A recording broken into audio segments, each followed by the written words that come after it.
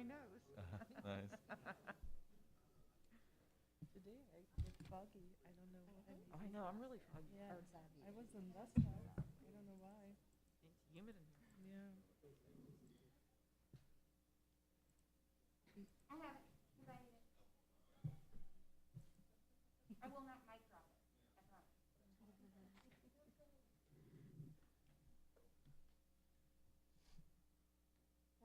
Go ahead. Good evening. I call this meeting of the Montgomery County School Board to order at 6:59 on October 5th, 2021. As you are able, please stand for the Pledge of Allegiance.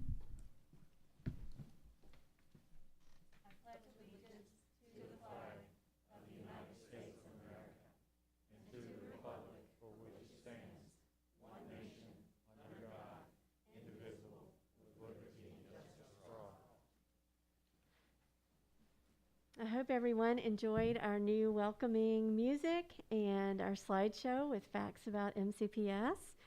Our next item on the agenda is the adoption of the agenda. May I have a motion to adopt the agenda? So move. Second. All those in favor? I have a couple of things. Can we go to discussion on that? Two questions I had on that.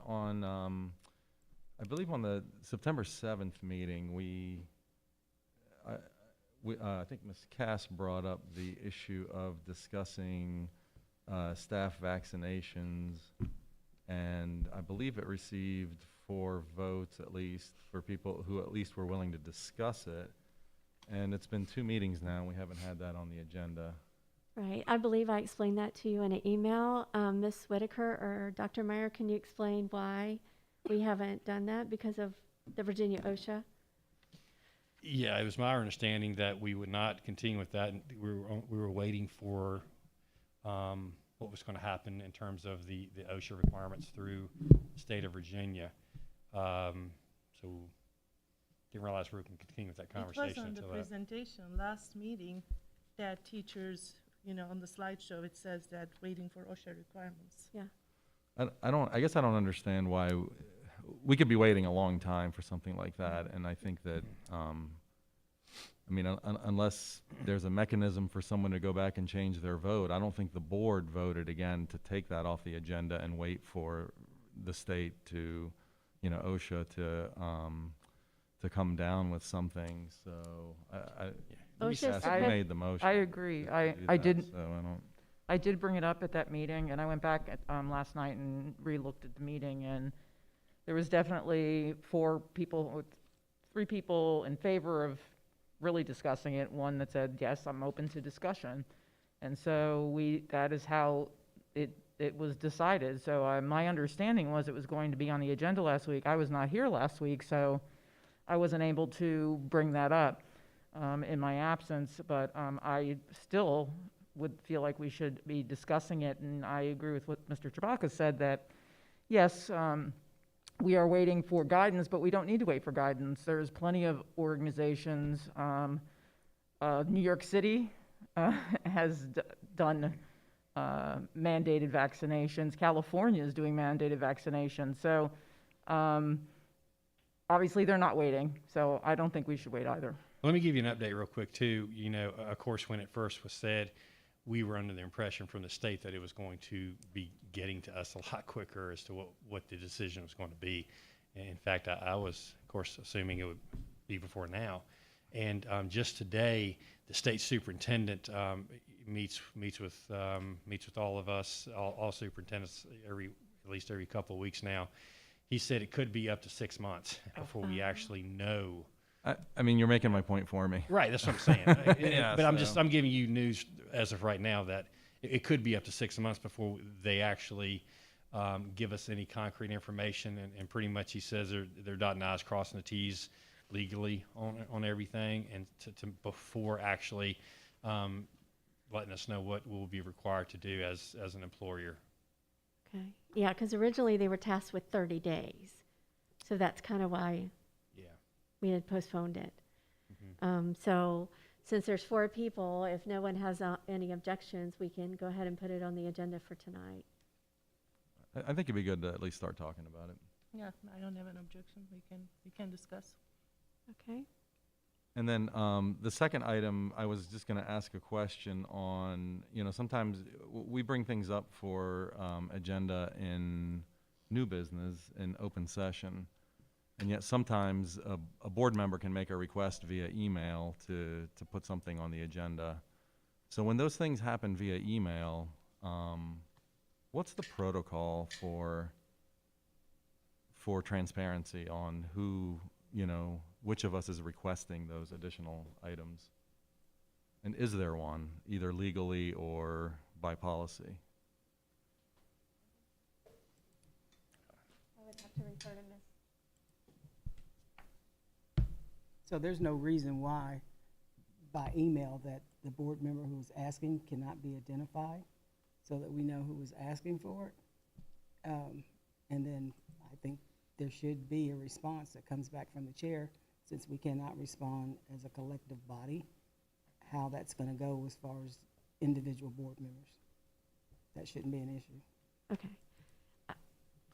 Yeah, I made that request this week, and wasn't given the information. So I'm not, and I'm always willing to. I said yes. I'm always willing to, or almost always willing to discuss things. But it's always just in the interest of transparency, and to maybe know what to expect from a discussion and things like that. Sometimes it's good to know who's making the request. Is this coming from a board member or several board members? Is it coming from staff? Is it coming from everyone? Is it just coming from one person? So. And I did address that. I said it did come from several board members. Yes. And one of the items on the agenda that I asked the board to respond back to me on is actually a combination of board members and staff. What I had asked. So are you wanting specific names? Yes, I mean I asked who asked for this, not. Yeah, I would think that as board members, we should be able to know who's asking to talk about something. Wouldn't, and whenever I get those responses, I feel like, well, it seems very secretive. Well, several people asked for it to be on the agenda. Well, which several? Because I'm not, if I ask you to put something in the agenda, I do not expect you to keep it secret. As a matter of fact, you don't. Every time I ask for something to be on the agenda, Sue asked this to be on the agenda. So I'm not sure why several people names aren't provided. I thought we had decided we weren't going to do things like that. I thought we decided that we weren't going to do What that kind of difference does thing it by make? email. I thought that was part of the decision-making we had in the protocols, because if I recall an email from you this past summer that was irritated over an agenda item being put on the agenda that came from you saying, I'm tired of this. And then, so I thought we decided we weren't going to do that kind of stuff anymore, because I don't get to read my emails maybe as quickly as you do or someone else. So To clarify, yes, we should do as little business as possible via email, and there's restrictions on, when we do things via email, it's basically a conversation, so it can't, if we reply all and that kind of thing. So what we do is we go through the chair, but when you're dealing with agenda prep type things, I think some of that stuff you can't necessarily get around sometimes. So it's just, what I'm having an issue with right now is there was a request that was made to add something to the agenda, and my question is, who asked for this to be on the agenda? And my question has still not been answered, and I think that's. Well, it's actually on the agenda, so why can't we just know who asked for it to be on the agenda? Why is it a secret? I would have to ask the board if you're comfortable with me providing that information. If it is on the agenda, what difference does it make anyway? We're going to be discussed while we're discussing. We may even share that, this was my thinking, that's why it's on the agenda. It may come. Yeah, it may come up and it may not. I answered that earlier when I said that, depending on who's asking for things, it just helps me prepare, because there's not a whole lot of information given, so it helps me to just prepare for what to expect. Not to mention that it should be, I don't think that's privileged information, so in the interest of transparency, all of these things should be open, so. It is privileged. Oh, it's a parade. I was wondering, all the sirens passing. It's a parade, sorry. What's today? If the board is comfortable with me sharing that each Yeah, time, I'm I'm more fine. than happy to do that. But Chair Graham, I don't mind. Mr. Chewbacca, I don't mind either. asking for the adoption of or looking at the policies to be added to the agenda, that was me. Okay. Well, you're one person, so you're not several, so I'm guessing Well- others asked too. there were others.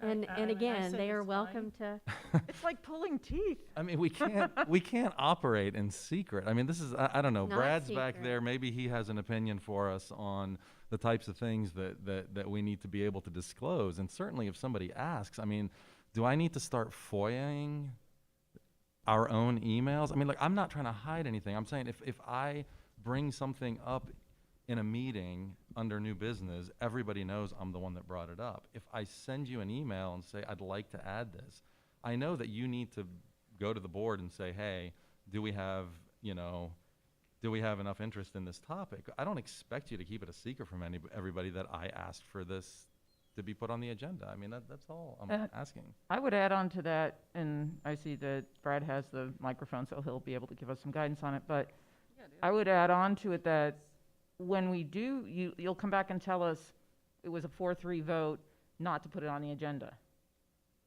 So are we not allowed to know what each other's votes are? I didn't know we did a secret vote, so I asked for something to be on the agenda. 3 people voted yes, 4 people voted no, but I don't know who those 3 people are or those 4 people. And it seems to me you should know that. I mean, but maybe I misunderstand the transparency of our board. Okay, so with that being said, then why don't we do what we said we were gonna do and say, from here on out, we're not by email, because then when Marty asks us at the end of the meeting if we have a vote to put it on the next agenda, everybody will see exactly who voted, and there won't be any of this. So we have to Because like decide. I said, that's what in the protocols we decided to do, is not to do business over email, and everybody agreed with it. But So I don't understand why we're even having this discussion. Because we're talking about putting things on the agenda. So you're basically saying that if something's not brought up in new business, and I'm just trying to understand, Jamie, what you're saying. But that's what we decided. So if something's not brought up at new business, then it cannot be on the agenda. Because I see things get added on all the time that I was not even privy to or I knew nothing about, and all of a sudden it's on our agenda, yet it was not brought up in new business. So how did those things get on the agenda if I can't get anything on the agenda? I don't understand how that works. I'm just saying according to our policy, the school administration and the chair add items to the agenda. To But the chair, and prepare- who does the chair represent? Hold on, please. Okay. To prepare the agenda. So if, for instance, we had been talking about, like I'll give a perfect example. Jamie had asked that we do something with the ACE program and a presentation. So I have made sure that we have that on the November agenda. Because, She asked for that during our meeting, I remember that. yeah. Right, but Right. that's what I'm saying. Instead of waiting as an email, I Yeah, made man. sure that I waited till the meeting. And if I'm correct, I believe Penny agreed with me and said, I think that's a great idea. And whenever it's an opportune time to put it on, and I understand there's things that are more pressing of time, but my point being is, when we had all those protocol meetings, we decided this is not what we were going to do. And we keep going back on things that we say we're not going to do. So we're wasting a lot of time, in my opinion, having a conversation about something we shouldn't have been doing to begin with.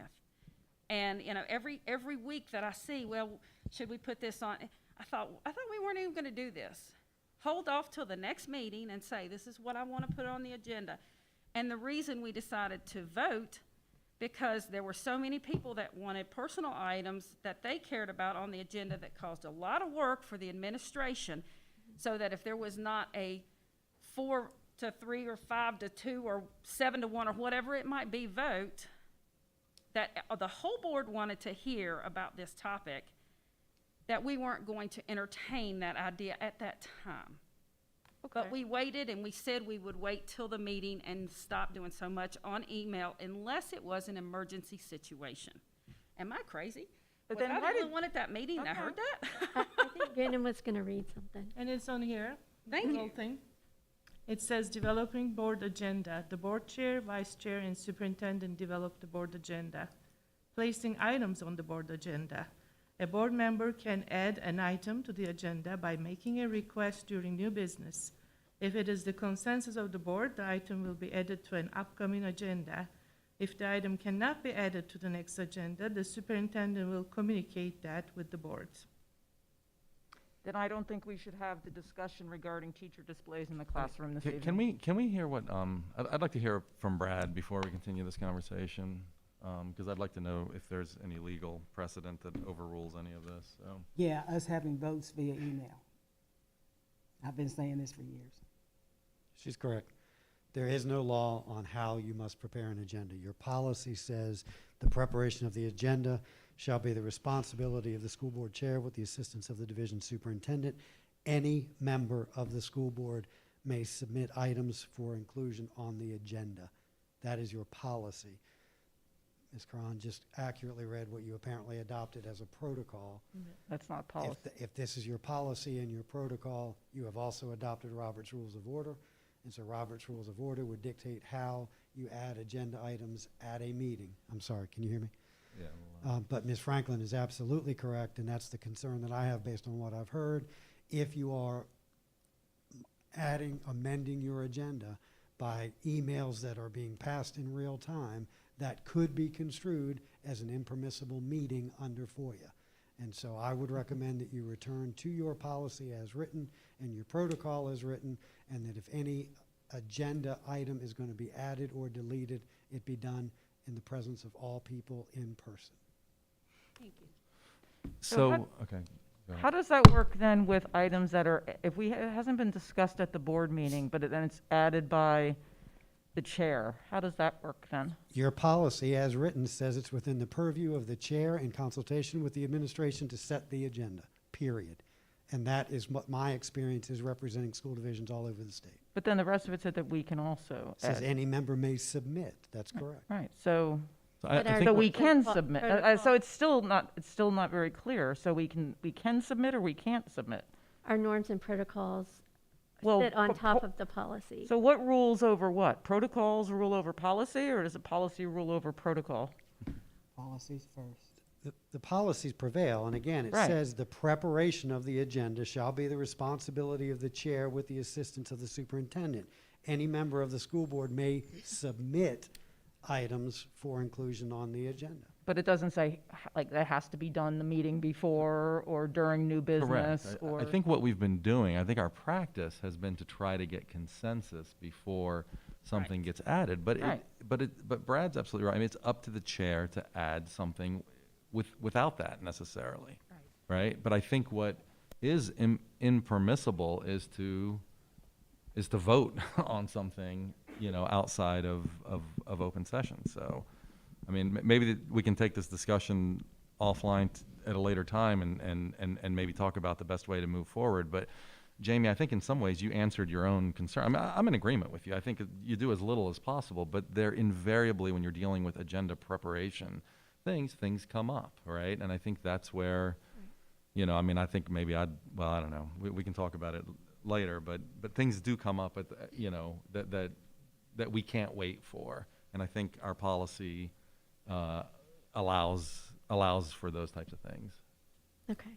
So we're at the point where we've agreed to add the mandated vaccinations as a discussion to the agenda, correct? Yes. Yes, Are- but are that we- was discussed during new business at a meeting. Yes, That it was. Yeah. We're all aware of that.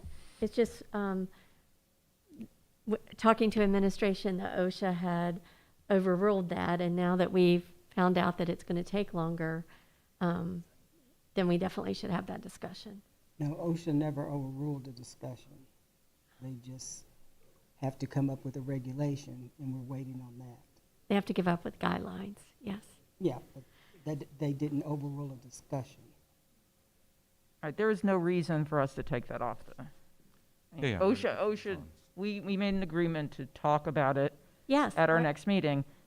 just because OSHA was thinking about things is not a reason to take it off And the agenda. We had it on the agenda, and we were, except you, we were all here and saw that item that said, for teachers, we're waiting for OSHA, and we never said anything that meeting.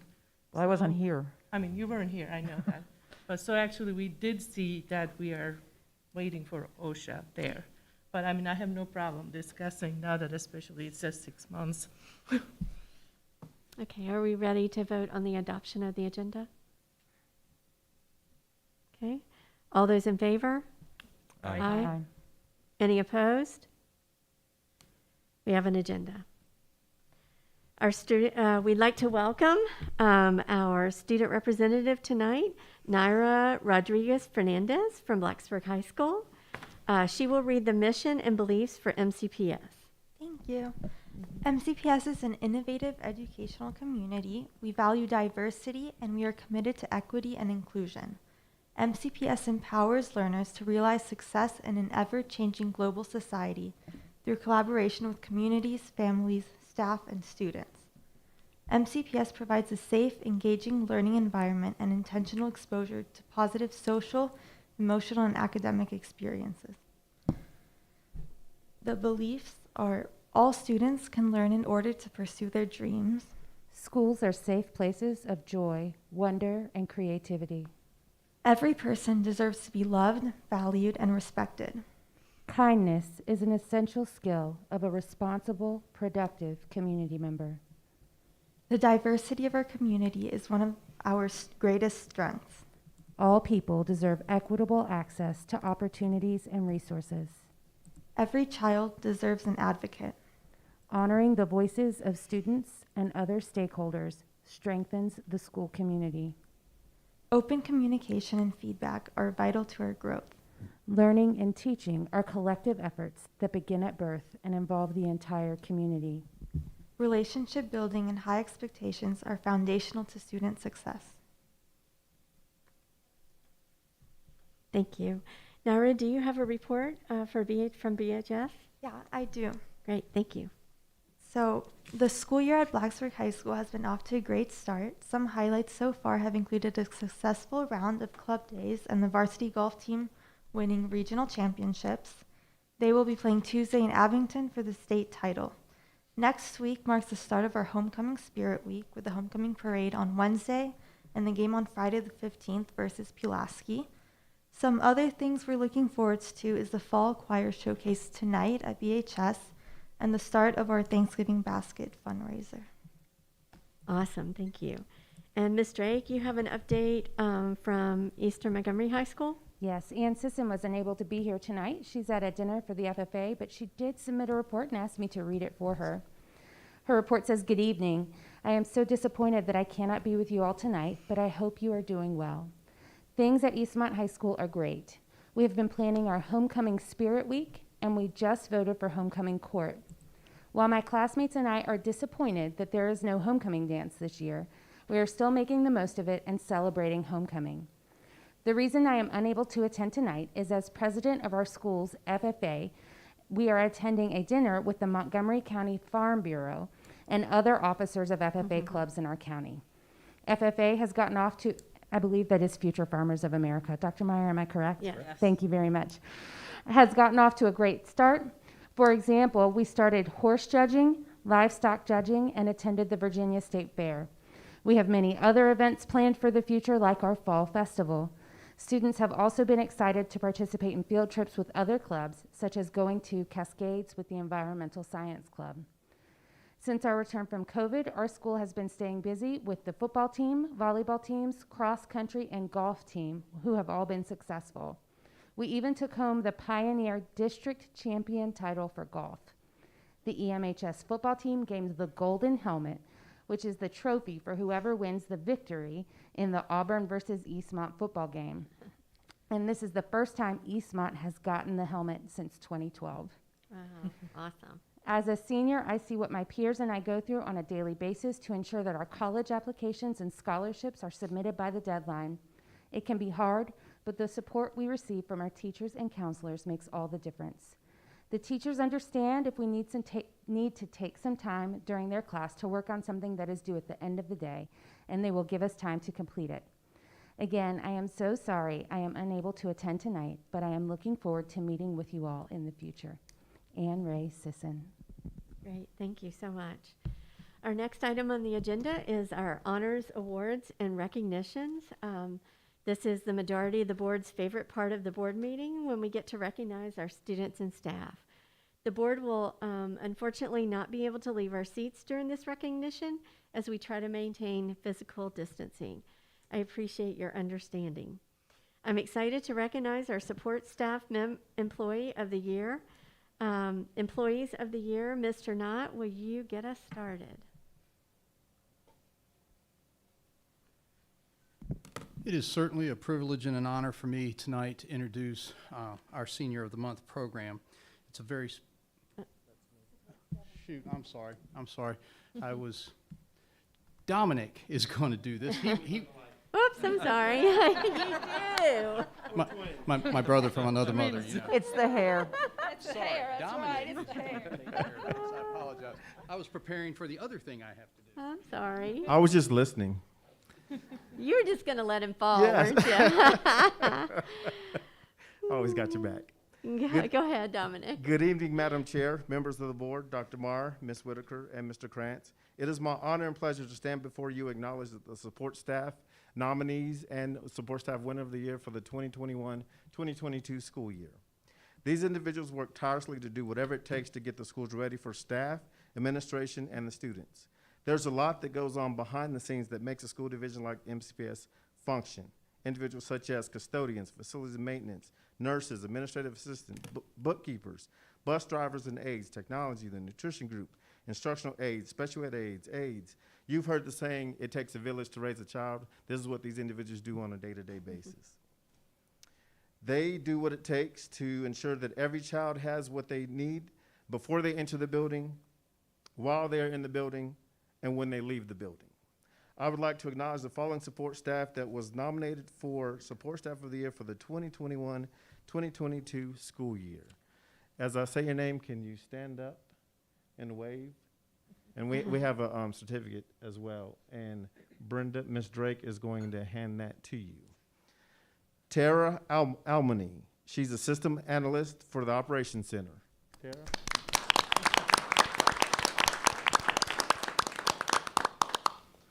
Rhonda Cromer, administrative assistant for Gilbert Lincoln Elementary School.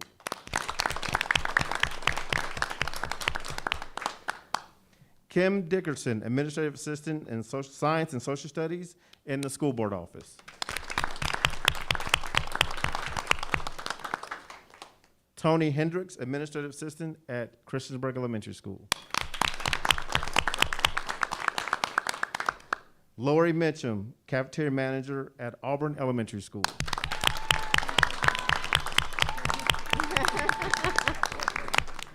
Becky Parton, administrative assistant at Auburn High School.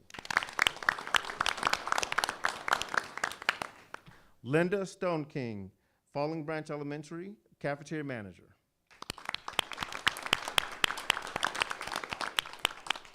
Mary Vallone, bookkeeper at Eastern Montgomery High School. And Millie Weaver, cafeteria manager at Christiansburg High School. Okay, Millie's not here, but we're clapping for you anyway. Now to introduce the winner of the 2021-2022 Employee Staff of the Year. Mr. Brian Light, can you please come forward?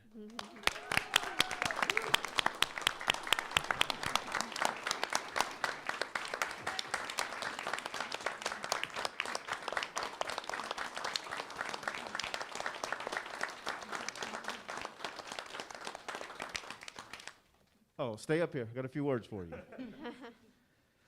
Brian Light is the head custodian at Harding Avenue Elementary School, was named the MCPS Support Staff Employee of the Year. Mr. Light has worked full-time for MCPS since 1993. He has served as custodian and since 2005 has served as the head custodian at Harding Avenue. Here are some of the comments shared from his administration. Mr. Light has gone above and beyond to make certain Our school is safe, clean, and inviting place to learn and instruct. He goes the extra mile to support students, teachers, staff, and parents. In a year of flux, Mr. Light has met the needs of our school community with a smile on his face. He strives to know all the students and their families and works to maintain those positive relationships. His goal is to build strong relationships with everyone in our community. Mr. Light often meets the needs of others before they ask. Not only is Mr. Light good at his work, but he also maintains decorum when communicating with people around him and is well liked by his peers. He handles responsibilities well and is a tireless worker. He has continued to work very efficiently even in times of great stress. Just to emphasize that a little bit. More often than not, many of our staff members know Mr. Light due to his passion for attaining excellent and custodial work. Again, congratulations, Mr. Brian Light.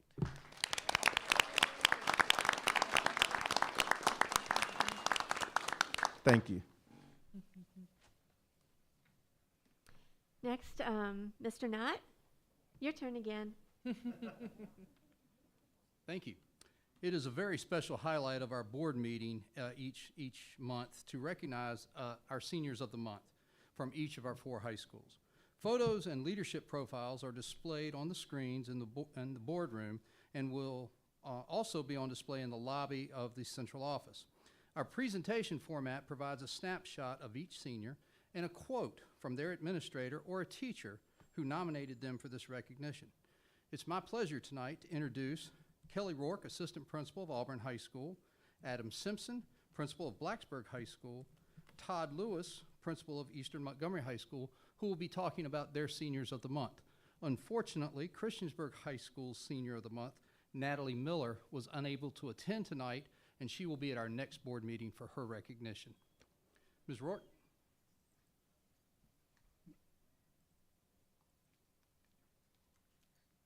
First of all, I want to be a good sport and congratulate Mr. Lewis and the Eastern Montgomery Mustangs on the winner of the Golden Helmet. And I hope that we have it back very soon. Good evening, board members, Dr. Meyer, members of the leadership team. It is my pleasure to present to you Auburn High School's October Senior of the Month. Isaac, would you like to come join me? Isaac is here this evening with his family. I would like to take a brief moment and read a statement that a staff member wrote recognizing Isaac for being selected as the Senior of the Month. It has been wonderful to see how much Isaac has grown as a person in his 3+ years at AHS. He has found clubs and programs that interest him and is actively involved in being a part of the AHS community. Isaac participates in the theater program and the drama club after school. He is in the Theater 1 course and does a great job of being a positive role model for fellow students in that course. He has taken on more of a leadership role this year as he serves as an officer in our Alliance Club. His grades are outstanding and is very close to having straight A's for the first 9 weeks.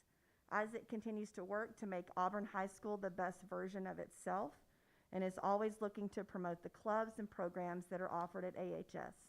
Isaac plans on joining the workforce upon graduation and plans on working at Den Hill Permaculture full-time.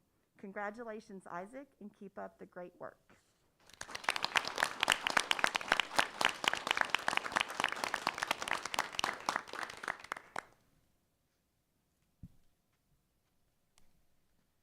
Good evening, Dr. Meyer, Mrs. Graham, members of the board. It is my honor and privilege to present the Senior of the Month for Blacksburg High School, and that is Lulu Dembele. And Lulu is a fantastic person. She's a natural leader. She's a phenomenal student, and she always does everything. I always see her in the hallway with a smile on her face, and I can even tell behind the mask. And Lulu, I have a statement from one of your teachers I'm going to read for you, okay? Lulu Dembele is a perfect Senior of the Month. She's active in many extracurricular activities. She's a member of the SCA, as well as the Student Leadership Council for French National Honor Society and French Club. An avid reader with many diverse interests, Lulu plans to work in the public health as a career. As president, Lulu has also led the Equity Club the last 2 years with great compassion, focus, and positive energy. Working with Lulu means that the job will get done and everyone's voice will be heard. That's awesome. Congratulations.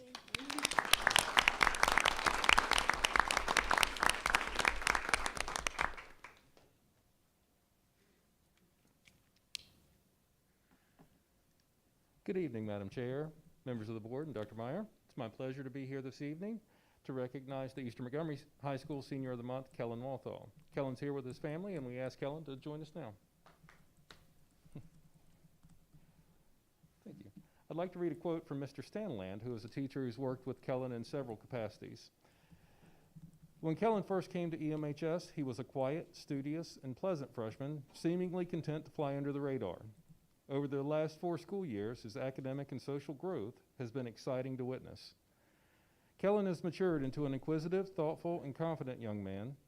This quiet confidence has made Kellen a leader in and out of the classroom, serving as an example of diligence and determination for us all.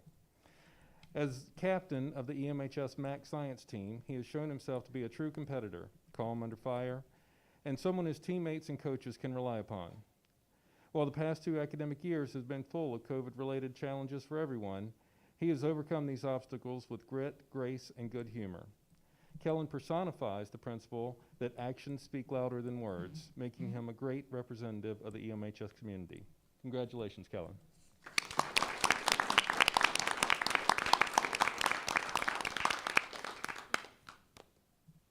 Thank you all, and congratulations.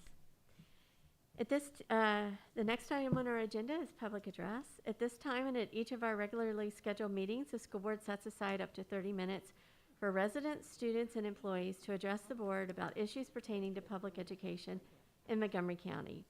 Each speaker is allotted 3 minutes to speak. Ms. Drake will have a timer on the screen. As a reminder, the board does not respond to speakers during public address. When you approach the mic, please wear your mask and state your name and the community where you reside. Our first speaker is Cooper Edwards.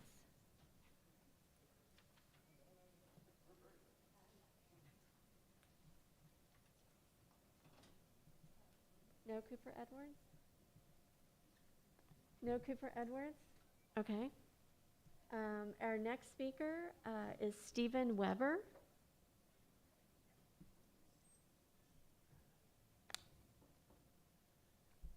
Alrighty. Well, hi there, y'all. Pleasure to be here tonight. I've seen a few of you around. It's great to see you in a professional setting for a change. So, my name's Stephen Weber. I'm from Blacksburg, and just wanted to talk a couple minutes. We've had a lot of pressing political issues in the past couple months, if not the past couple years. We've seen school boards in Loudoun County have a lot of problems. We've had issues I've heard from parents, even in this county. And over the last couple months, I've started working with an organization called Civil Media, and I've been the lead writer on that. And I believe that we could provide a solution to some of the political problems that have been happening at schools around the country. So, first thing, I just have a couple questions for the school board. You don't have to answer. But how well do you think teachers are prepared to answer a politically charged question if a student were to ask it? If a student were to come up to a teacher and ask them what happened with voter fraud issues in 2020, would they be able to answer that? And would they be able to answer that in a way that doesn't upset parents at home that may have their own political opinions on the issue? From the way that I see it, you have 3 options, right? The teacher can say nothing at all. Student never learns. The teacher can fill in with their own opinions or their own research, and in that case, you might make a couple parents upset when the student comes home and starts talking about politically charged issues that maybe the parents disagree with. Or you could use the civil media platform that I've helped design as a resident of the New River Valley, something that's locally made, locally sourced, and I believe that it has the solution in mind. Do we have resources that are available for teachers to look at? We've done the research ahead of time. We have classroom content, which is videos, publications, news articles, already sourced, already pre-checked for bias. And we also have activities that students can take part with in class. So this includes simulations, different courtroom conflict activities. It's all very interactive. So, you know, as a resident of the New River Valley, I think it's our responsibility from the school board to provide tools for teachers to be able to discuss these politically charged issues in class. And as someone who wants to eventually send his children to schools in this county, I think that we need to be empowering students to be critical thinkers, and we need to be we need to be teaching them how to be empathetic thinkers of how others view the world around them. So with that being said, got 14 seconds left. Try to get through it all. I believe that civil media should be used in the classrooms around the Montgomery County. And that's my bit. Thank you. Thank you. Our next speaker is Connie Froggett via the phone.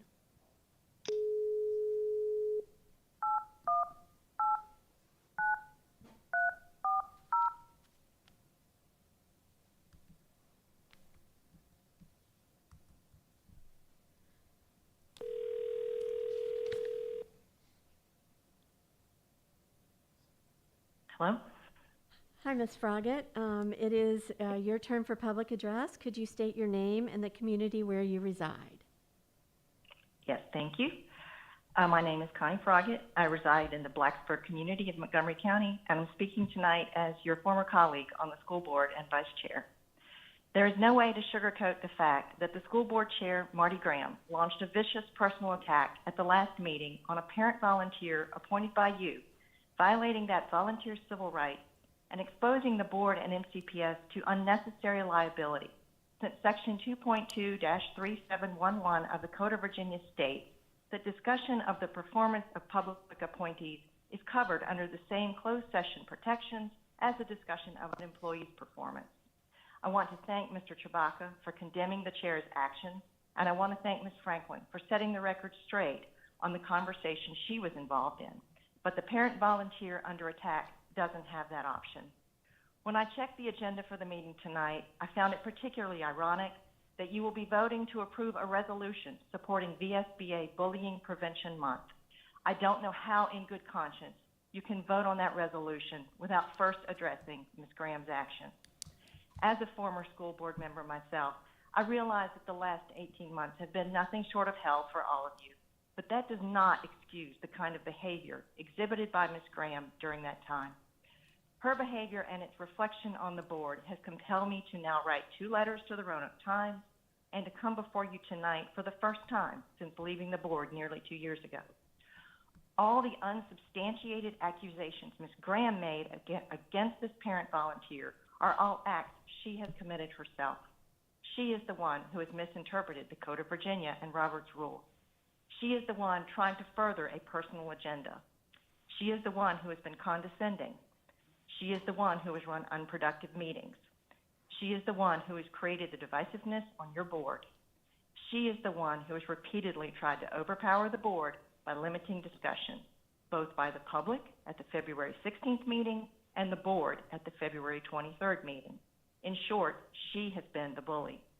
I also found it ironic that you will be discussing Policy 5-1.5, Personnel Statement of Ethics, which applies to volunteers as well as employees and requires them, among other things, to support the civil and human rights of all individuals, maintain professional behaviors that demonstrate positive role modeling, refrain from discourse and actions that undermine the integrity and compromise the professional standards of the school division, and avoid using position for personal gain, not to mention what the student representative and Ms. Drake just read earlier. Ms. Graham's actions at the last meeting violated every one of these standards. Again, I don't see how in good conscience you can discuss applying these standards to your employees and volunteers. Thank you, Ms. when you don't Froggett. Your apply them time to is your up. own. Our next speaker is Donald Upham.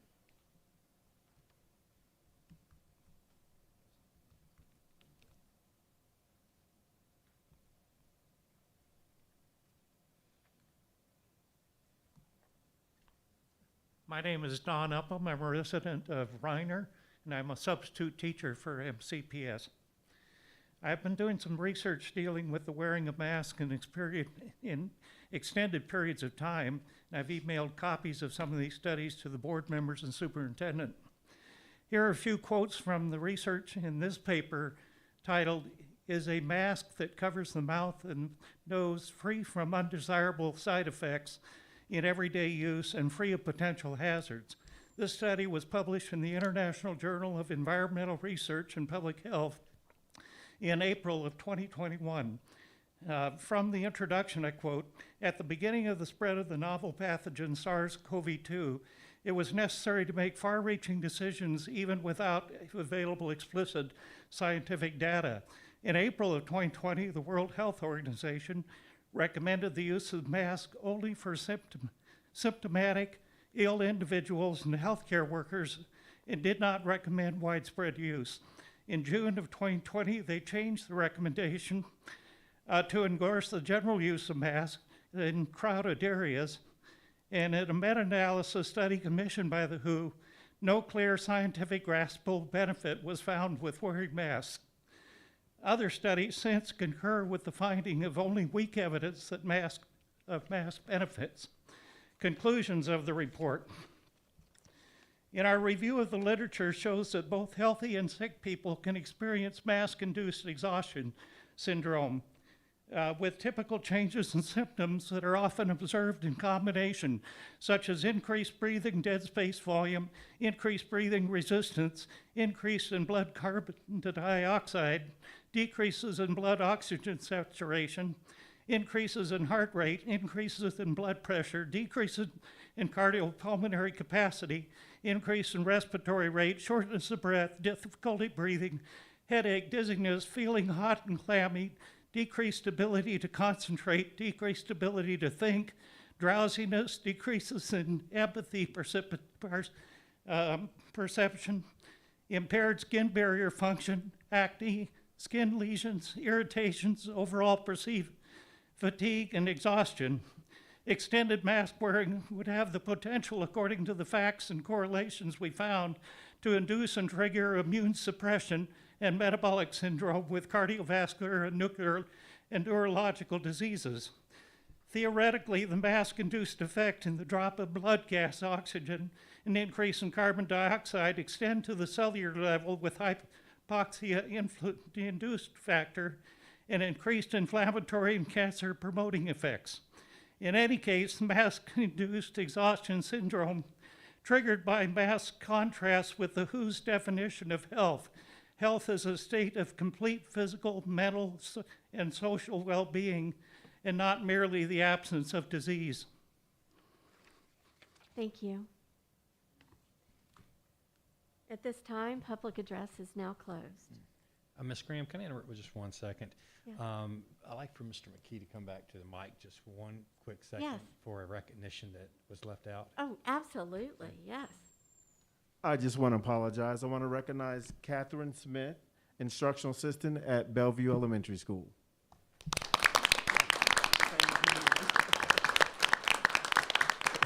Thank you.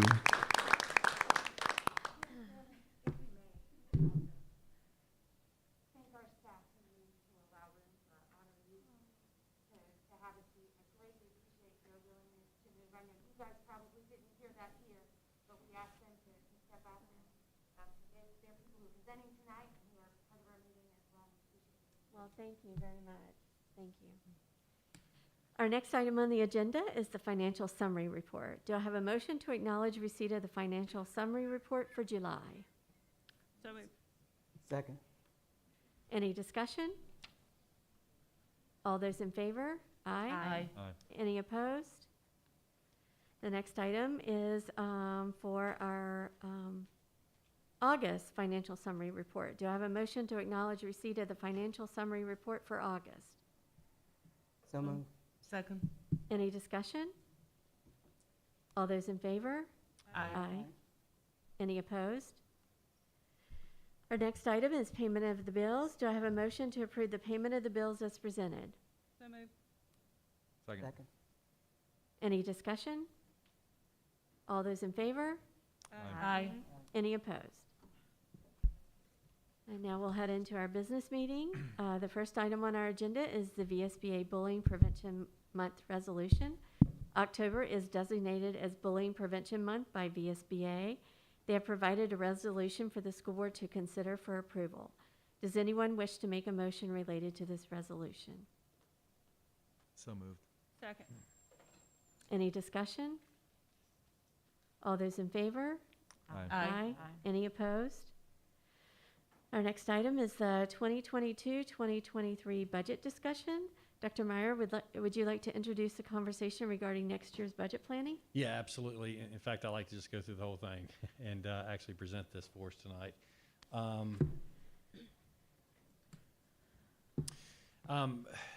The first thing that I'd like to discuss is an immediate need that we have that we've have a suggestion as how to address it, and that is instructional aides. We have about 196 instructional aides in Montgomery County. Right now we have about 13 openings, and that's a lot of openings. A lot of those are one-to-one aides with kids who need to have someone with them all day long. And we're having a very, very difficult time finding folks to take these jobs. Aides are our highest substitute shortage rates. We have like 65% of aides who are absent. The substitutes, we can't find substitutes for them when they are absent. It is definitely our highest turnover rate out of any employee group. We have about 30% turnover every year. So we're having to hire 50 to 60 folks every summer. And interesting enough, this year was really difficult because between July 1 and September 29th, we had a 14% turnover. So a lot of it happened late. And so that really sort of hurt us in being able to cover these very, very important and needed positions. The current starting pay for an aide is $12.84 an hour. And that's $15,106 a year as an annual salary. What we're doing is proposing to raise the starting pay to $15 an hour, which would equate to $17,647. To do this, what we have looked at, we've looked really hard at our budget, and these aides are mostly covering special education students, these instructional aides. And so it allows us to use Medicaid reimbursement money. And so in talking to Dr. Walker, and sort of analyzing the Medicaid reimbursements we've been getting every year, we feel like that we could use $200,000 of that Medicaid reimbursement to cover a pay raise for our current instructional aides. Also, we have some unfilled positions in the operations department that equate to about $135,000, and Mr. Krantz has assured me that we can keep operating without those. That this is more important. What we'd like to do immediately to help with this is actually raise their starting pay to $15 an hour, starting November 1. And this is if you approve it by October 19th, we could actually make that happen in payroll. But this is very crucial that we get folks hired and find people that are willing to work into these jobs. And these jobs, you can see there's not much being paid to these folks, but the jobs they have are very, very important for our children. And they're jobs that a lot of folks do not want to do. And it's difficult work. Do you want discussion now, or can we have discussion at another time, or No, want to do I mean, that? y'all do what you want with it. I mean, So, I just had a question. Okay. What would be the thought process of adding lunch people to that as well? Because, that's something that has kind of come to my attention, that these ladies have, we've brought in bus drivers and we've brought in aides, and I understand the needs for both of those, but we haven't said a whole lot about the lunch ladies, and they're the ones who's done the lunches. They were there from day one. Sure. They're the ones who's put it all out there. And I think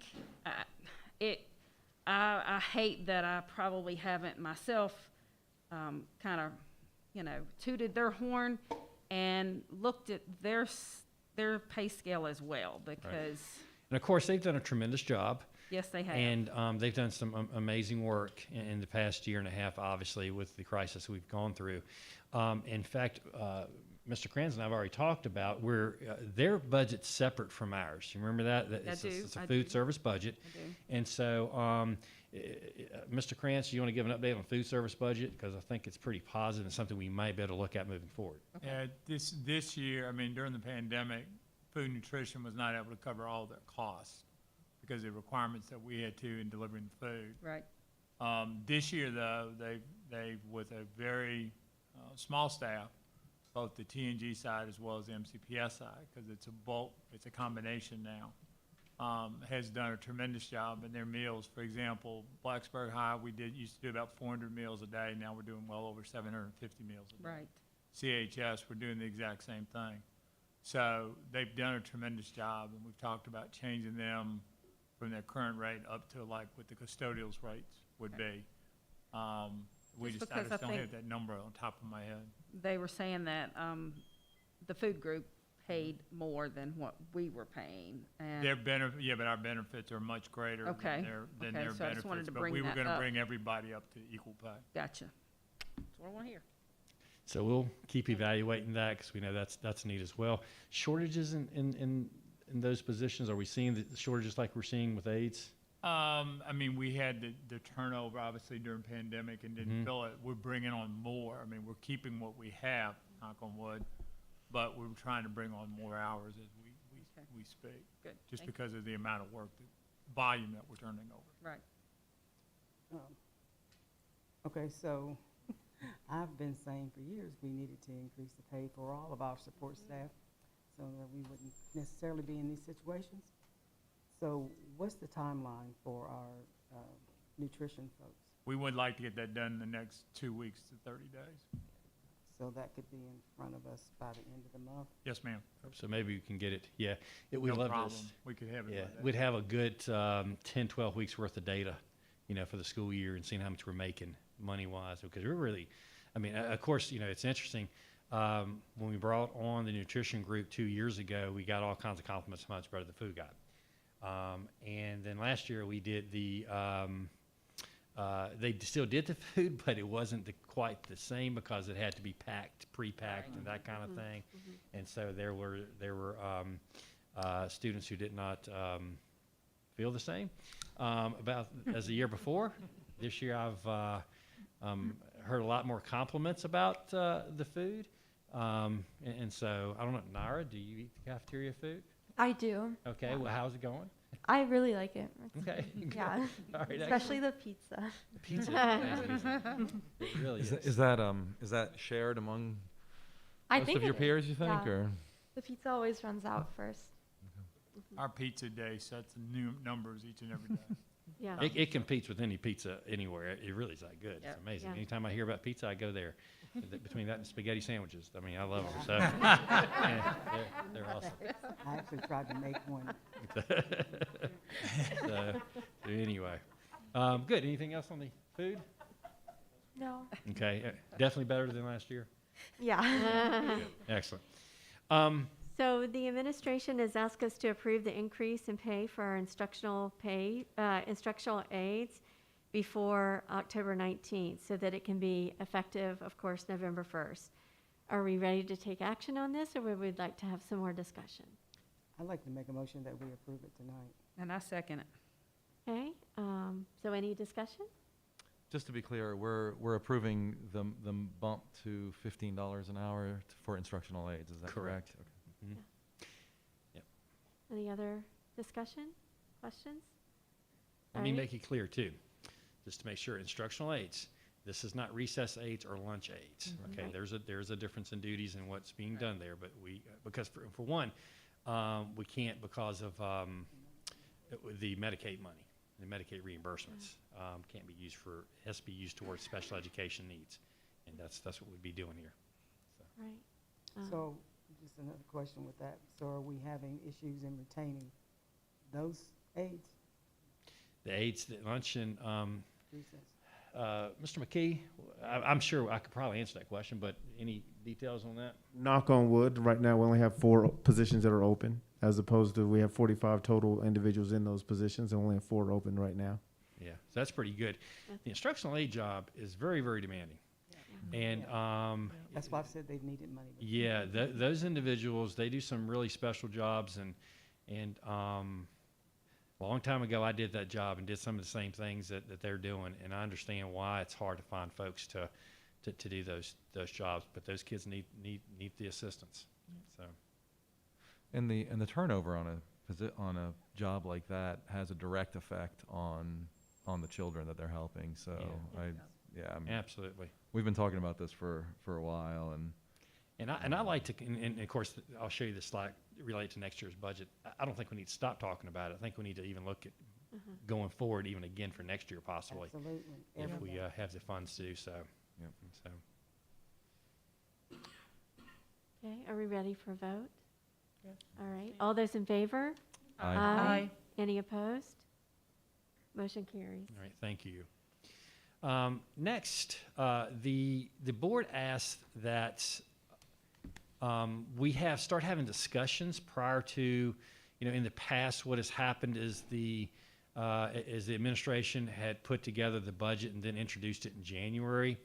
During my evaluation this year, you all asked that you all start seeing some things and having input prior to the superintendent's budget being presented. And so what I want to do is start that discussion tonight. I'll let you see some things that some choices that you may have as we're moving forward. And we'll look at it the next 3 meetings, the first meeting in November and December as well, and before we bring the proposed budget in January. And of course, it's not that complicated due to usually the funding we have. But what I'd like to do is first show you considerations for next year's school budget. One is, in fact, we've done some adjusting to this in the past 24 hours.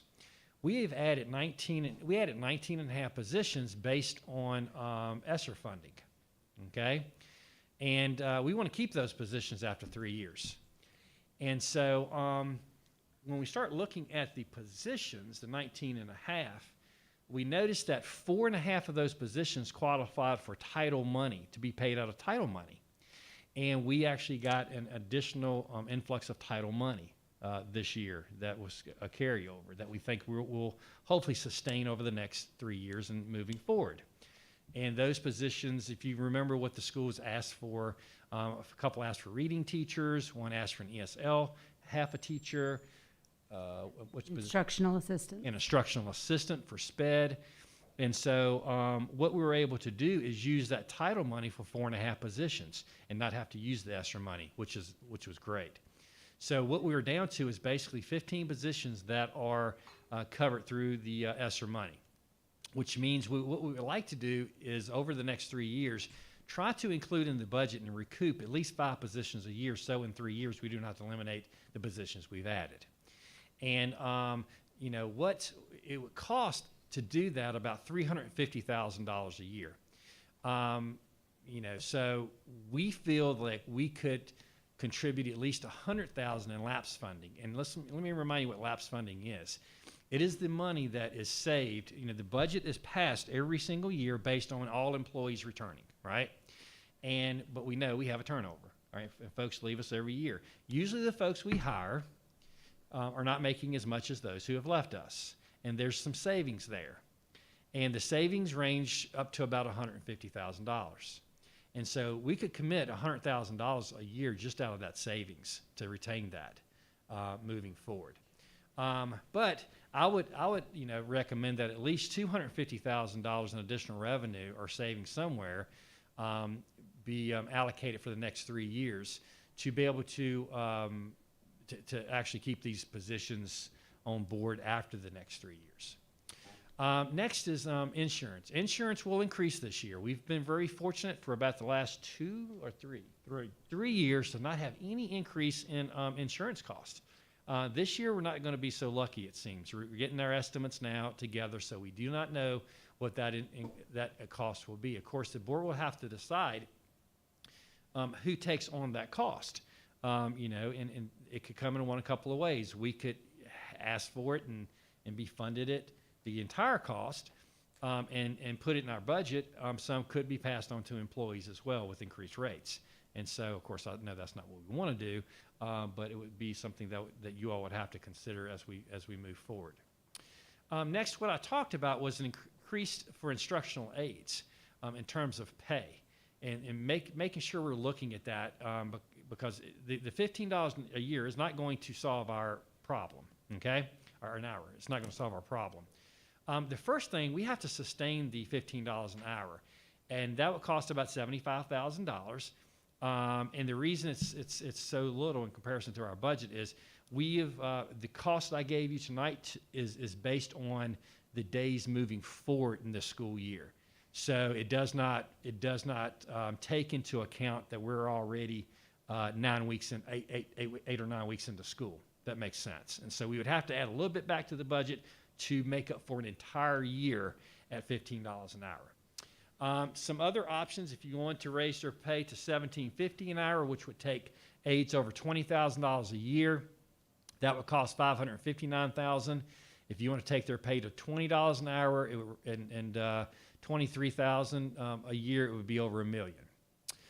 As for the remainder of the staff, if we were to keep the same teacher pay scale, which, you know, at all costs, I would definitely recommend we do that. Everyone, because we took a long time to get everyone where they belong, where years of experience equaled the step that they were on.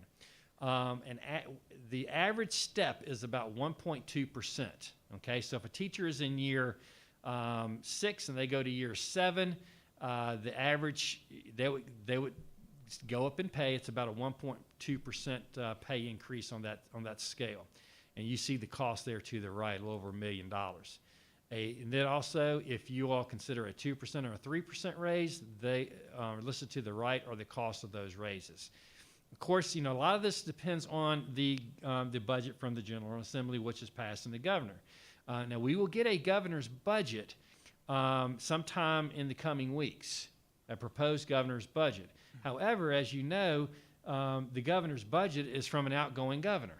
So we really don't know what that's going to look like. What we've been told so far is that, of course, depending on who wins the election, as to how much the Governor Northam's budget, whoever wins the election, what's it going to look like in January is going to depend on who wins. Okay, and so we'll have to wait and see. So that's one of those mysteries that we'll have to work with as we move forward. Although the news from the state is that they are doing really well at this point. And so hopefully they will remember public education in doing so. Some other things that we've continued to be able to fund miraculously, in fact, I would think it would be something that we want to put in our legislative priorities moving forward is, because this is an issue around the state, is Chromebooks, devices. We've always figured it out. You know, hopefully a day comes that we don't, but at some point it would be great for it to be in the budget actually. And it's not something we have to figure out every year from savings.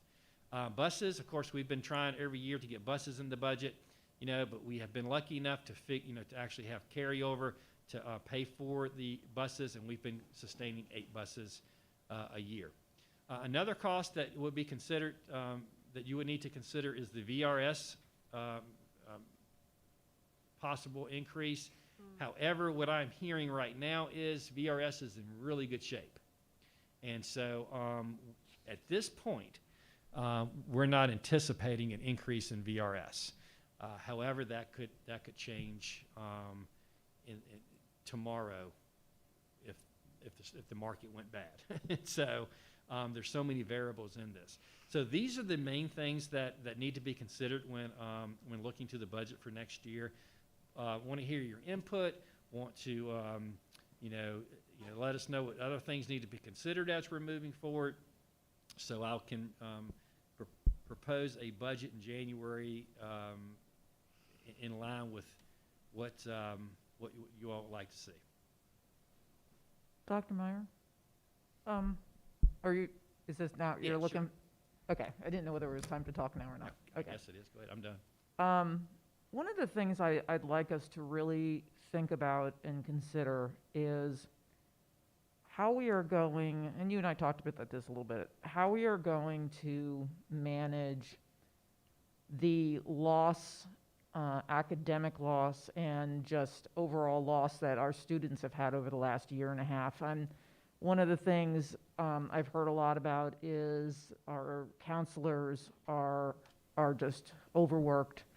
And our students, I mean, when you really think hard about it, there are students who went from 5th grade to 7th grade, and 6th grade to 8th grade. Some of them went from middle school right to high school without ever having, and having taught middle school, I know that those are really important years for a student from a socialization standpoint. I mean, we always used to say that a lot of what we taught was, how to be a good citizen. And we're seeing that that's kind of a problem in our schools right now. We're having some issues in schools as far as behavior, because I think a lot of students have lost touch with how to behave, and maybe just not, being home, not being in the school environment. And so I'd really like to see what we can do to support getting our students back on track again, and not that they're, and I don't mean it in a like that they're not on track, but just really helping to close that gap that a lot of them have. And I'm sure we're even seeing it in the elementary school levels. I mean, I'm focusing on middle because that's where my focus often is, but I'm sure it's everywhere. And I think our guidance counselor, we really need to maybe boost our guidance staff, because I think they're a really integral part of making that all happen. We can't put that load on teachers, and the teachers are already overloaded, stressed beyond belief. And I think that this is something we need to really start, I'd really like to see us start focusing on what kind of plans we're going to do to help.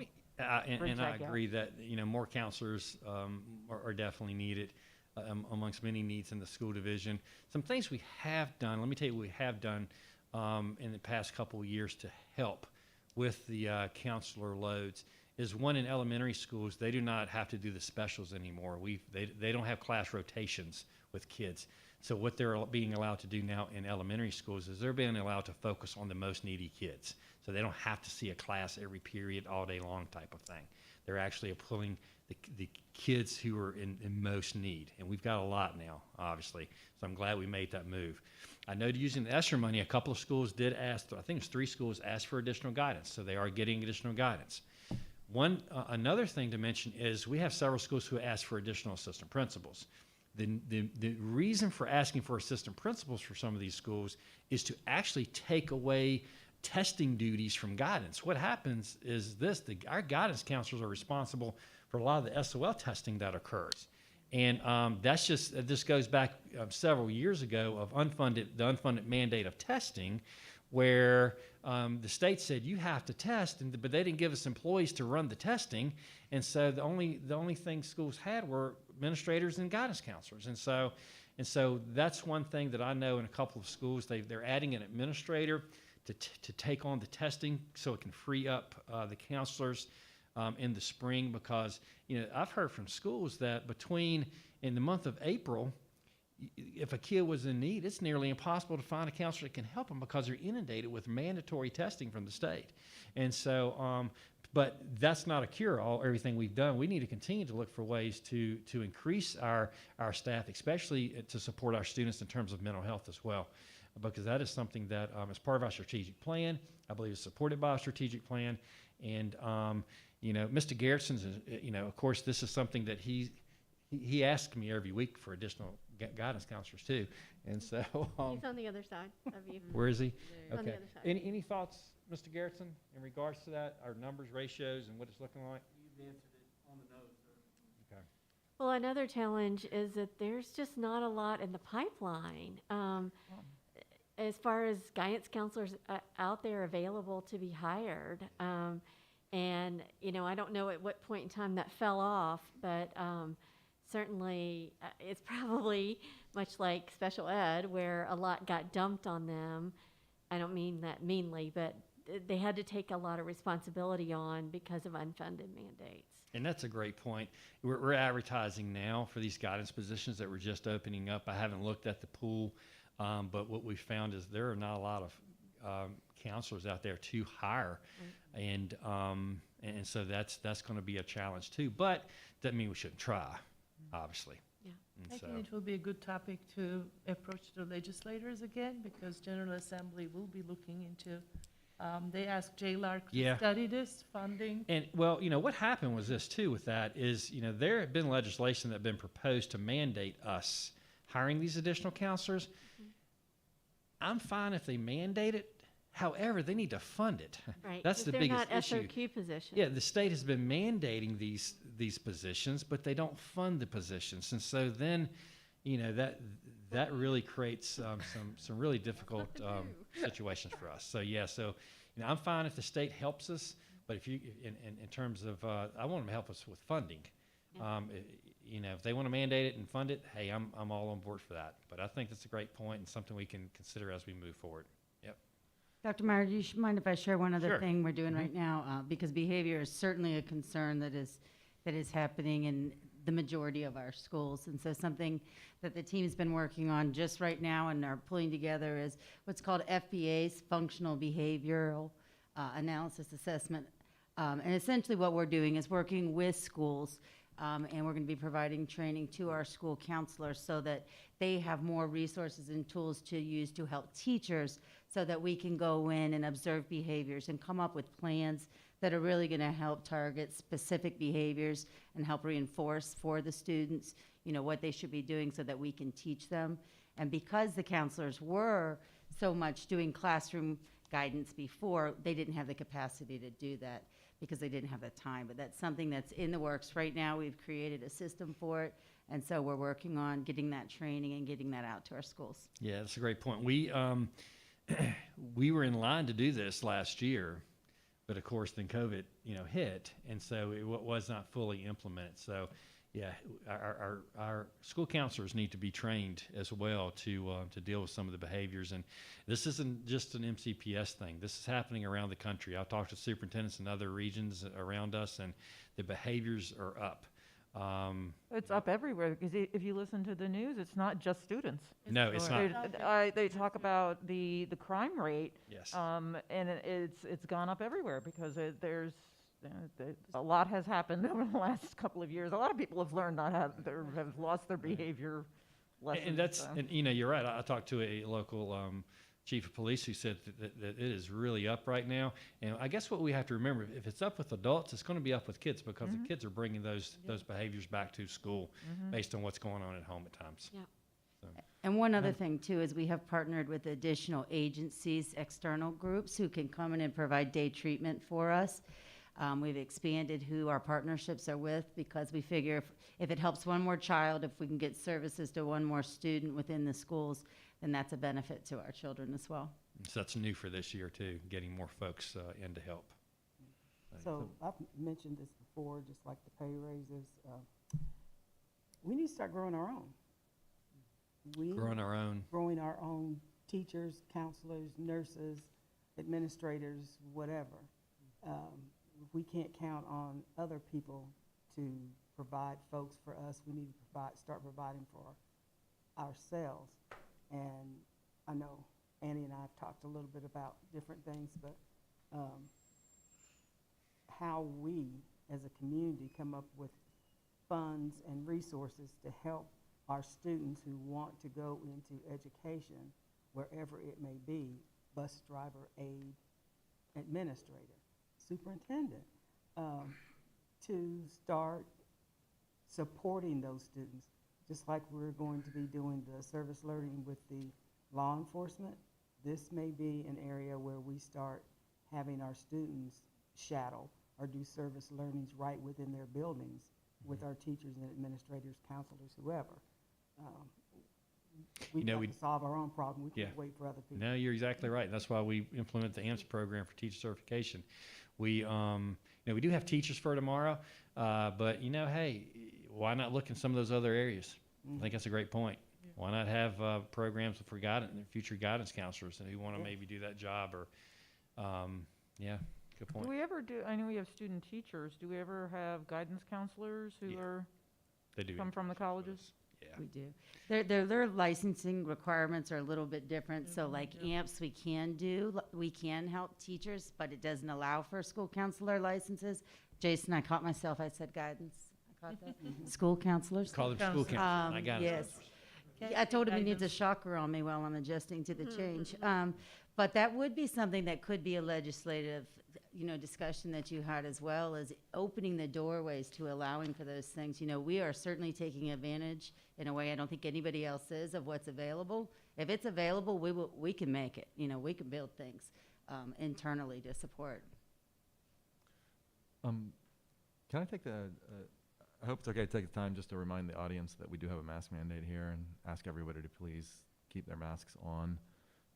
So to answer your direct question, Dr. Meyer, from my point of view, I tend to agree with some of the things that other board members have said, but for me, if I'm trying to focus it on where in the budget should get the priority, and this, of course, would depend on, if the governor comes through and wants to do a raise where there's matching funds or something like that, obviously, I think we, would be silly to leave that kind of money on the table. However, absent something like that, you know, in talking with just a few teachers, and it's admittedly right now, for now, a small sample point, but when you start hearing something more than one time, it does sometimes anyway indicate some kind of a trend. But I was surprised a few years back when I was asking teachers, what can we do to help? And some of the things that I heard were, you know, about lost positions and things like that, right? I was asking that question now thinking I would hear more along those lines. And I was actually surprised to hear the same thing that Ms. Cass was saying about, you know, help with counseling and with the mental health and things like that. So I think anything that we can do to make, you know, our teachers and staff's lives easier. So I think, you know, I look at what we're doing with the instructional aides in that category. I think,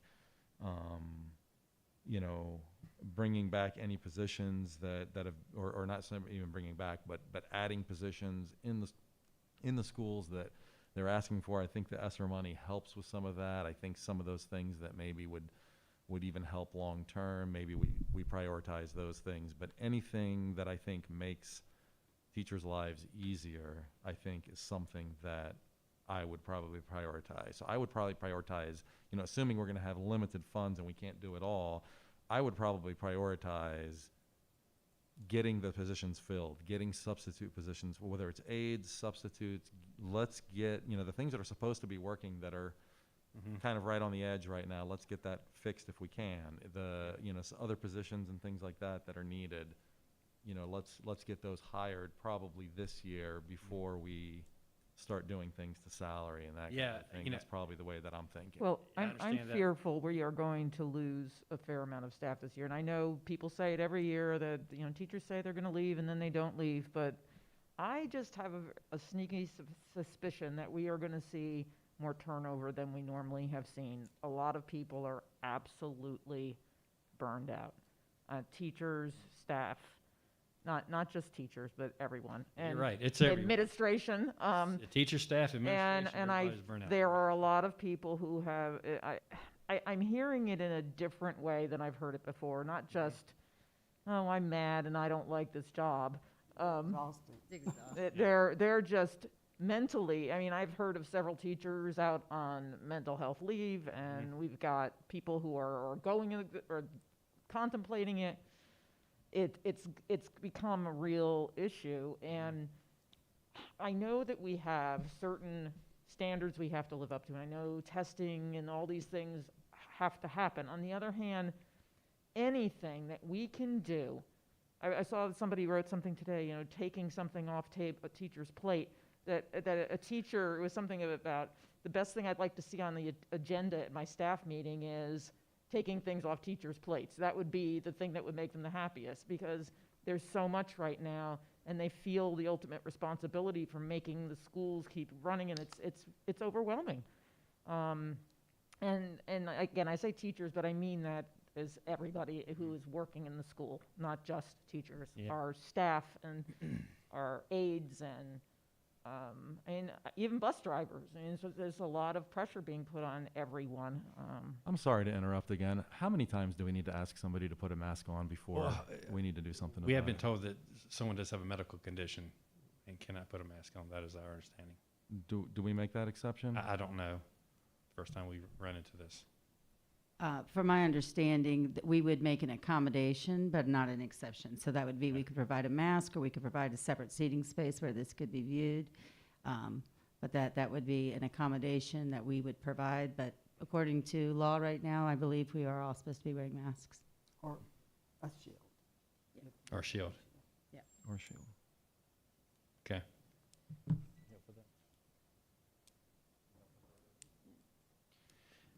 Thanks. So Sue, from a budget point of view, I mean, I realize I digressed. And Yeah, I yeah. apologize. That's okay. I went And, well, off, let I me went off speak the to what rail you a little said. there. I agree 100%. You know, there's a lot that's on the plates of everyone. A lot of it's state driven. You know, many times I ask, you know, what can you not do? And that is a tough, that's a tough one. And we end up back where we are. And as teachers who a lot of times say we have to do that, even after we say, do you really have to do it? And so a lot of it's state-driven these days, and I don't know. I'm definitely, if anybody would like to give me some ideas of what we don't have to do, I would love to listen, and we'll start opening up that discussion. What can we drop from someone's plate? I think that would be a good start. Yeah, I mean, and I did that 5 years ago, and you know, we eliminated some things then.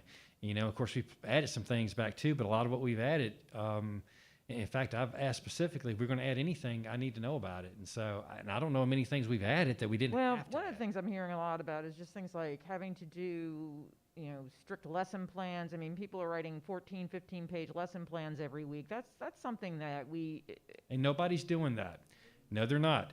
And here we have changed that. I changed it 2 weeks ago to make sure that was addressed. I was on vacation. Okay, we've addressed that. No one should be doing that. And we've made that very clear to principals. Thank you. So that should not be happening now. Okay. I have not talked to anybody much to people. In fact, I personally actually sent out the minimum requirements for lesson planning, and it's very reasonable. Okay. Very reasonable. Okay, so we shouldn't be getting those complaints anymore. Okay. If we are, let me know, and I'll be glad to talk to them. But we've taken care of that because we don't want that either. I believe lesson planning is the most important thing that a teacher does. You got to be prepared, obviously. Absolutely. But at some point, there is there's a point where I don't want you doing it just to do it either. You know, I mean, it needs to be something that can be used during a lesson that is going to help children learn. And so, therefore, we've really refined that to make sure it's the minimum. We require 4 parts of a lesson plan.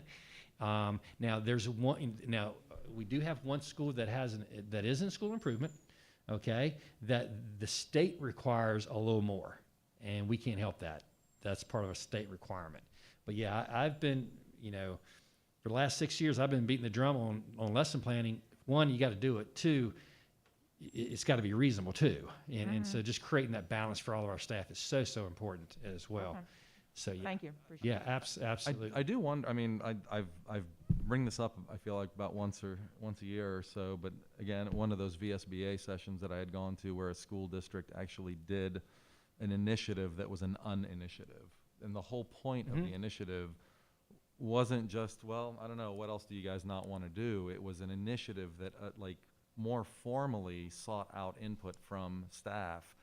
About what things are you doing, and what they found was that, you know, they found some initiatives and things that had kind of come on board, you know, 10, 15, 20 years ago that were kind of outdated, and yet people were just kind of in a habit of doing it, right? And it was just kind of a waste of time, or made their job difficult and things like that. So I think if, you know, if you, and I hear you kind of in agreement with that, I would Absolutely. encourage us to put some effort into something to where we really get input from people about, you know, what would make your life easier if we got rid of it, you know? And I think in fact, you would probably get some pretty clear. These things. Yeah, right. I get complaints Honestly, from every employee, from everybody over face masks. Yeah, honestly, Mark, I don't know if it'd be as clear as you think, because I know, where's Dr. Wickham?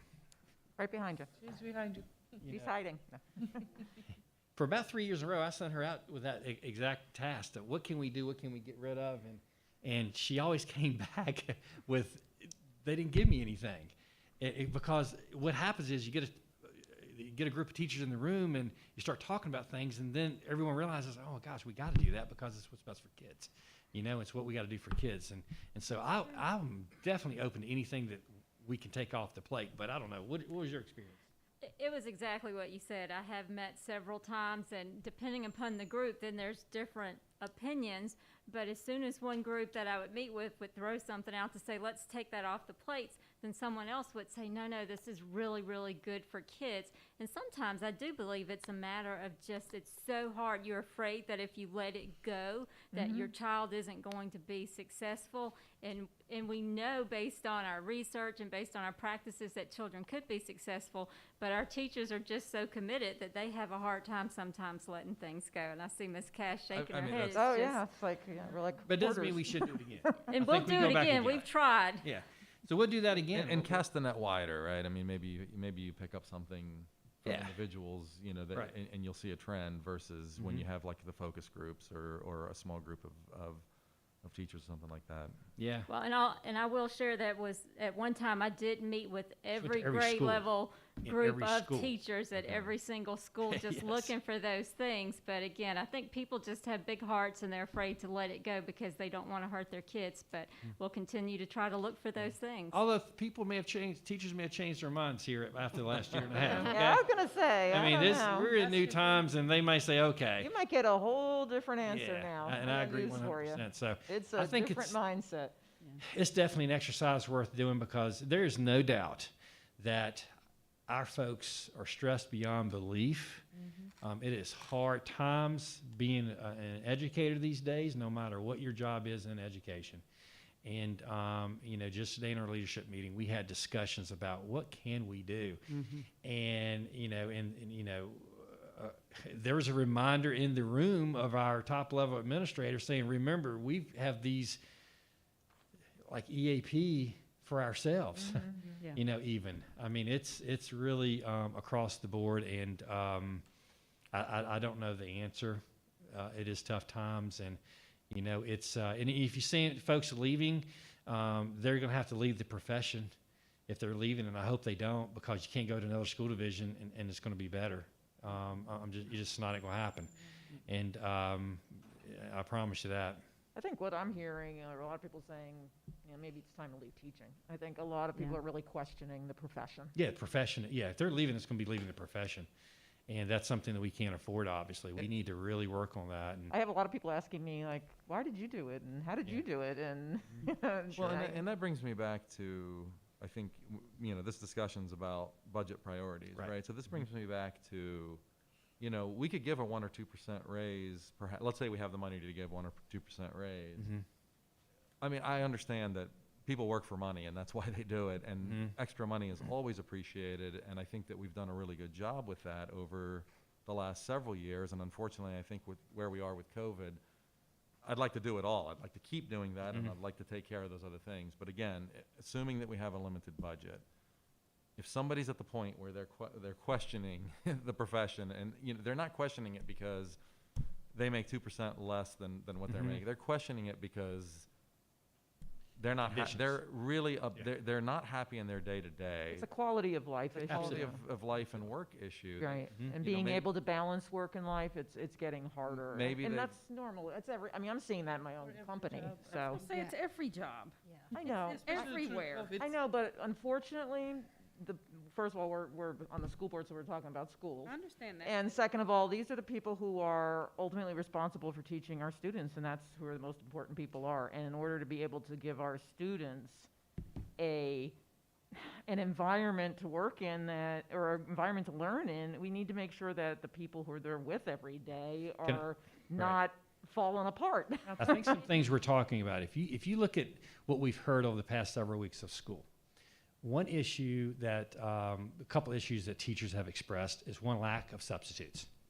Them having to cover other classes, and that is how can we, and we've actually met the other day with MCEA representative, and he had a great idea that I want to explore with Tommy. Of course, it always entails him looking for more money, but a great idea in terms of how we can get more substitutes in. This aid pay is huge. When the aid is not in the classroom with the kid who has a one-to-one aid, it is a difficult day for the teacher. Absolutely. It really is. And so that's a couple of quality of life types of I think things. I think discipline also. I'm hearing from teachers that they've had to take over a lot of the disciplining because everybody's stretched. There's a lot going on in the schools, and administrators are stretched as much as the teachers are. And so, teachers aren't really trained to be, classroom management's one thing, but actually disciplining students who are, really behavior problems, that's really Okay, well, that shouldn't be happening. There's classroom management that is required of teachers. Right. And as far as I know, that's not being required above what I've asked for it to be required of. There needs to be a certain discipline plan in every teacher's class. And there are expectations in a classroom that teachers do need to address. All right?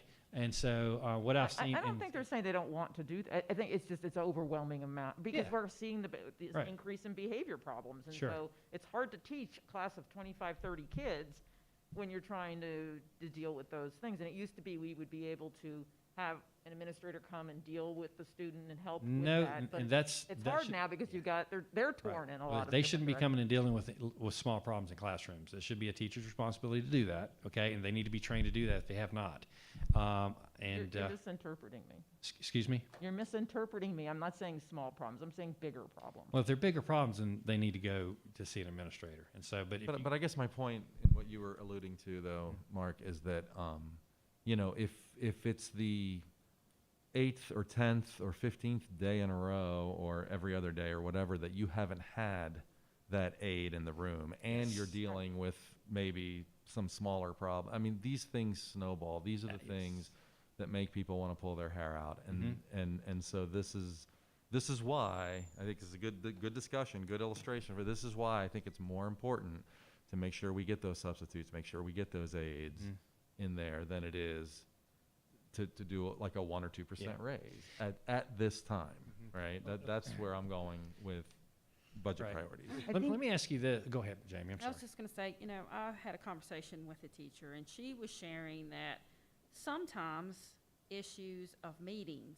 during the day that required teacher to have a substitute because they had to attend a meeting during the day. And I said, well, that goes back to a lot of times where there, again, nobody wants to do anything after hours, and understandably so, not to, you know, to go into their personal time. So we try to do the things during the day, but a teacher told me that. And, you know, I've been saying for years, it's not always about the money. It's about the things that I feel like are happening through the day that cause a lot of the upsetness, the kind of like I'm tired of this type profession. And I understand, and I'm glad we're paying more, but I've said all along, there's things that happen that cause a bigger irritation. And I hear it all the time. You know, meetings, extra meetings. The professional work, right? huh? That there's the professional work of the job. Right. Right, And- that doesn't happen when kids are there. You know, all those extra mandates that come on, they come with right. time response. You have to have the meetings, right? You have to meet on kids, but it is hard when that time isn't given to us in terms of extra staff to keep kids. And so I think a lot of it is that professional work that happens when children aren't there, and finding the space and the time to do that, it is stressing on teachers. You know, one thing, let me say that one thing that was really popular last year were the Wednesdays Yes. for teachers. Well, I had you know, somebody when- ask me when if we we're- could do that when we're again. looking, what's that? I had somebody ask if we could do that again, Yeah. and I said, I We don't hold your can, breath but on that one. as we move forward and the calendar committee is starting to join, we need to look at adding work days in the calendar that are actual work PD days, professional development, that's going to be required from the strategic plan into the calendar. And so we either got to do that or it will continue. But, you know, to have those days sort of like Wednesdays where we could do the professional development, we're going to have to build some days into the calendar moving forward. But I think then you have to be careful, because one of the reasons I made the comment, and not that I'm not a board member and I don't want to look to our staff and take care of those staff members, but when you've got, say, homework going home and a parent has had to work 2 shifts because they're shorthanded everywhere, then they're irritated and the student doesn't get their homework done. And so the parent's going to the school and they're aggravated and the student's upset because they failed the test. It's a vicious cycle.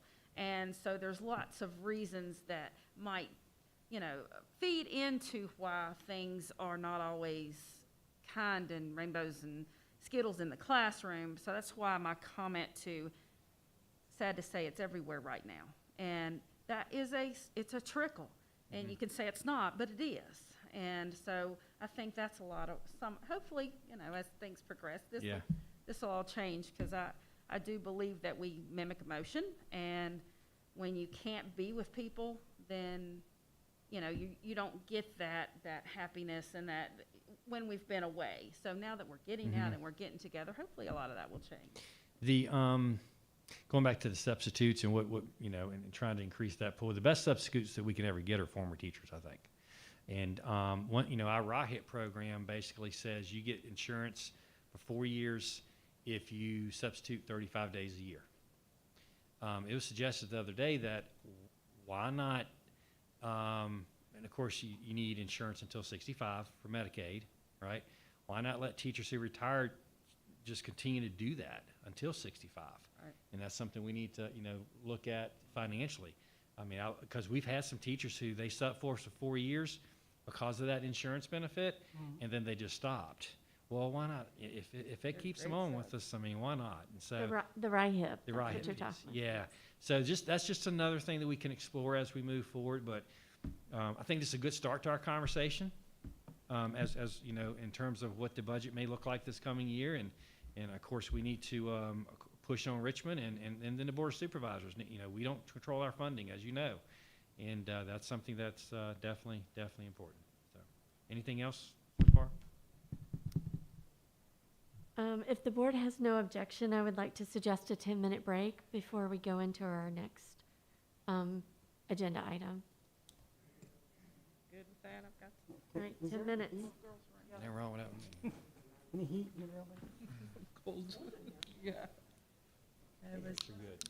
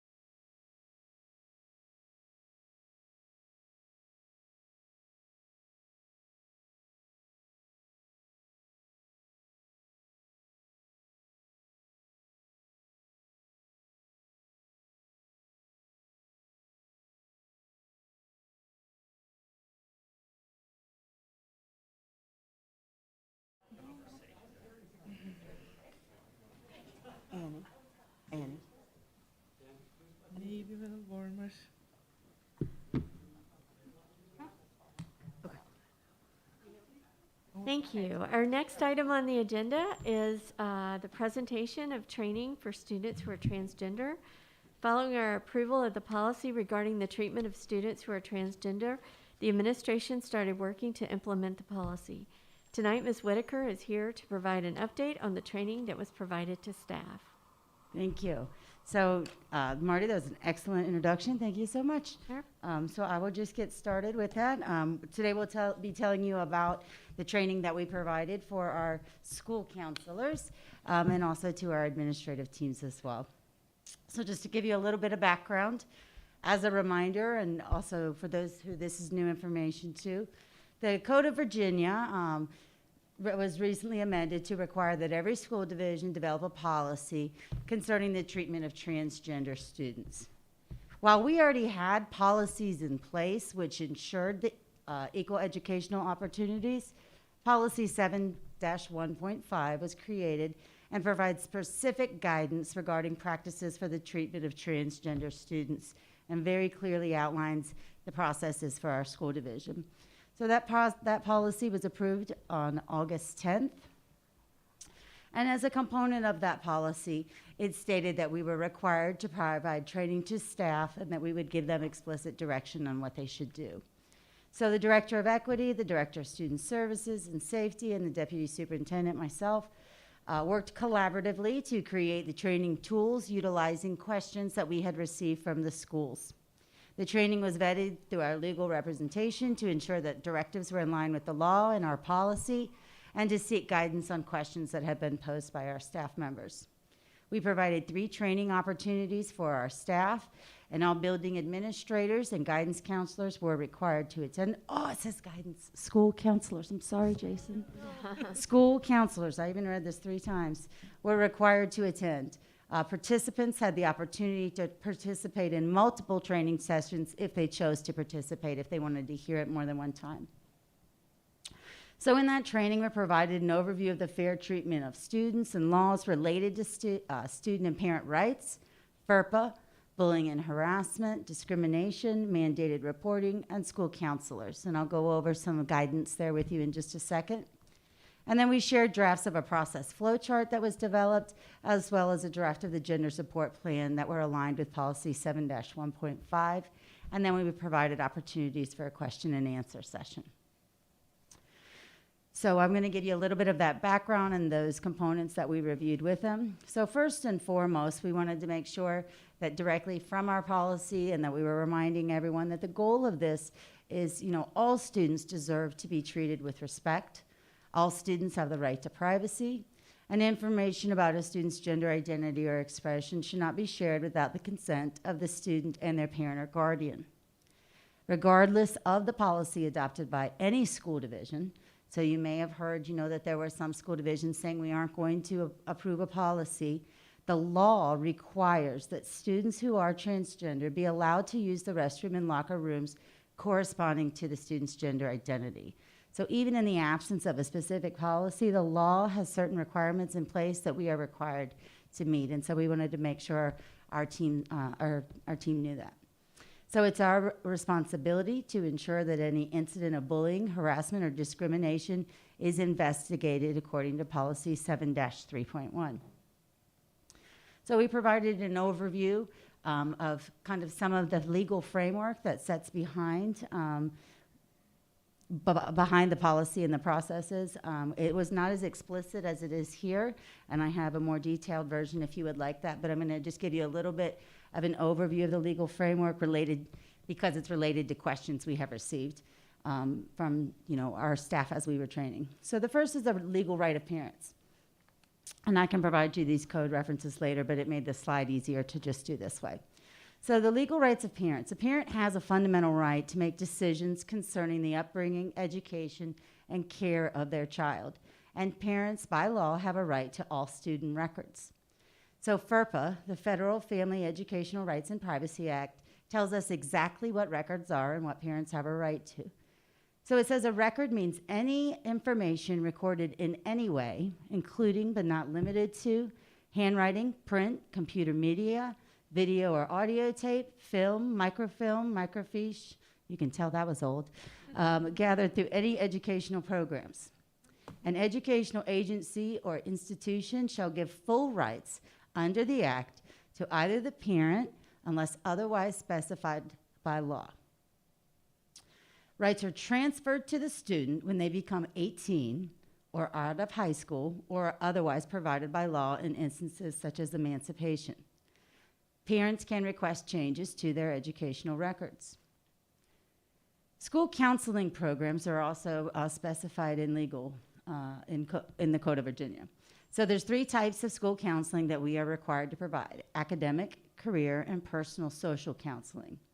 Counseling records should be kept confidential and not disclosed to other parties without parental consent. No student shall be required to participate in any counseling program to which the parent objects. So school boards are required to adopt policies, which we do have, which will contain at a minimum 1, annual written notification to parents, which includes the purpose and description of programs, the overview of the types of counseling provided, informing parents the process for them to review materials used in counseling sessions, and an opportunity to opt in or opt out of personal social counseling. So we do have this policy in place. We did find through this process that we had not been sending the notification through the way we had been with all of our other forms in the beginning. So we have done that at this time, and it will now again be sent out at the beginning of the year with the registration papers, but it has been sent to parents at this time. So you can note the asterisk there. It says parent consent is not needed for short duration counseling, which is needed to maintain order, discipline, or productive learning environment. So that would be a situation where maybe a student was having an emotional breakdown, or they were being extremely disruptive to the point that it was keeping others from learning, or they were a threat to themselves or others. And then 2, the policy must include a provision prohibiting the use of counseling techniques which are beyond the scope of the professional certification or training of the counselors. Department of Education outlines counseling standards similar to the standards of learning that are in place for our instructional areas. And so the VDOE website states that school counseling programs support the standards of learning by providing guidance to students in their academic, career, and social emotional development. School counselors collaborate with parents, teachers, administrators, and others to promote learning and help students establish and achieve their education, career, and personal goals.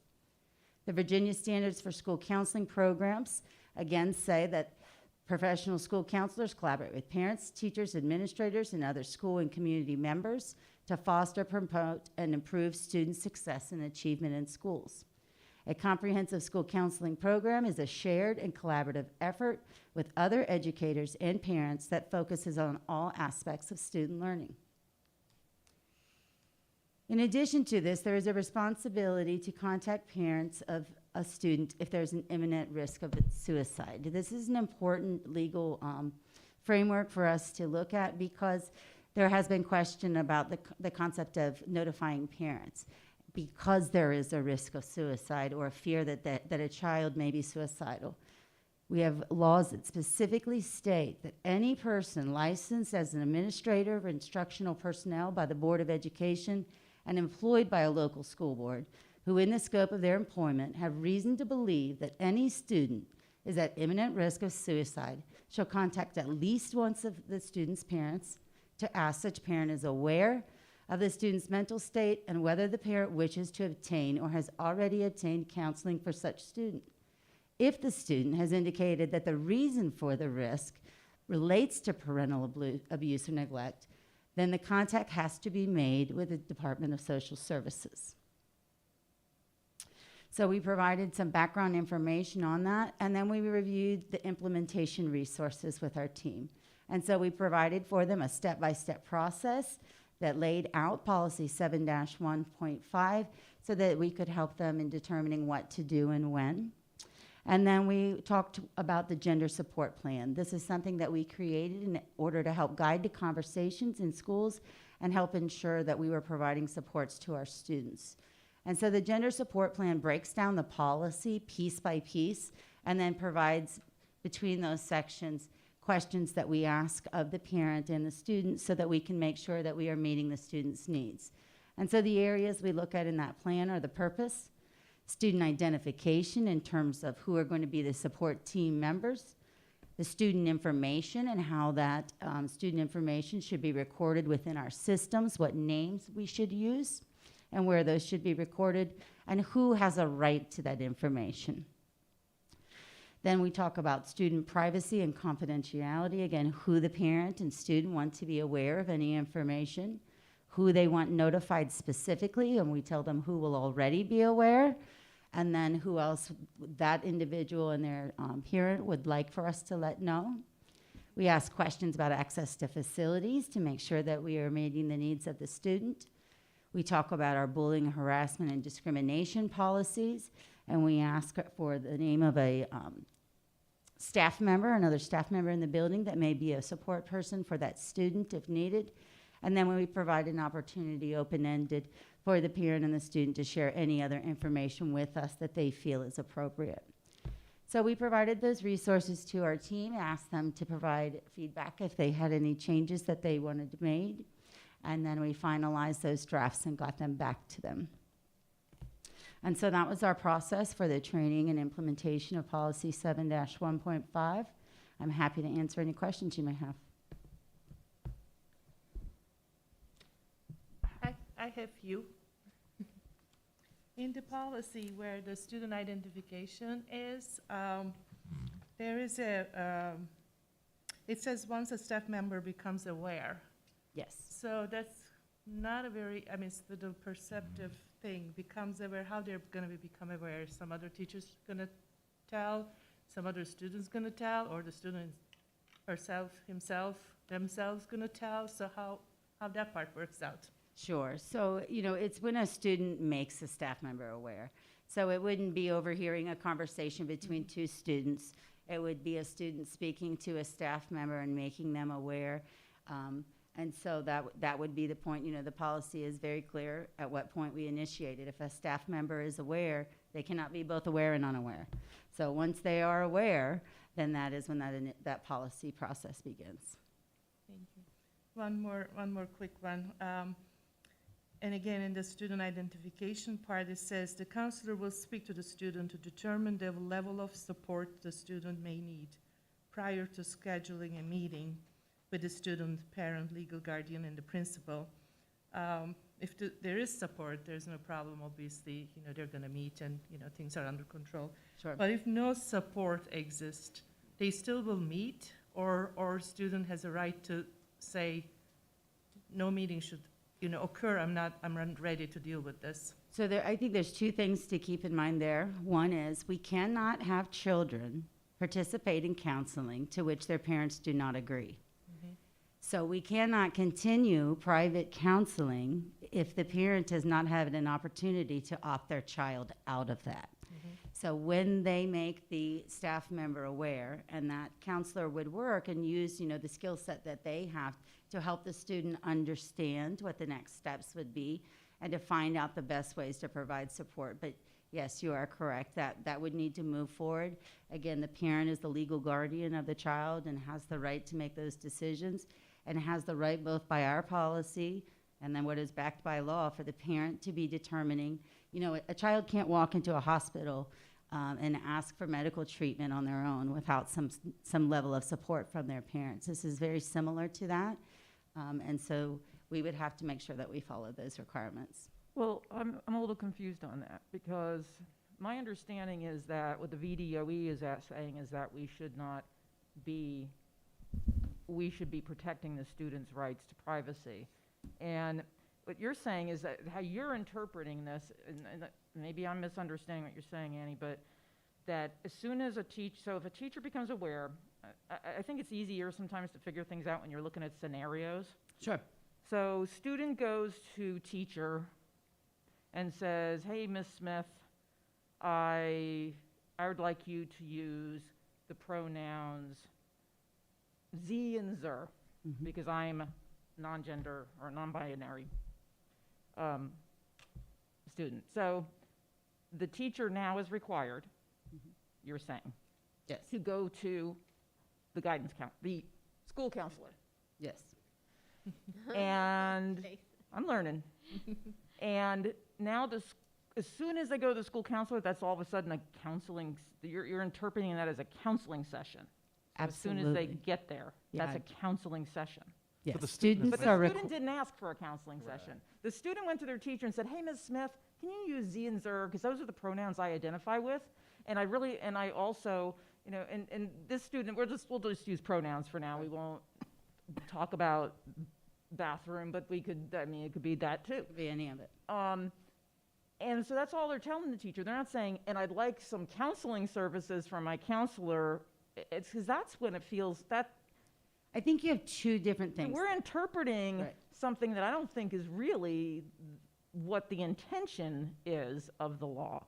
And so I think we need to really clarify what it is, because I think there's been some miscommunication amongst even what our expectations were when we first talked about this. I guess, how many meetings ago was this? Three or four? It's been several now. It's been several. We've been talking about this. I think we approved. And I know that one of the things we talked about was that the parents wouldn't be notified if the student said, hey, I don't want to go to that route. Never mind, I'd rather not do that. But now you're saying as soon as the teacher brings it to the guidance counselor, the parent has to know. I have never communicated that as soon as they become aware would be anything different than as soon as they become As soon as the teacher becomes aware, they have to tell the guidance counselor, the school counselor. Yes. But then the school counselor, as soon as they know, now you're saying that's what's considered a session. So Sure. that So means as soon as the school counselor knows, they have to tell the parents. So basically, as soon as they all work. You've got it right, yes. So So as I soon guess as I the don't know where parent, Brad is now, but I think what we need here, and I appreciate what you put Sure. together here, and I know you're working with the policies as best you can interpret them, but and with our attorneys, very closely. I feel like there's not a clear interpretation of this here. I feel like there's enough gray there that makes it difficult to figure out how to protect our students.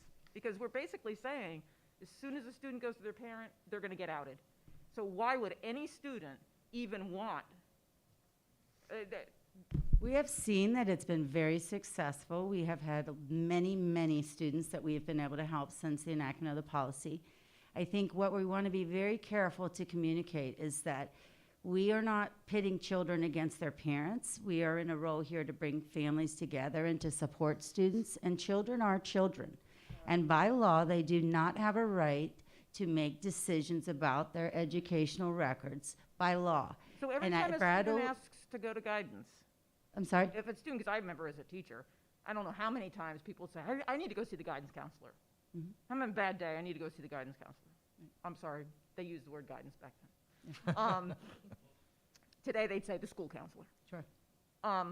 So the parents should have been notified every single time they requested that. If they're in private counseling sessions, yes, parents should be included. Now, I do want to say, though, just like with other things that we talk about, sometimes things are passed down and they're put into place. I don't think any of our counselors have been doing anything that they didn't feel was 100% right. But I think that this has put a laser view on what the law very clearly tells us should happen. Students at school are supposed to be in school and in a classroom. They are not supposed, you're not even supposed to sit kids out in the hallway and remove them from instruction without a reason.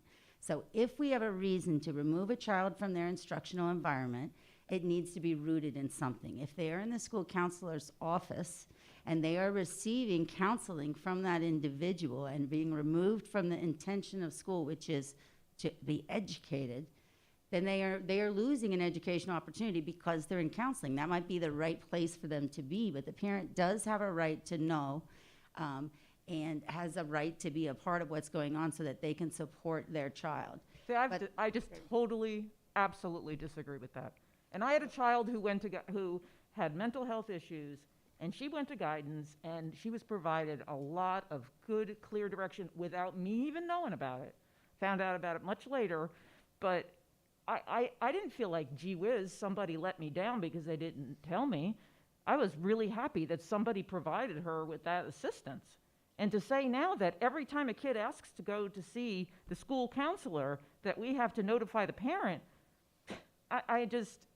I think that's going to just clamp down Well, on that's- any use of our counselors to really do the really important work that they do. Well, and I think too, let's not, I don't want to conflate two things right Right, for- I know, for we're right talking about now, one issue, right? right. So before Brad, I guess, starts to chime in, I'd like to just say, I want to just say one thing to maybe help set how we got here, right? Because when we had this discussion in August, you know, there was kind of some discussion about the and/or language. And I want to be clear about where I thought, and when I voted yes on this policy, where I thought that we were. Now, I had read through the VDOE document that they published from the state. I'm assuming that they've got some lawyers on staff that have reviewed this as well. I'm not sure about that. Well- Dr. Meyer asked. Yeah, I actually asked the state superintendent, and he wasn't real clear as to whether they actually had guidance from council when No. they put this out. Well, there. then it's not clear, but Yeah. but again, this is the backdrop. On that point, if I may, Mr. Buck, sorry, with Yeah. it. By the way, I'm going to file a bar complaint against Ms. Whitaker for the unlicensed practice of law. She did such a thorough job explaining it. The acknowledgements page, Mr. Shabaka, lists 2 pages of people who contributed. Not one is a lawyer. For the Oh. VDOE model guidance. I mean, and that's fine. I mean, but it's something that we were given from the state saying that we needed to comply with this. So I'm trying to set the stage of where our discussion went, right? Yes, Just but to it help. did, just to clarify, it did not say you needed to comply with what they said. They said, here is our example Sure. based upon what these people put together. What you had to do was put measures into place that provided for the protection of students. But I still think it's important to read, because I do read the stuff when we get it, and I'm just going to pull out one sentence that I think was key to at least my understanding, and hopefully some of my colleagues' understanding on this. And it says that school divisions will need to consider the health and safety of the student in situations where students may not want their parents to know about their gender identity. And schools should address this on a case-by-case basis. That's the key phrase there. If a student is not ready or able to safely share with their family about their gender identity, this should be respected. There are no regulations requiring school staff to notify a parent or guardian of a student's request to affirm their gender identity. So that's another important thing that I'm hoping we hear from Brad about. And school staff should work with students to help them share the information with their family when they are ready to do so. So, okay, the legality of this aside, this is the spirit of the law, right? This is you're protecting. It's not of the law, though. Sorry, You're spirit putting the of law with that request group. from the state that we were responding to. Guideline. The guideline. And so when this came up in our discussion, there was kind of this back and forth, and at some point we got into the discussion of records, student records, and that's, I think, when Brad spoke up and basically said that, you know, the parents have a right to their student records in this state. This is the way the law is. And so I think at some point in our discussion, this term of case by case came up again from staff, where it was like, we've dealt with this type of thing before, we deal with this in a case by case basis.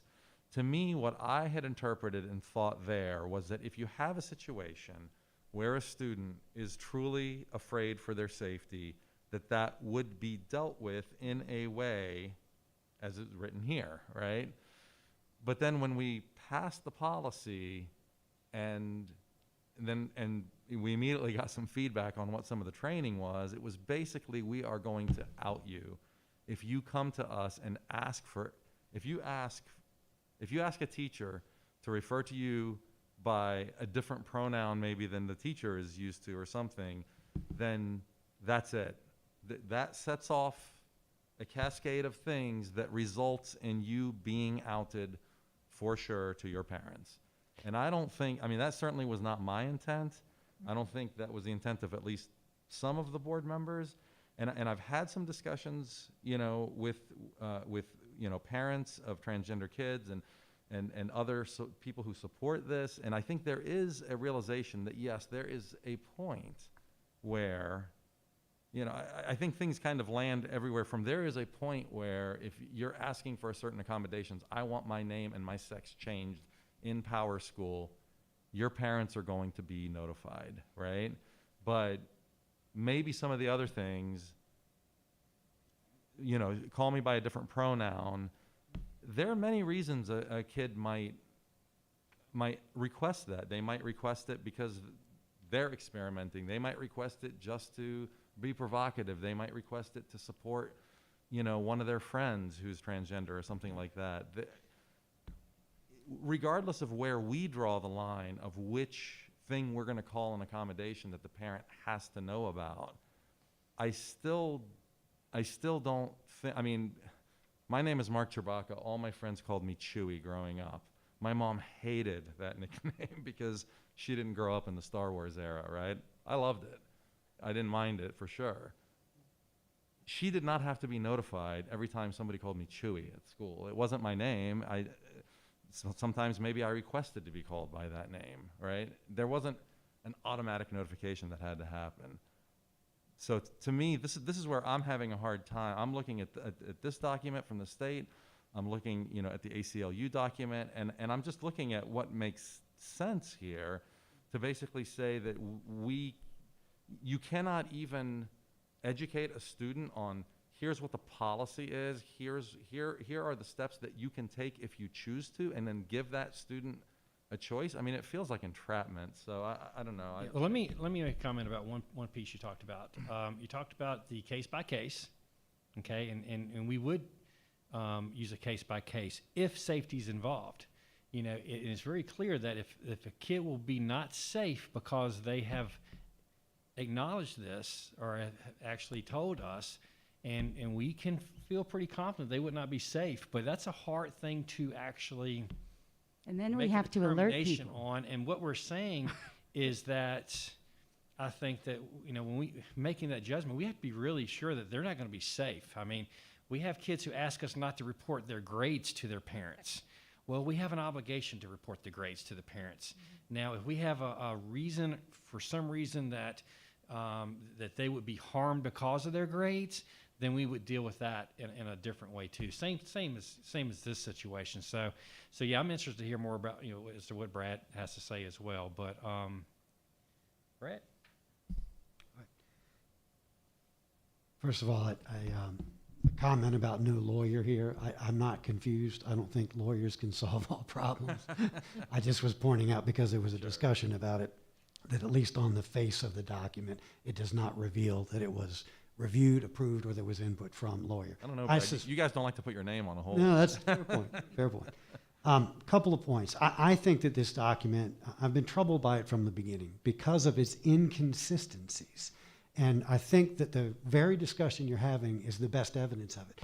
Mr. Chewbacca, you read very faithfully one paragraph at the end of the section that starts with the following two sentences. It's called Student Privacy Confidentiality. That's the section.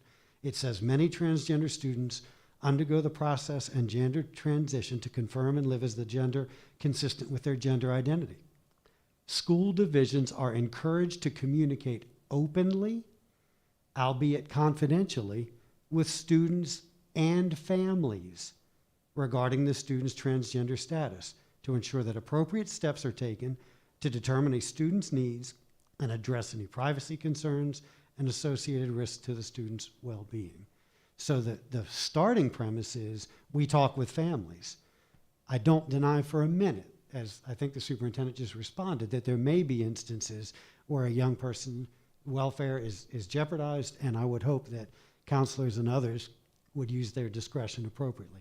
If I can give you just some more examples from this document. Brad, could you just read the sentence right after what you read? Protecting transgender students' privacy is critical to ensuring that they are treated consistent with their gender identity and minimizing the risk of harm to the students. So that kind of adds to what you read. Ms. Cass, if you would read, what I'm asking you to do is read the entire section, because they go back and forth. This is another quote. I mean, I can do this all night with if you'd like me to.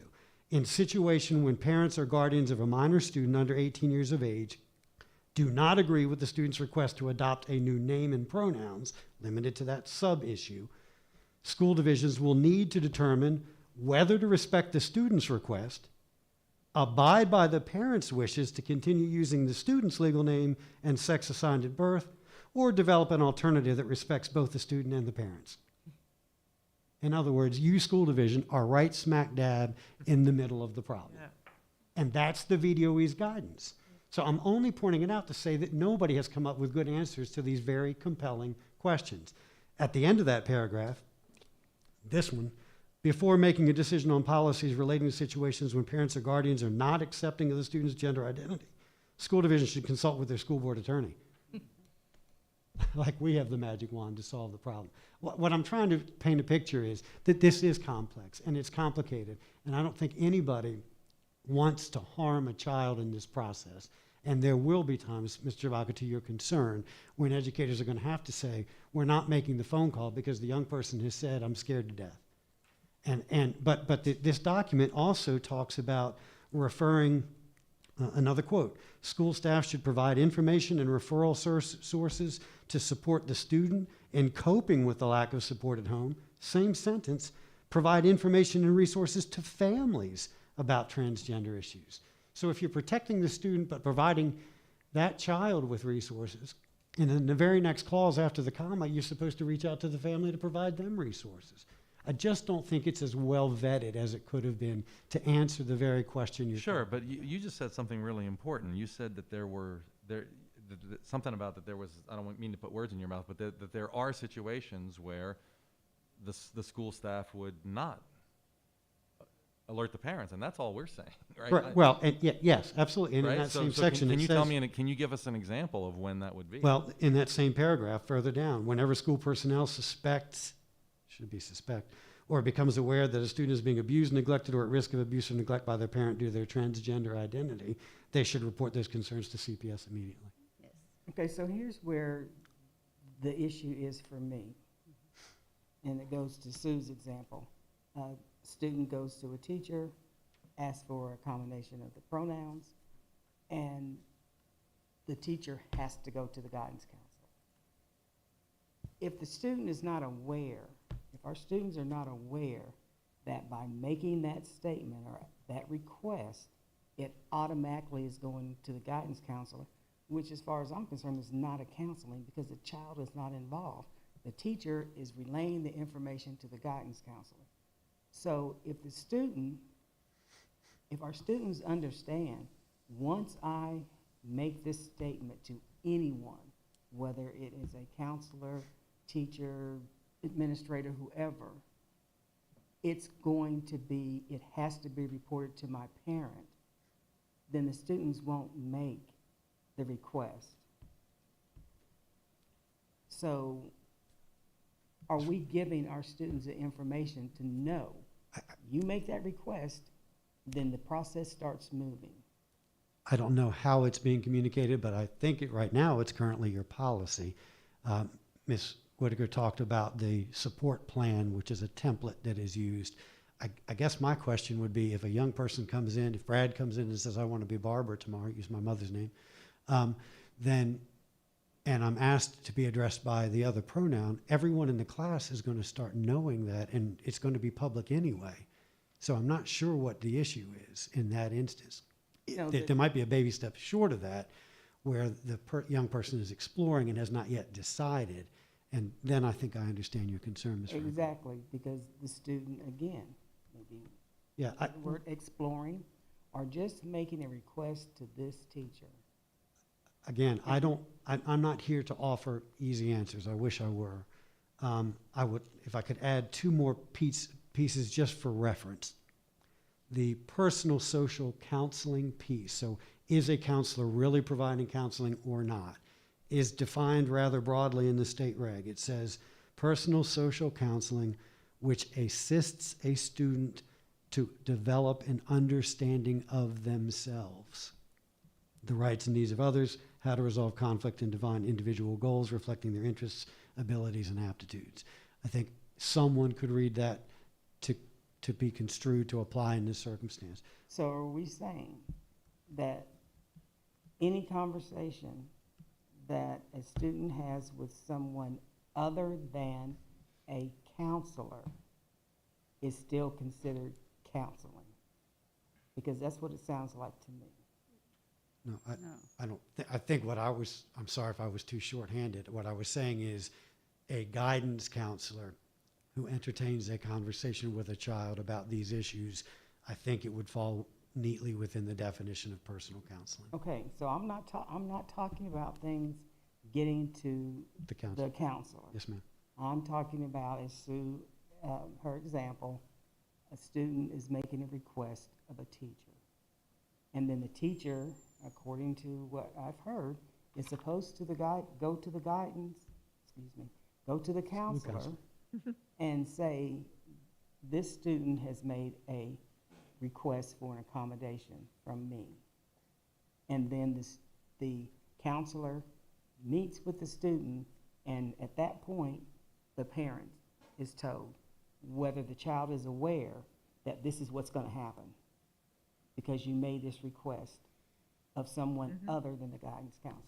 I think she's asking, should the student have expectation of privacy that things are not told to parents, right? And that's what we talked about a few weeks ago with the several meetings ago. That was the whole intent that at least I think some of us had when we said what we agreed to whatever policy is now out there following, but that we thought the student would have the opportunity to say, hey, you know, if you got to tell my parents, maybe this isn't such a great, maybe I'm not ready for that yet.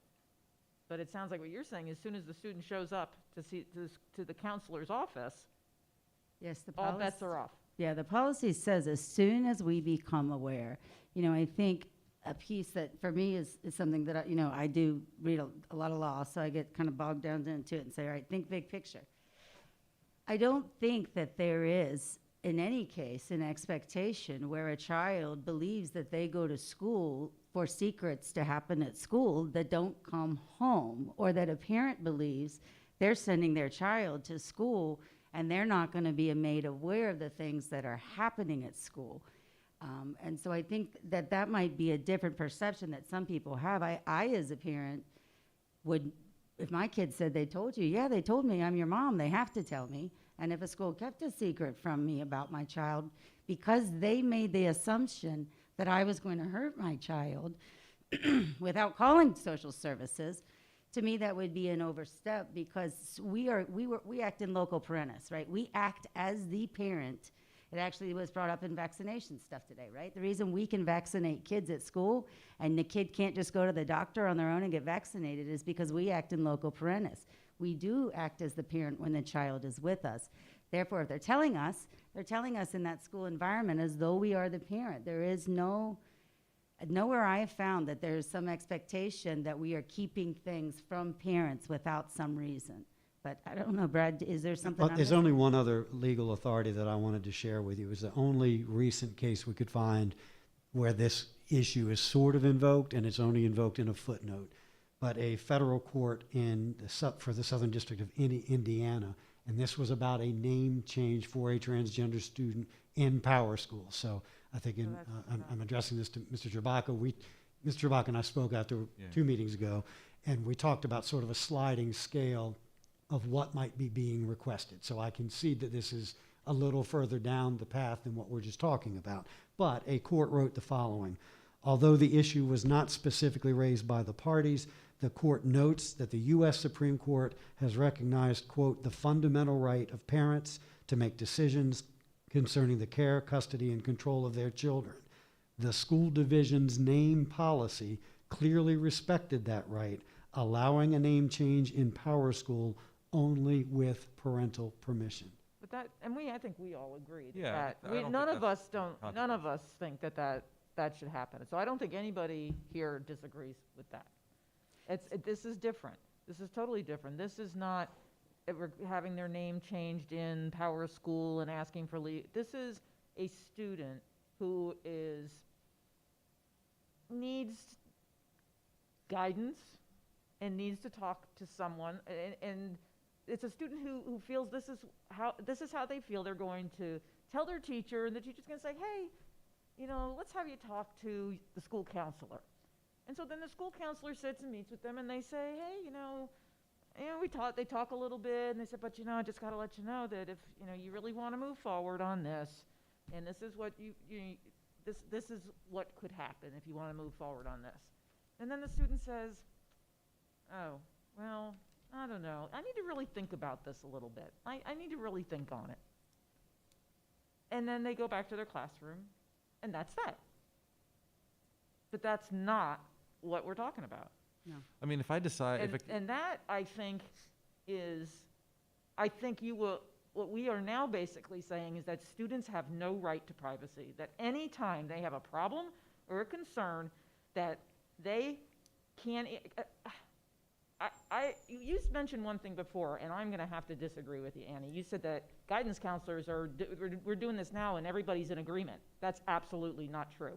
No, Our school counselors hate this. I don't think I said they were in And they are agreement. very, you said that it's been moving smoothly. It has been going everybody's- very well. We've identified a lot of kids who have gotten supports. We've worked with a lot of families. We've asked for feedback. Has there been? But I've also any heard a those lot things? a lot of school counselors who are really stressed out about this because they do not feel comfortable with what we are telling them to do. This does not fit into what they learned as counselors and how to deal Well, with children. So yeah. we're asking them to do something that's against their right. their beliefs. But here's the thing. I think we need guidance from the board on what you want us to do, okay? I would like for it to be based on legal advice, but we will do what you ask. What we have done, what we thought we have done, is implemented a policy based on how that policy has been written, okay? Now, it's possibly that the policy might need to be rewritten to accommodate this, which, think it but does. we will do whatever is the will of the board. It is not Annie's opinion, all right, about this. Yeah. And it's not an opinion. We are basing it off of advice given by our attorneys, okay? I understand that. Yeah. So please, it's not us against anything. We are trying to implement a policy you passed based on how it was written. We just need some guidance. If the guidance is going to be different, then we probably need to tweak the policy a little bit to make it more clear. But we will do, regardless, basically, we're here to do what the board says, not necessarily what the law says, or the law is interpreted as. But it's up to you. If you all want to do something different, then it's totally up to you. May I add one more thing to the conversation, and I promise I'll check out. And go ahead, I'm sorry. This is from the, and Annie pulled this, from School Counselor ASCA Ethical Standards. And it reads that one of their obligations is to recognize their primary ethical obligation for confidentiality is to the student, but balance that obligation with an understanding of parents, guardians' legal and inherent rights to be the guiding voice in their children's lives. But it says balance that. It doesn't say that they are required to every time a student speaks with them. And then it underlines, and parental or family legal rights and responsibilities to make decisions on their child's behalf. And, another subject that, and what you were talking about other situations, we're in the process now of having to, in some ways, retrain some school counselors on some practices of past that we may not be able to move forward with because of what we are learning about our requirements to actually tell parents. We're going to do what's based on law, not what we've done. And unfortunately, yeah, you're right. Some counselors do not like it. They don't feel comfortable with it. And but at the end of the day, we have to do what we're legally required to do. And sometimes that means doing things that we don't like to do. But I don't think the law is clear. Here's the issue for me that everybody just keeps kind of skipping over. Again, a child goes to someone who we always ask, is there someone in the building that you have a relationship with, that you trust, because we want to build those relationships? And a child goes to someone and asks a question related to their gender identity, and then that person has to go to the guidance counselor. The child doesn't go to the guidance counselor. The adult does. And then the child is left out there hanging. This is not what I wanted. So I that's just right. wanted to have a conversation. So that's part of our, hold on, that's part of our process that's been put into place. So the question is this is another option of the board. When the child goes to that person other than a guidance counselor, because the person they go to it's just a process in place, okay? We've said you need to go to the school counselor to be able to accommodate whatever. You know, and that's another question. When they go to that individual, do we leave it up to that individual, whoever that individual is, to make a judgment call on whether it is reported to the school counselor? If that's the case, then we need to go back and look at policy, all right, because the policy states when we become aware. Right. So that's, I think, I understand what you're saying, and I agree that if y'all want to change something, maybe that's where you change it. When we become aware, you know, then we have these things that are actually put into motion. So what Penny's saying is, when a teacher becomes aware, do they directly report it to the counselor, or do they make the actual decision as to, you know, and I'm going to tell you, a lot of teachers probably don't want to make that decision, to be quite frank with you. I mean, about, okay, do I send it up to someone else and that kind of thing? Yeah, I don't know. And that's where I'm saying, are we educating our students to have them understand, if you decide to have a conversation with an adult in the school, that you need to state, I would like this to stay between the two of us right now, because I'm just looking for some, I don't want to say guidance, I just want to see whatever. Have somebody to talk to. Right, okay, good. Have someone to talk to. If that conversation gets really, really in-depth and the adult is not comfortable with that, the child needs to understand, okay, we're going to have this conversation, but I want you to know I do not want to go to a guidance counselor. I just want to have a conversation because we've built a relationship, which we are asking folks to do. And then it stops there, unless that adult feels that there is a threat to that child because a parent or guardian may suspect that something is going on with the child and they're feeling uncomfortable at home. That's a different situation. But I don't think we are helping our students understand what the process is. Once you say something to me, I have to report it. And then the ball rolls whether you're ready for that to happen or not. I think our students need to know that. If I'm having this conversation, I need to say some things to help folks, that person understand, I don't want this to go to the guidance counselor. I'm here because I trust you to have this conversation at this point. And they may say after that, okay, I'm good. And that's the end of it. But I don't think we're giving our students the tools that they need to be able to decide how far they want things to go for themselves in the building. So what I'm hearing is you want us to make sure or do the best we can to educate our students that if you bring this up, this is going to be the procedures that actually occur. This is what's going to happen. Yes. Like we thought through that, like how do we do that? Do we go to every class and tell all the kids and do like a conference with each class? You know, then we thought, we obviously didn't do that without further direction. You know, how do you communicate those things? I think there's a lot of rules and policies students don't know. But I think if we do, then we just need a plan so that we did not push that forward in terms of go in every room and talk to every class and tell every group of students this.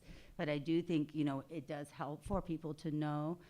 Again, you know, I don't think my child would have any expectation that things would be kept from me.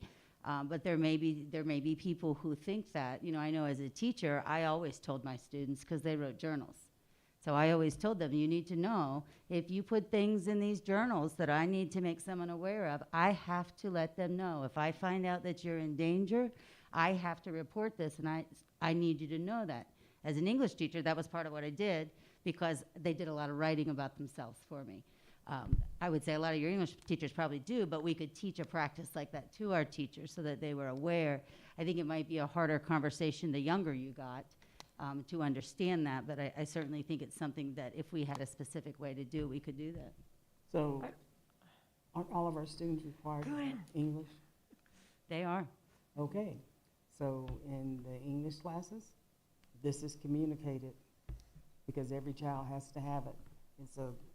And it's communicated, and if folks have questions about it, then, you know, direct them to who they need to talk to make sure they understand what the process is. I think also we are making so big generalization what kids will approach to those adults. You know, if they're gonna ask, like, I want my name to be Chewy, we're not gonna go and call the parent and say that, you know, your child wants to use this nickname. So is it same thing? I'm just asking the question, is it same thing? Because they may approach that adult or whoever, teacher or whoever they felt comfortable with, just for say, you know, call me they. You know, just cross your roster, don't say she, he, just call me they. Do we need to report that to the parent? We're not reporting the nicknames, but then they may come, I need to use this bathroom, or, you know, I'm going through this transition, you know, what is the next thing? Do I need to have an operation? Do I need to take this pill? Then obviously the parents, or they may come and say that I want my records changed. Obviously then, you know, parents say, well, I mean, there could be, they're approaching with so many, it could be a very little thing, just asking pronoun, then the big thing, you know, totally transitioning or using bathroom or using the locker room. I mean, those are the other big things that, you know, we may say, obviously parents needs to know. So I guess it has to be differentiation done either by the individual they approach or by the guidance counselor or by the policy. I mean, gotta be some differentiation. I don't think we can put all of them in the same umbrella and directly call the parent. You know, I mean, I don't know. Some of them more simpler to handle, seems like, than the other approaches. Yeah, like what I think Chewy brought up, that some students, and somebody's actually told me this has happened to in their child's classroom, that some students want to use pronouns just to support a friend who's using different pronouns. And so does that mean we now need to call the parent because that child's decided to be supportive of their friend? I think that's, you know, let me answer that question. So that's kind of. I think some parents would say yes. Yes, If it happened with my child, I would expect, and I've got 5 kids in the school division, I expect someone to call me and tell me. Maybe not every parent would think that, but I would want that phone call from someone at the school that my kid had made that request. And my kid would not be in danger because of it. Is that? But that's what I was going to say. You're taking the opportunity for that parent, and that child may assume how they're going to react, when really, in reality, that may not be how that parent will act at all. And you're taking away that opportunity for that parent to support that child unknowingly. So It's what the if we same did? thing, but please let me finish. I've sat here and listened. Okay. Okay, the whole time to everybody. But in reality, if you say that, which I've heard many conversations over the last year about students know what's best for them. Well, you know what? And I can't imagine thinking that a student knows what's best for their life always. Now, making that decision, say, wonder if it's a drug issue. Wonder if it's a pregnancy issue. Wonder if it's an alcohol issue. Wonder if it's a being involved in a relationship issue. So this is a slippery slope in my eyes. If you allow one thing, then wonder if a student comes to you and says, "Hey, you know what? I have a relationship with you. I trust you. I think I might be pregnant. I don't know what to do. My parents are going to freak out. So you mean to tell me nobody needs to further that along?" I'm sorry. I have a problem with that. I never said that. I have a problem with anything when the parent is not involved at that level. My example was going to be that, so the student is trying to support their friend. So the teacher says, hey, it's really nice of you to want to be supportive of your friend, but, you know, if you want me to do this, we're gonna have to talk to somebody in our school counseling office. And then this kid says, oh, and they're gonna probably talk to your parents. And so then the kid says, never mind. But what you're telling me is as soon as the kid tells the teacher, now we gotta run it down to the school counseling office and move it forward. And that's, I think, that doesn't make sense. So I want to go back to something that Penny said, because I think I'd like to make some progress on this. And as far as individual, I mean, what I'm trying to do here is weigh the legal along with the expert opinion that we've gotten about this stuff. You know, I grew up in a relatively supportive household. I don't, you know, if I'd have come home and said certain things to my parents, I'm sure they would have been upset, but I don't think I would have been in danger. So I can't really speak for those kids who don't come from a house like that, right? So anyway, that's what the VDOE guidance, you know, that 2 pages of names is it's the social workers, it's the people that know and they've seen what has happened.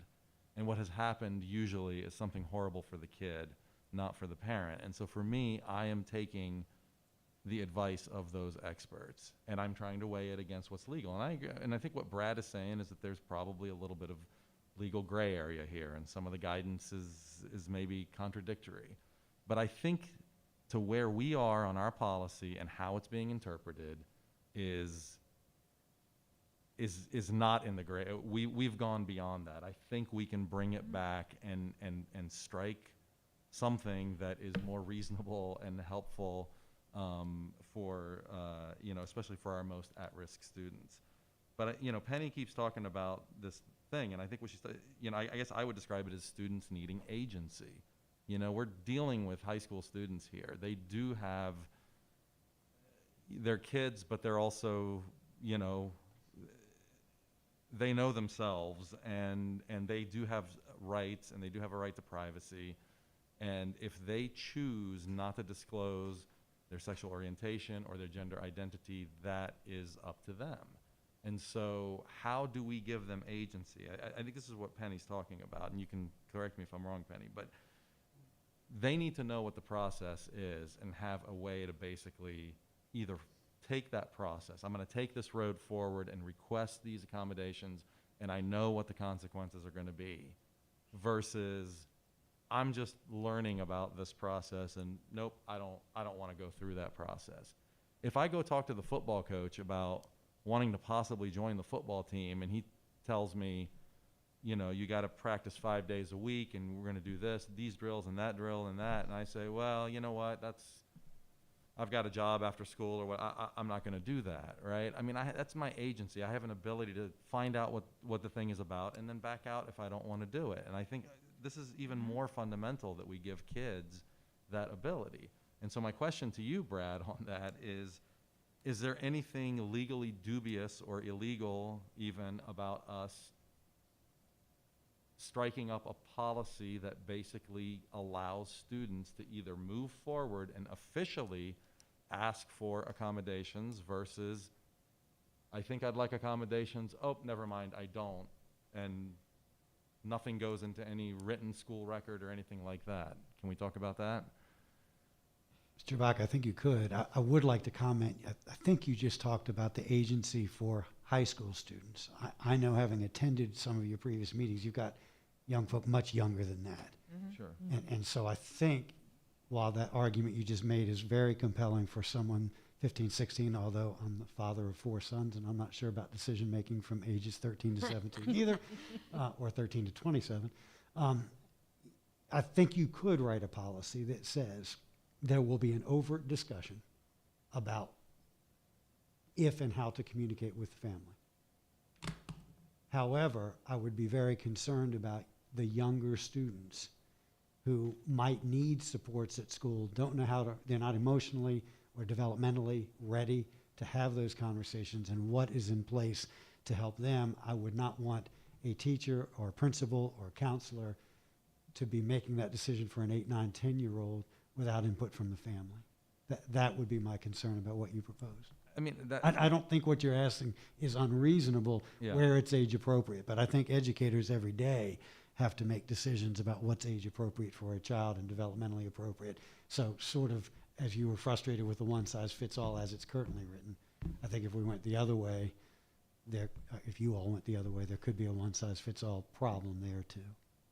Does that make any sense? I'm less concerned. I mean, at this point, I'm less concerned about that because I trust our teachers and our counselors, and for the most part, I trust them they make those judgments every day, like you just said, and so I trust that. I feel like what we did, in trying to be a little bit more legal the last time, I think we kind of created, in some ways, a mess that we didn't need to. So. Couple things. Brad, first of all, if we were to make a motion, I'm not making a motion, by the way, so I'm just saying if we were to, hypothetically, that we will not contact a student's parents regarding student identification without the student's knowledge and consent. Would that be a legal problem? I can't say, Ms. Katz, with 100% certainty, but yes, I can envision where a parent would later find out from another source and then claim that it was, all the arguments that or not arguments, but the principles that we've talked about before that we could be challenged, yes. So if a student said to a teacher, I want to go by this, and the teacher said, hey, if you want to do that, the example I gave before, and the kid said, never mind, we would have a legal issue. Conceivably, yes. Whether that results in lawsuit and all that, I don't know. Would we have disgruntled parent in some circumstances? I think the answer is absolutely yes. My biggest concern out of all this, as I listen to all this, is that one of the keys to education is the relationships that we build with our students, and we are just taking all of that. It's like all of a sudden you can't have a relationship. Don't say anything. Don't do anything. I mean, this saddens me as to the direction we're going in with all of this. Students and teacher relationships if I was a teacher now, I wouldn't say squat to my students anymore. I was an English teacher. My students used to write every day. They wrote in a composition notebook, and some of their stuff was absolutely hysterical, and some of it was kind of terrifying. But this was an opportunity for them to write what they were thinking. And did I, every time they wrote something, call their parents and say, do you know what Johnny wrote today in his composition notebook? I don't, obviously I will do whatever is the will of the board, but I have a serious problem with the direction we're going, and we're taking away one of the most important parts of school, and that is going and having a relationship with the other people in the school, the staff, your teachers, people who, besides your parents, that you feel you can trust, and now all of a sudden we're taking that away. And I know even as a student myself, when I was younger, that was an important part. Those people were important parts of my life, and I feel like we're just But let taking me a lot of ask that you, away. do you not understand, even as a parent, sometimes you have to make, me and my daughter are like best friends. So are mine. But Me and my daughter and are I know too. you are. You shared that with me. But there's times when at all times, she knows I'm mama first, and I am her best friend, but I'm still mother first, and it's the same thing with teaching. You can still have a relationship, but they're still their teacher. If we didn't have those guidelines, then there would be all kinds of things, and I think that's just an understood thing. Do you not feel that way? I think there's guidelines, yeah, to a certain degree, yes. If a student comes up to me and but I have to disagree. I don't feel like if a student came up to me and said, I want to use these pronouns, and my response was, hey, just so you know, if that's what you want to do, this is what we have to do, and they say, I don't want to do that, I don't feel like I missed the boat. I did not do my job, or that.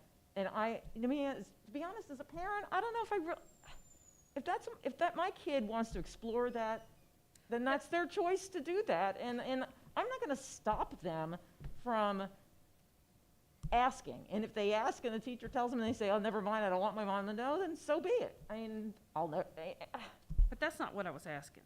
But You were talking about relationships.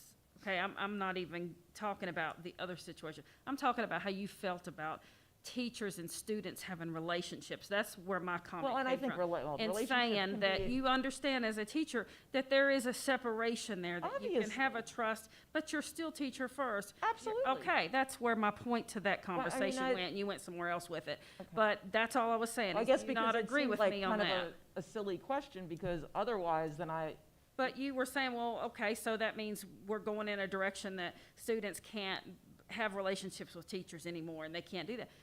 That's where I'm coming Well, from. if every Do you not time think that you they- can have that? If every time they want to talk to somebody about something and we have to notify the school counselor so that the school counselor can notify their parent, then that is a problem. Yeah. I mean, that's a problem. I'm sorry, that I feel that we have now crossed But again, the let's line. let's not conflate But- those two things. Let's get Right. through this one. Yeah, So we're generalizing so I hear too much. I hear at least three board members who I think are for giving the students some agency, at least in this. Ms. Karan, Ms. Graham, I mean, what's your? I think you voted for the policy last time. What's your thoughts on that part? Well, I think we're just making, so many generalization. I mean, students will approach the teachers with so many different things they may share. It's not all about pronoun, I mean, not, like we have, 10,000 students. Are they all gonna go to their teachers and ask about pronoun change? No. I think, there's gonna be so many other levels of relationship building with teachers. So I think this policy is not necessarily killing all those other relationships per se. But again, I think that Ms. Penny's point that I think students have to know what the expectation is. I think that's the most important part. And I think I really trust the educators that use the judgment that when things needs to go to the, guidance, or when it can be just a daily little conversation. And on that chart over here that they shared with us in terms of the school counseling, there was one, asterisk point that it did say parent consent is not needed for short duration counseling. So it's not like every time they needed to have a little advice, all the phones are gonna ring to all the parents. I think we are considering all the extremes. Maybe it's our job to do that too, but I think in a day-to-day basis, there are so many nuances, and I think we really have to trust the individuals, to make those judgments. I don't think we can make a rule for every little detail that's gonna come out then and there, and but I think the most important part, students should know, once they seriously think of something, that the consequences will be the parental share. But again, my question was, if they're asking a nickname and we're not calling the parent because my child wants to be called, instead of Elizabeth, Beth in the classroom, and when you meet with the parent-teacher conferences and teacher says, Beth is doing well, and the mother says, who's Beth? I don't have a child, Beth. It's actually Elizabeth, but we don't make that an issue. So why asking, be called they, them, could trigger this whole discussion of how many hours, what we need to be doing. I see that should be dealt a little easily than kid is asking, they need to go through this whole medical procedure, or kid asking they need to be using the gender identity bathroom, which is by law, we have to let them use anyway.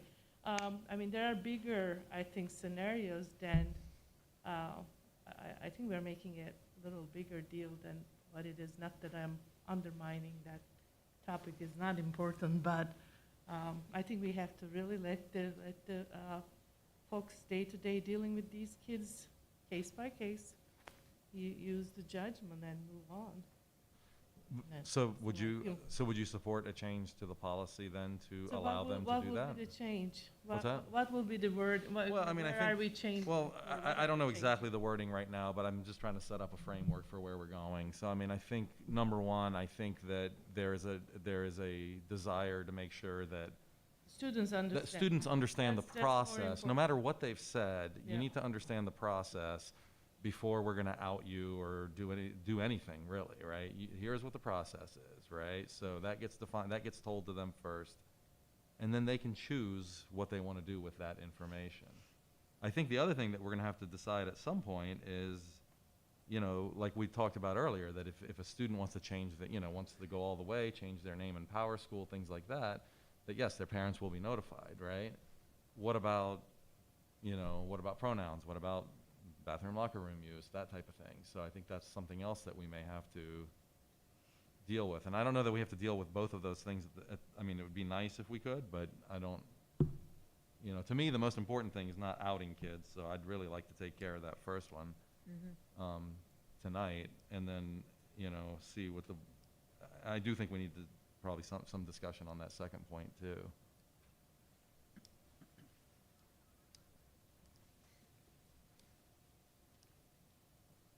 I mean, for me, it seems clear that you know, if you're gonna change your name legally and things like that, that needs to be parental notification. If you're asking for a pronoun use in a classroom, I don't think that rises to that level. You know, a lot of the advice I've gotten from various sources, and people have, you know, we got the letter from the ACLU. Now, granted, they have their own political bend on things, but they have certainly interpreted the law to basically say that, where's the document, that if you disclose a student's sexual orientation or gender identity, that's prohibited. So if that's going to get tested in a court of law, I assume that organization might be on the other end of things for us, right? So, you know, plenty of other people have made the argument in the Grimm case that, you know, that it's the student, not student and parents, that's what the Supreme Court handed down in their decision. So although I might be, you know, it seems to me a little bit more, it's a bigger step, I think. I think I would probably be in support of also giving that accommodation to a student who does not want to disclose to their parents at that time. Now, I think, again, if that's our policy, I think counselors could talk to that, or teachers, or it could be in our policy that, hey, your parents might eventually find out about this. But if the law supports that, you know, again, I'd be willing to go to that level, because that's what the experts in this area who've been dealing with this are saying, are recommending. So can I ask a question? The way here's something I think if we had a consensus tonight, we could do something as to what Penny was talking about, is make sure we educate the students on what's going to happen. Yes. Most important. You know, that's the first step, maybe, to make sure that, you know, our school. It's got to be more than just education. But It's got to be more education than, how? I'm Not going a to give you this training program, information like- in English class. It can't be that. No. It needs to be a student goes to the teacher and says, I would like to be called Zer. No, what and I'm saying is Zen." this. What we can do now is let the students know of our process of what's happening right now and how we're carrying out the current policy as stated. I think that's a bad That's not, idea. okay, let me finish my thought on this, right? And I think where at least I'm hearing some of my fellow board members on. The intention is to not out kids. I don't want to go back to our students and tell them, here's our process that might out you. Okay, so that's right? fine. I don't We want won't to do do that. that. I want That's a fine. I was- process that doesn't out kids. That's going to probably take more than, it's going to probably take policy change. Yeah. Yes. I'm Okay, looking at the that's fine. policy right now. Yeah, it's going to change the wording of the student privacy. Just please tell us what to do. I mean, that's all we're asking confidentiality. administrators. Okay, so I want to make something really clear here, because we are going all around circles talking about things other than the transgender policy. For me, I do believe that parents need to know what's going on with their students. And if we educate the students to understand what the process is, then that's where I'm at, that we make sure students understand. Do I believe that, yes, we have relationships where the adult in the situation will know how to handle or to meet the needs of that child? and still be able to make sure the parent is involved. But for me, it's that simple.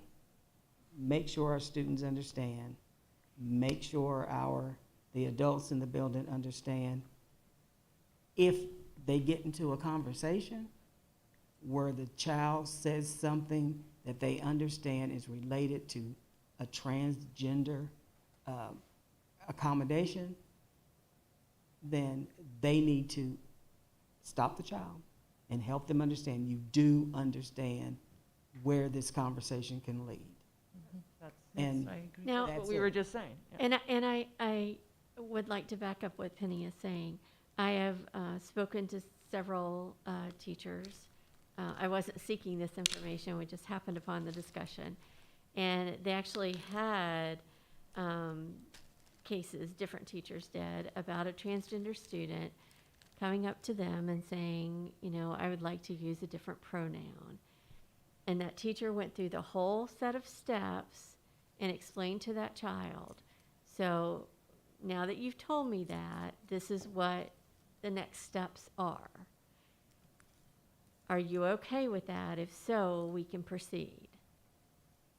And I think you know, and Penny's right. I mean, if we did it ahead of time, that certainly, you know, clears the way for kids to have a good understanding. But I think, you know, we also need to trust our professionals to handle this appropriately. Mhm. And as far as the cases I've heard of, and not that I've heard of all of them, it went just like Annie said. You know, it went very smoothly, and it worked. The process worked like it should. But that would, Marty, I want to make sure I understand the situation you were talking about. So the student went to the teacher, Yes, and then the teacher had conversation with them, and, and explain the process. right, okay. And that's, I think what we're saying, aren't we? And that's Yes, but what that's the not what the training administration- we've given. That's not what the them. administration is saying. That's not how the administration has interpreted the policy that we passed in I August. understand that, but but if we do this in advance and go ahead and get the word out and let folks know, let our students know, this is going to be the process, just like that individual teacher did. That's what I'm asking if the board would like for us to do, to let our students know that here's the process, and basically on a more massive scale, do what this individual teacher did. Right. I think we need more changes in that. I mean, right now, a Well, request. okay, what is Okay, everyone so else? I'm not, I need to sort of at this figure out. point, I'm not going to agree to anything other than that at this Who wants point. to Same. take the time, yeah. Yeah, same. But the request for accommodation is not a request for counseling. You were talking about that earlier too, and that needs to be clarified as part of this, does it not? Again, Yeah, Chris- if they explain the steps to the student, that is obvious. Okay, so. So the it's pol- okay for So the the teacher policy to do will that be, then? so are we changing the policy so that if a student No. comes to a teacher and says, I would like to be called by a different pronoun, or I'd like to use a bathroom of my choice or whatever, that the teacher would then say to the student, all right, let me explain the policy to you, let me explain the No. process, how would you like to proceed? Is that what We're you're saying we're going to saying? do it before that even occurs. We're going to educate our students, just like we do with any other. Yeah. We have several things we educate our students on in terms of handbook and rules and regulations, and here are the processes and procedures. Right. And this would just be one more thing that we would educate them on. Yeah, I think that's where we So need if to a student start. doesn't get the memo, they might still get outed. I mean, What that's disappointing to me. You're assuming they're listening and they're paying attention. Okay, so the second part I said was, as soon as the adult is approached and hears something that is related to the transgender issue, Yeah. then they stop the child Yeah. and remind them, Right. this is what the process is. Okay. Okay, That's, I'm what okay we're with that. And, That's and what I'm See, saying. what Dr. Meyer is saying is, we're not gonna, not that part, just the training part. Let's just. no, he said that too. Hold At least I on. thought he did. No, he Annie, didn't. That, if and he didn't say that. Excuse I don't me. think. I don't know. Did you say that, Dr.? No, I didn't say that because, and here's, I sort of didn't. But If wait, that's what you want us to do then too, that's fine. However, that might mean there's a change in policy. wait a second. Annie, if I go back and refer to that email that you sent us on how this was going to work, that was pretty much how this scenario that I just spelled out worked. That's how I know that principal communicated to their staff. If I'm understanding you correctly, I don't think so. I think there was a point at which there had been a clarifying email that had been sent, Okay. right, that had said, you know, you can reiterate this type of thing. When we provided specific training and we've given the flow chart and step by step what to do, Right. we went based upon the policy that was in place, Right. which said we will notify. So we let the student know that we're going, here's the next steps. We're going to be sharing this with your counselor. Your counselor is going to have a meeting with you. We actually advise them to take them personally down there, so if they can, you know, Yes. if they can't, they can't, but to make that personal connection, and then that process moves forward. But we have not told them to say, you know, if your parent does not, if you do not, if you want us to keep information from your parent, then we'll stop right here. We have trained them according to Right, it's the policy. process, Yeah. that teachers are communicating that process to the student. Yes, if they're they telling are them what approached. is going to happen, but they're Yes. not saying, if you don't want that to happen, let me know and I will stop it, because they Correct. are aware. You can't be both aware and unaware at the same time. Correct. So yes, we have Correct. taken that to say, once they are aware, then they are going to move forward, and then they tell them the steps. Here's what's going to happen. We're going to do, you know, you're going to meet with the counselor, and the counselor's going to help you decide what you want to talk to your parent about, and then that, you know, then that counselor meets with the student and has that conversation with the student. And then, you know, it goes on to the next step of the principal, and the principal schedules the meeting. Right. And then they move forward from there. And that's exactly what I've heard in the instances that several teachers have encountered. So that means the teachers have been breaking the policy then? Correct, No, yeah. no, she just explained exactly what they did. No, it sounds to me like you're telling me the teachers have been Yes, breaking the that's policy. Exactly what's I'm happening. saying the teachers, when the teacher is aware, they are telling the child what is going to happen, but they are not saying, if you don't want this to happen, let me know and it stops. They are moving forward with the process. They cannot be not aware once they. Right, once they know, they That's know. right. So they're not saying, if you want me to stop, which was what I'm hearing. But that's why I asked the question to Brad earlier, that we can still be legal and still give the students agency and allow them, we can educate them there's no reason not to educate the student in the moment. Hi, Mr. Smith, could you please refer to me as, could you use the pronouns they and zer? All right, Johnny, I'm gonna stop you right there. Here's a brochure on the policy, or let me explain to you how this works. If you want me to do something like this, or if you want accommodations, this is what has to happen, blah, blah, blah, blah, blah. Think about it, talk to me. Do you still want, you know, knowing that if you do, we'll have, you know, these other things will have to happen. Right. Why would we not educate students on it? It just feels like entrapment if we I think- refuse to educate them in sure. the moment. But that is, we would need to change policy. We would do whatever That's a you policy want change. Yeah, to yeah, do. that's fine. But I'm what not- Penny suggested and what Dr. Meyer said we could do is to educate up front. Will some kids absorb it? Sure. Will some of them blow it off and say that doesn't apply to me? Absolutely. But at least we've done our due diligence. No, I So this- also said That's not, just what Annie said. Once the child comes to someone and they understand where this conversation is, they stop. You know, I guess Mark was just saying that, and make the child aware Right. And that's what I'm Reiterate. hearing they're doing. that this, no. no, not we after we're the saying let them stop the conversation. train. Because after the conversation, then it's supposed to be reported to the counselor. I'm talking about as soon as there any inkling that this may be a conversation related to transgender in any kind of way, that they stop the conversation and help the child understand, this is the next step if we have this conversation. So the child can stop, walk away, or they can proceed and they know what's going to happen next. Exactly. Right. And that would be a policy change. Yes. Yes.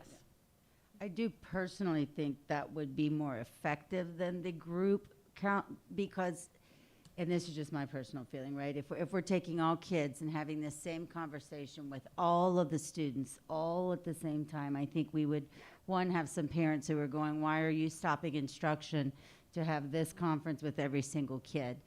And then I think it may also, you know, draw attention to some children who don't want attention drawn, but bigger than that, you know, I just think it would be a difficult thing to stop and go around to 10,000 children, kindergartners, first graders, second graders, and have this conversation of, hey, just so you know, this is what, I just think that would be a difficult thing. We could do it, but I just think it, Yeah. I don't, So Brad, I guess the question is, is it, well, first for you guys, is it the will of the board that we work on a policy to change what that aware means? That's been the word that's really kept us from doing anything. Yeah, I mean, what Penny just described, I think, is a minimum of So what we how do need you, to well, I know, what she described is a great example. How to write that into policy then is going to be a question, can that be written into policy in that type of, what does that look like, Brad? Your guess is as good as mine. I think it goes back to what I think Mr. Karan was talking about, that we trust educators to make decisions and exercise judgment in moments, and we don't become so prescriptive about every single step. I'm trying to think in my mind of a number of other circumstances where teachers and or school counselors in particular, or administrators, have to make a judgment call about whether to pick up the phone. And we don't write policy on all of that at all. We just trust it to be done. And I think the challenge here is that I think everyone's properly motivated to come up with support systems that help young folk who are exploring or experimenting, whatever the right word is, for their unique circumstances. And so, Brad, what if, what we talked about back in August was that the model policy used the phrase "and or." What if we brought back is that going too far off into the weeds then? That's, I think it that's might not be. what Penny was asking for, but that's more in line with, I think, what you're saying is to give educators the leeway. As it relates to confidentiality alone, and I'm not sure that this is true, but I think it's true, Mr. Vaca. Remember, in the model policies, there's a lot of narrative, and then there are boxes. And nowhere does it say the stuff in the boxes is the prescribed policy, but that's how we have interpreted the document. Right. It says only that all school personnel shall adhere to legal standards of confidentiality relating to information about a student's transgender status, legal name, or gender assigned at birth. In addition to adhering to all legal standards of confidentiality, school personnel shall treat information relating to a student's transgender status as being particularly sensitive, shall not disclose it to other students and parents, and shall only disclose to other school personnel with a legitimate educational interest. So even though we shared some of the narrative, it's notable to me, anyway, that the model policy does not speak at all to if and how and when you should be communicating with parents. Could the policy be changed where after the aware piece, there's sort of a comma there? Once they become aware, the next step is I got a draft staff for you. member for the staff member then is required to explain here's the process. Do you want to continue? So, all right, go ahead. So I think you could say once the staff member becomes aware, they will notify the student of the process and will provide the student an opportunity to decide if they would like to move forward. Yes. Yes. Yes. Now that my- All right, what do you think about that? Now, my question will be to that, since that person, whoever that person heard the child initially, gonna know there's gonna be some knowledge and not gonna be shared with anyone, so is that a legal problem? Again, there are arguments to be made both ways. Yeah. I think I've explained the ambiguities that exist because this is all new territory. Yeah, new. And professionals and parents and students are all trying to explore this. I don't have a yes or no answer to you. Can I predict that one side or another, or one family member or a student or someone will bring a lawsuit? Yes, we live in a very litigious society. So you asked me, Dr. Meyer, can we create a policy? Certainly we can create a policy. The question is, I think implied, is it defensible? All I have ever said from the beginning is the policy as written, I think, is defensible because of the rights of parents to contribute to the upbringing of their children. I have never said this is the only policy you should have, In fact, as you remember, we've even talked about what variations on a theme might have looked like, even whether to adopt the policy in the form it was. But not here to revisit that at all. I'm just saying, I think your policy, frankly, is as, if not more comprehensive than just about any transgender student policy in Virginia, with some notable exceptions. Which is great. Probably means we won't be sued. No, not arguing the point. So No. let me ask you this, is it the will of the board that we work with a statement like that to include into the policy and bring that, and then work with Brad and Yep. that kind of I thing? think I'm fine. And I'm a bring yes on that that. piece back to you. Is that what I'm hearing? Yep. I I'm see a good. couple of head shakes, so give me some. Yes, Thumbs up. I'm fine with that. okay, Penny says yes. That's fine. Okay, Marty's- Okay, so. We would do good the job. whole normal first reading and second reading process? Okay. Yeah, we could, we could do this, of course, the next meeting is a joint meeting. It wouldn't be, if we waited, of course, it wouldn't be until, December. oh, that's but- right, we only have one meeting in November, right? Yeah, we wouldn't get it approved until the beginning of December. And so, here's where I think we are right now. We've had several students that have taken advantage of y'all's new policy A lot, and yeah. have moved forward. Usually this becomes the biggest, is at the beginning of the school year. Right. All right, I think we're past that. Well, I'm not hearing of many other requests that are coming to us at this point. So I think it's okay to wait and do the first and second reading for December. And, but of course, it's totally up to you. You can do it in one reading if you want. It's all up to you guys. You can do it in November and skip the second reading. And it's that y'all can decide that at the next meeting in November if you want. Can't we just do it next meeting, or is that? Well, let's see what's there, right? Okay. At the next meeting, you've got the, Joint it's a joint session. meeting. Oh, the next meeting's the joint. That's Yeah, super Oh, fun. yeah. I forgot about that, sorry. Yeah, so of course, that's unpredictable as Fun to time. how that's going to That's enough. play out. True. So, all right, so I'm Alright. hearing, read that statement one more time. Okay, Wait, I'll make it prettier, but I said, once the staff member becomes aware, they will notify the student of the process and provide the student an opportunity to decide if they should move forward.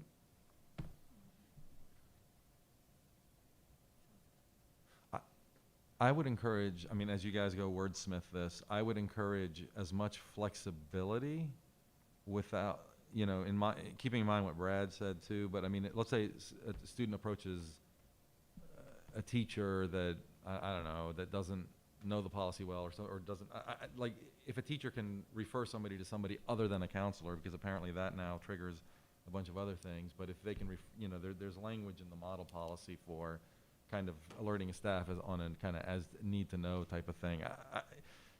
if the staff didn't follow that policy, then I think that would be a way out for the student too.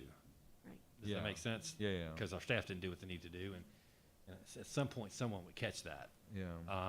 Most likely a counselor, that type of thing. So, yeah. that would be I some- guess I don't want to put a lot of stake in the model policy because it wasn't vetted very well. So I certainly don't call that an expert policy, and I think there's things we can take out of it that is beneficial.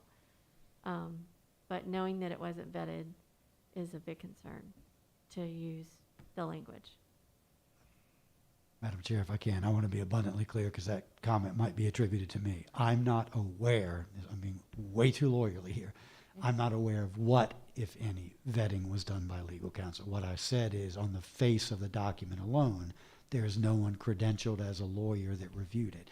I think Mr. Jabak and others have cited to other expertise that those folks have in social sciences, in student health, et cetera. What I'm not clear about is, and I think Dr. Meyer I'd also check also on said that. from the state I asked the superintendent state section, superintendent, and not sure he could not if it tell was me that it legally was, vetted. so, Yeah. anyway. Okay. Sorry to belabor it. What, Okay. What happens, so this is gonna come to us in a month, correct? Roughly yeah. a month, 2 meetings from now, right? Yes. For a first reading, and we can decide whether or not, is it the will of the board to do anything in the meantime? I mean, I think what we're trying to do is keep kids from, the mandatory notification. Do we, is it the will of the board to, I don't say, suspend mandatory notification or to No. give the staff a leeway in the meantime or anything like what? You know, that, as Dr. Myers, sorry, I didn't No, mean no, to no, cut, I mean, but I as just- Dr. Myers said that, you know, beginning of the year, they dealt with all those and nothing much coming up right now. Did I understand rightly? Yeah. So it might be that we may not have, Yeah, anything we do like that would still be a change to the policy, and we can't do that. Yeah. Right. Okay. I do want to understand, just, do you know what date we bring this forward? I just want to make sure I have it ready at the right time. Yeah, we would bring it forward the first meeting. First meeting in November November, that would 9th, be, Because we're not meeting on the second due to the election. Got it. And then it would be up to the board if they want to not do a second reading. It would be up to you all if you want to vote on it that night or not. right, Okay? so it's November 9th, to give you the exact date. Thank you. And I'll just say, with a policy like this, I believe we should not waive that second reading to give public and parents and students and whoever to weigh in on it. So the first reading is the first, the ninth. no, then yes, you November all do what 9th you is the may. first. I'm sorry, couldn't The hear. first reading will be on the 9th of November of this, with this change. And then it's up to the board as to if you liked, how you would like to move forward to the second reading or not, you know, and so. But it is, like Ms. Franklin said, it's a big change. So it will most likely will be the December 5th, I think, meeting. Yeah. Yes. That would to approve. Yes. Okay. All right. So the next item on our agenda is the PBIS update. We requested an update on the implementation of PBIS. This is a longstanding program in MCPS. Dr. Johnson, Ms. Jackson, and Ms. Woodsetzer are here to provide a current overview. Good evening, Come to the table. Madam Chair, members of the board, Dr. Meyer. Thank you for the opportunity to speak with you tonight about PBIS, what it is, and also how it is used here within our division. Tonight I have with me, beside me, Ms. Kate Jackson, who is our coordinator for tiered services. She and I are looking forward to having this presentation with you tonight to talk to you about PBIS and how it is the foundation here in Montgomery County Public Schools. But before we get started, we would like to ask the board to preview a short video about PBIS.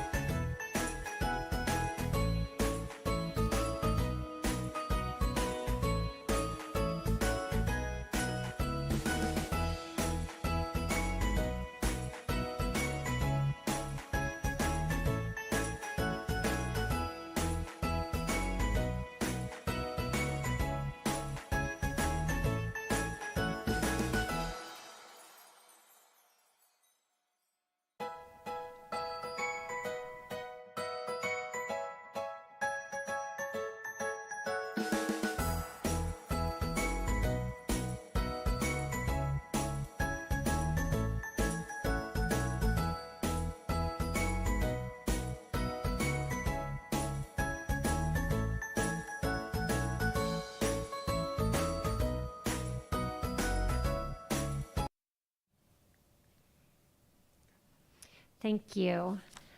So I just want to start with talking about our mission and beliefs, which is how we started our meeting this evening, and how we may have just started implementing the strategic plan for the first time this year. But these missions and beliefs have been principles of PBIS for 8 years now plus. There's a few components of the beliefs that I want to point out to you. Number 4, kindness is essential skill for responsible, productive community member. That's a piece of PBIS. Number 6, all people deserve equitable access to opportunities and resources. Again. And finally, number 11, relationship building and high expectations are foundational to student success. So you can see why we support PBIS in our schools. I'll let you read that, but in the meantime, while you're reading it, I'm going to explain the PBIS logic. So if you look at this Venn diagram, we apply this to any kind of services and solutions that we are problem solving around a student. For example, when we're thinking about an outcome with supporting social competence and academic achievement, we are going to first look at data. What is our data telling us? And with that data, we will then implement evidence-based practices that support student behavior. Those evidence-based practices are taught to our staff and our teachers so that we can support staff behavior, and that's the systems piece. So PBIS logic plays into everything that we do with our work. Here's a great slide that uses the PBIS logic with culturally responsive PBIS. I'm going to go ahead and read this slide because the words are so meaningful to me. School systems can either reflect a biased society or provide a protective buffer against it. To make a protective place, teams should adopt a behavior framework that is preventive, instructional, and flexible enough to be tailored to the strengths, needs, and values of its students, families, and the community. Our primary goal of culturally responsiveness is to use PBIS principles to change school cultures and systems to enhance educational equity. Core components include identity, voice, supportive environment, situation appropriateness, and data for equity.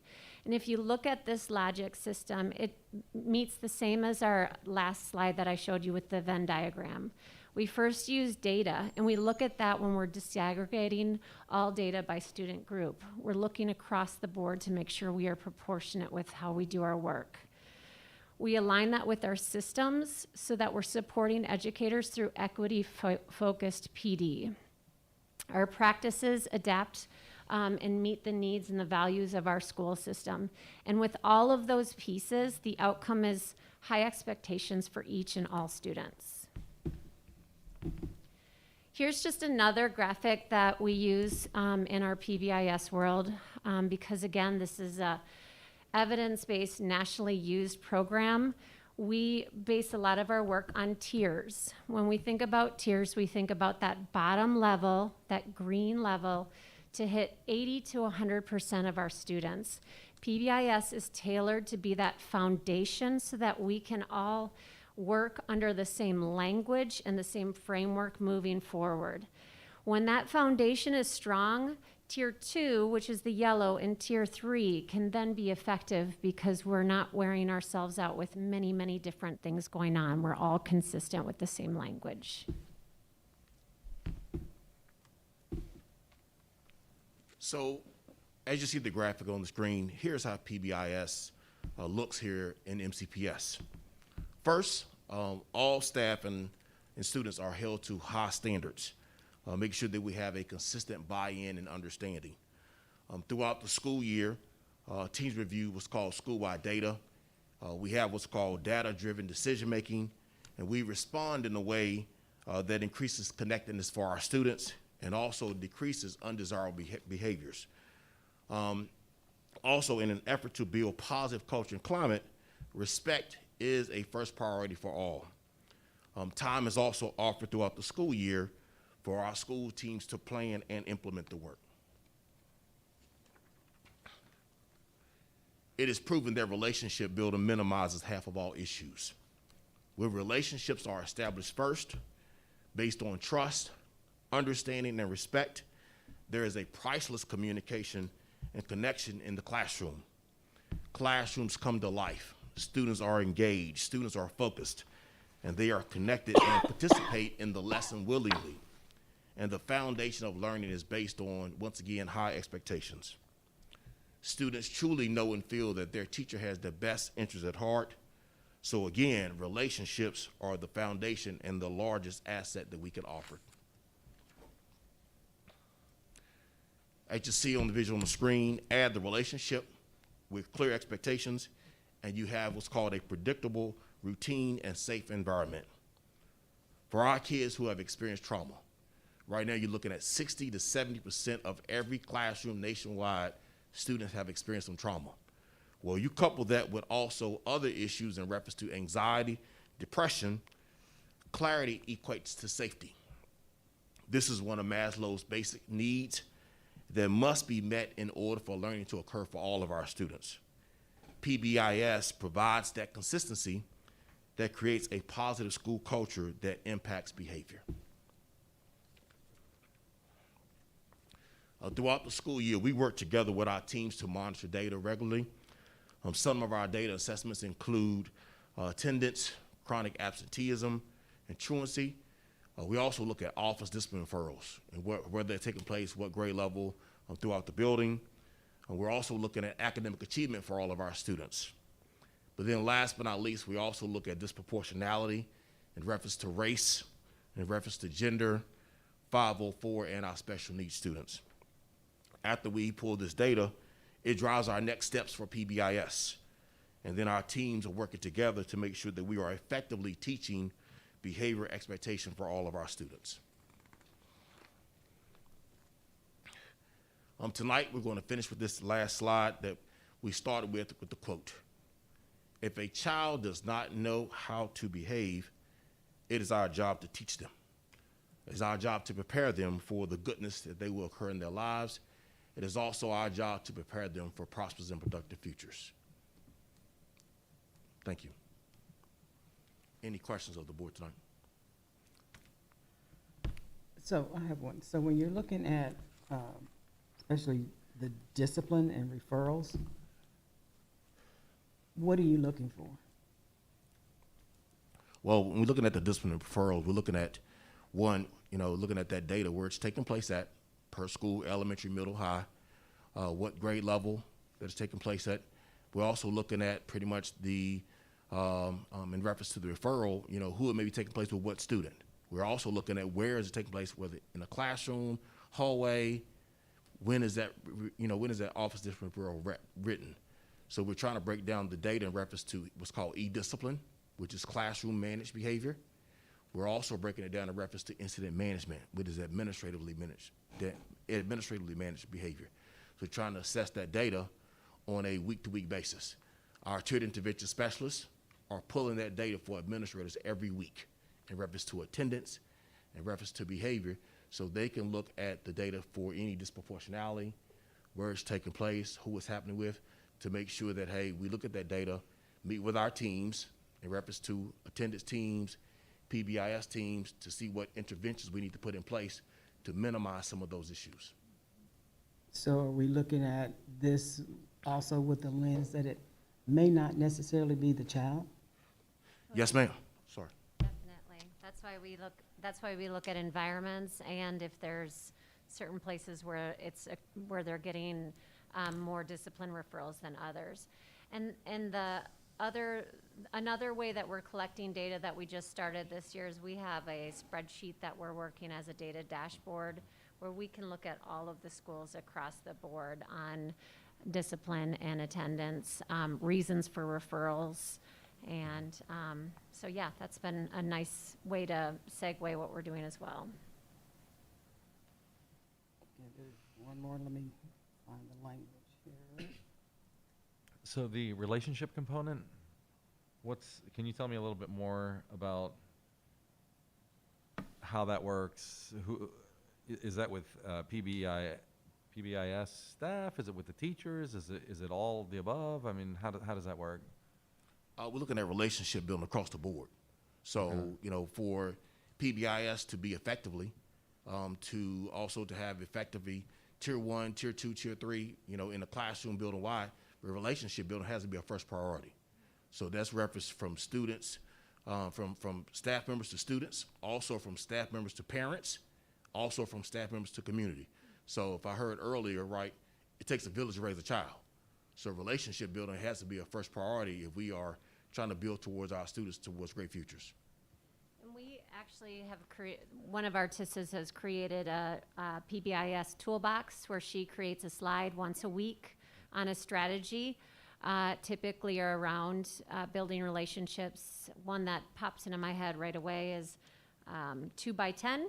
So in her toolbox just recently, you pick a student for 2 minutes for 10 days. You sit down, you talk with them for 2 minutes. You get to know them. And if this is a strategy that the school chooses to adopt, then an administrator or somebody can circle back and say, so, hey, Mr. Jones, who was your student that you picked to talk with for 10 days? What did you learn? And see how the relationship changes just from that 2-minute conversation. Cool, thanks. And also to add to that, earlier we were talking about how relationship with community stakeholders. Well, as of tomorrow, we will start our first what's called Family Resource Team meeting.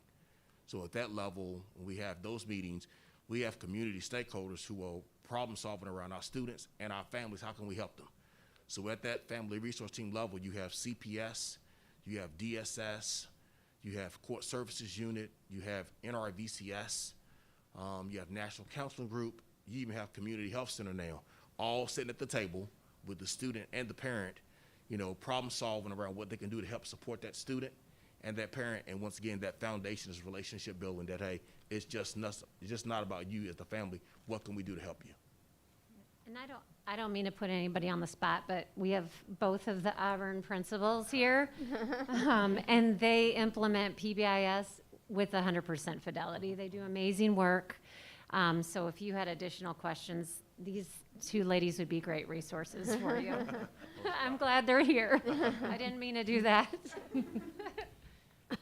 So when we're talking about culturally responsive PBIS, what does that mean? Is that the culture of the school, understanding the different cultures of our students? What does that mean? I'm gonna go back to that slide. So when we're looking at that Venn diagram that will explain that cultural responsiveness, we're using that data and we're looking at what Dr. J just said. We're looking at gender, we're looking at race, we're looking at 504s, IEPs, we're looking at we already said gender. And we're using that to then drive if we're seeing disproportionality. If we are, then that's what we're going to use for our next PD, our next conversation, our next support that we need to offer our educators. Okay, so for me, culturally responsive means we're looking at our children and their diverse backgrounds, their race, whatever, and making sure that we're not doing cookie cutter and that we're understanding the differences that make us so wonderful. Yes, ma'am, absolutely. And not punishing for that.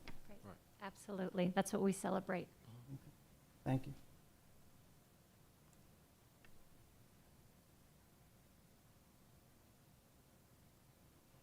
Any other questions? Oh. Thank you, guys. Thank you for your support. Thank you. Thank you. Dr. J, would you real quick, he shared one thing with me. I did ask him to give you an update from mental health that I forgot to share that I think is something really important. The mental health supports with our community foundation group that you meet with? Are you talking about the Family Resource Team meetings? Yes, sir. Yes. Yes, ma'am. This past month, in reference to the September, we had what's called informational meetings with all of our community stakeholders. Because over the last year and a half, many of their practices, many of their procedures, many of their services supports have changed.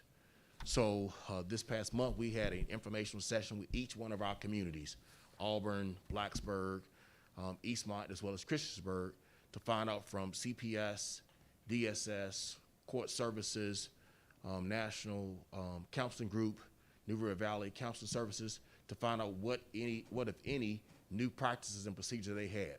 So now, as we problem solve around our students and our families, how we can support them with all these new services, just imagine, if you will, at that table with all of these wraparound services being provided to the student and the parent. Oftentimes at these meetings, we thought it was just a student issue. So attendance is just the tip of the iceberg. It's all those other issues that are beneath the ground surface. So imagine at those meetings, we thought we were maybe problem solving around the student when we hear all this other baggage coming out from the student and their family.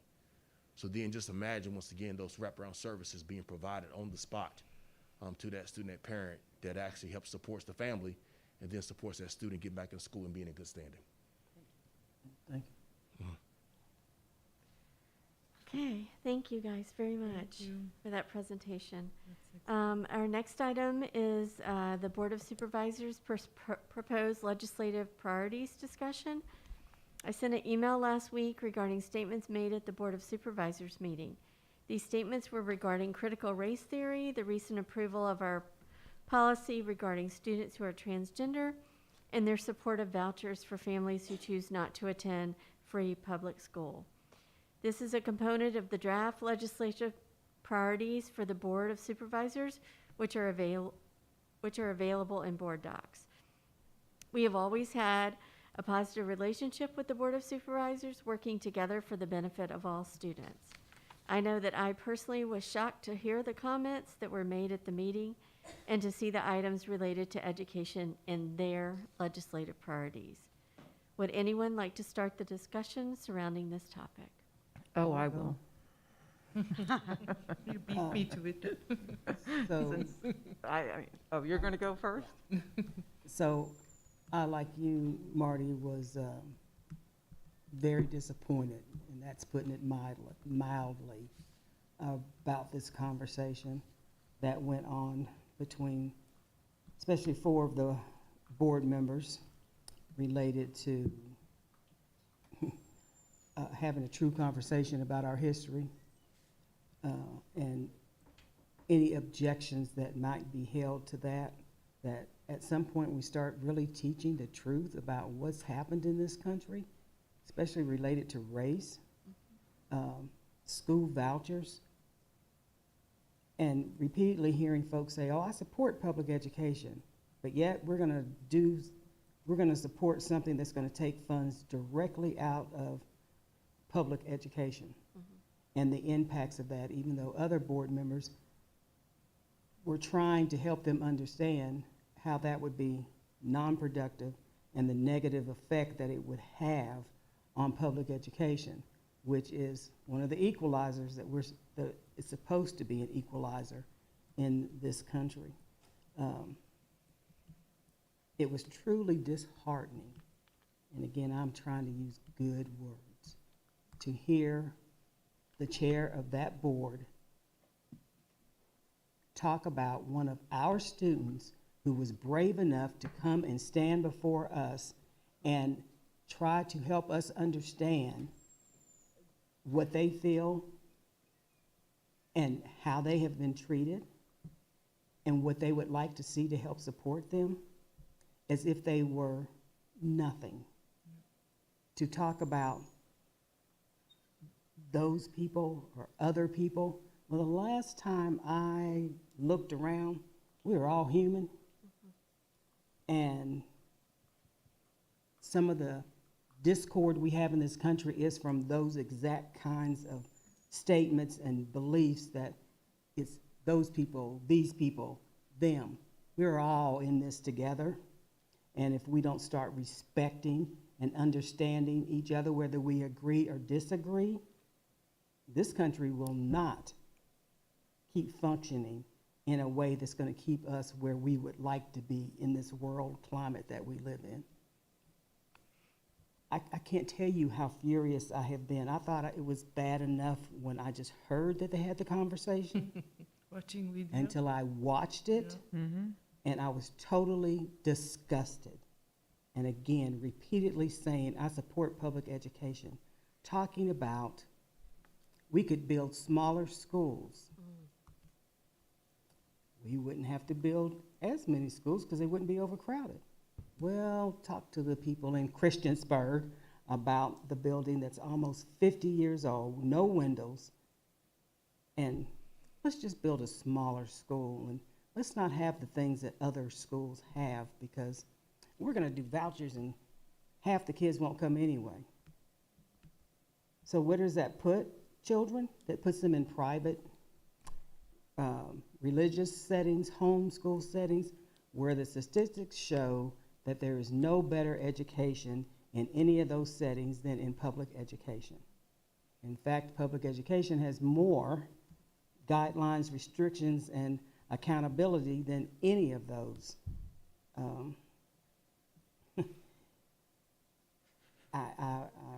Again, I just cannot believe the idea that you support public education and you support taking funds away from it. It brought back memories to me of how when the schools were integrated, we're not going to have that, so let's just shut the whole district down and forget about it. You know, this is exactly what I was feeling listening to that conversation. We don't want anybody who's different from me to be in the same building and have to do anything differently for anybody else, because this is what I'm comfortable with, and this is what I like, and this is how I want it to be. Yeah, that's the same kind of crap that I dealt with as schools integrated in Montgomery County. I don't want Montgomery County to become Southland, Texas, where folks don't want to hear the truth, could care less about the truth, and disrespect their neighbors and friends. Well, I don't know if they're the friends. Respect their neighbors and community members because they're different than what they are. Well, somebody else can go, and I'll probably finish them up too. Well, I will just say ditto to everything I was just gonna Penny said. I had a whole bunch of things here prepared, but I will reiterate some of what she said. And maybe I won't be as kind as she was. I was absolutely horrified watching that. It was really disgusting. I could not believe that one of our elected officials took that opportunity to just, the fact that he trashed one of our own students and was so utterly disrespectful to that individual and that individual's family. And then, as Penny went on, just his remarks, yeah, they echoed, what I remember when I was a little kid in school and seeing everything that our civil rights movement went through here. It was just like reliving the past. I thought, did I turn the TV on and it's 1965? Because that sure looks like what I remember. And there's a group of white people fighting about stuff, and it was just unbelievable. And the idea that the reason that they would like us to provide them with tax credits or school vouchers so that their children do not have to go to school with these other children is, it's beyond words. I mean, Penny said it very eloquently, and I won't even try to say it as well as she did. And she has much more to relate to for it than I do. But I know that we're supposed to meet with them next week, and I guess my question is, what do we do about this? Because this is, I think, unacceptable that, first of all, they're dealing with stuff that they start talking about things going on in our schools. They're not the school board. They're the board of supervisors. And they're trying to tell us how to run our schools and how things should be done in our schools. I guess I'd like to hear what other people on our board here think about this, because I'm wondering, is it just a few of us that feel this way, or does everybody feel that this was inappropriate, which is a very kind word, I certainly want to give everybody the chance to So- speak, but I also want to not forget to address your question of what can we do? Right, so And- that's, and yes. Brad will be able to help us. with Because I guess that's the question I'd really like to Sure. understand is, what do we do? Right. What And can we do? What so- do we do? So let's let everybody So speak. I'd like to hear what others have to say. Sure. Well, it was definitely disappointing beyond words, and especially the times that we were trying to work together, and it was, again, very divisive and disrespectful, again, with the kind words. And, you know, we really wish we talked about this, you know, at least, because the comments are made, so many of them, I don't think they know what we're doing in schools. That was obvious. And that was surprising. I would think that, you know, as an education part of the system, they would like to discuss this with us and see what will really happen. And obviously, Ms. Biggs, being a you know, educator for so many years, she tried to explain, you know, how that will affect if we offer tax credits and send the kids away. But I mean, it's just like 5 things. There's no evidence that achievement is better in private schools. There's no accountability in private schools. There could be exclusive admission in private schools, so equity goes down the hill. And education of our students with disabilities is questionable. And since it takes dollars away, it will cause increase in classes, decrease in resources in public schools. I mean, it's just like very simple reason to, besides being, you know, we have to be all together and respect each other, accept each other, and cooperate with each other. I think it's just the sad part is national divisiveness came down the little Montgomery County here, and now it is in the local government. That's what it is. And I think everybody has to remember that 90% of the kids educated in the nation is in public schools. So that's like a giant percentage. But I mean, the comment they made is, you know, they don't have anything for the division. I mean, they're okay what MCPS is doing, but they are mad at DOE. That's why they want to send the kids to private schools. And, you know, I mean, yeah, it was very appalling, and I was disappointed that nobody came and asked Dr. Meyer or see what's happening in the schools. And a lot of upset parents is you know, how many parents? Yeah. So yeah, I'll stop there. I can go on and on. I know. So give others a chance, but definitely I can go ahead unless somebody else. sad. I usually go last, but I'm pretty adamant on this one. I too don't appreciate the Board of Supervisors making legislative priorities based on hearsay and no specific evidence or facts, or even coming to us to discuss before Wish we talked. before making these judgments out of randomly nowhere. I want to ensure, you know, that in our classes that we are equally representing all aspects of history. I know from personal experience that private schools do not provide the services that we provide our students. They certainly don't provide any special education accommodations. They're not required to. And if your child's doing poorly, they also don't care about that either. So saying that private schools are better than public schools is not a fair statement. I certainly know that there are extenuating circumstances for some students who need that atmosphere and instruction level of a private school, and I respect that. But our job is to first and foremost ensure a free, quality education. And the voucher system would greatly affect the services and quality of the school division of what we provide.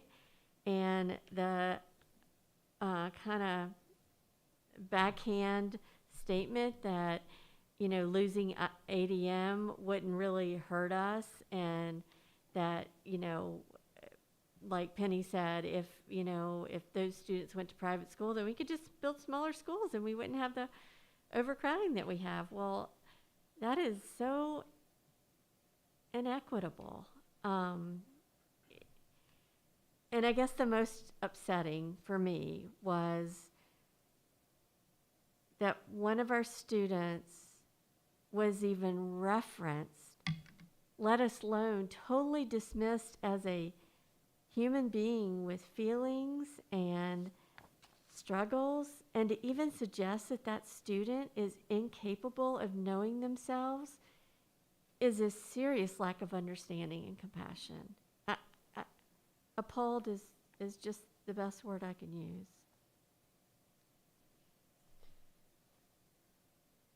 Anybody else? I'll go. So I'm a huge advocate of public education. My daughter's in public schools. I wouldn't have my daughter anywhere else. I do believe that public schools are, don't want to offend anyone who has got anyone in a private school, however, but again, like you've said, there have been data shown, and I know that parents each have their own opinions and decisions, and that's what we want. We want parents to be able to decide what's best for their child's education, and parents have that right to do that. I was surprised that this was brought up without being brought to the board, of course, at first.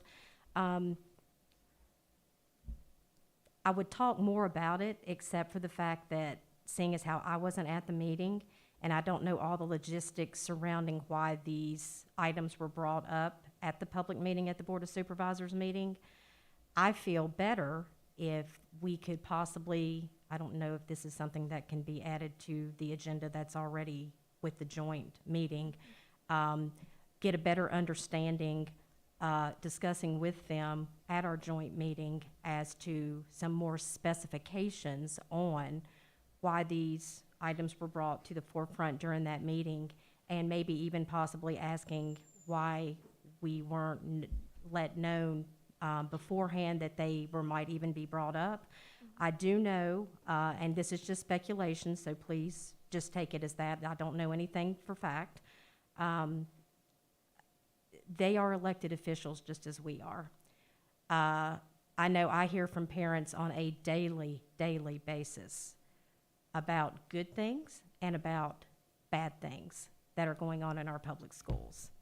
I'm going to assume, and I know people get in trouble when they assume a lot, but I'm right now, without talking to any of them or knowing exactly where their thoughts and mindsets are on this before we have discussion with them, that they are probably hearing some very upset parents who are not happy with what is going on in our public school system.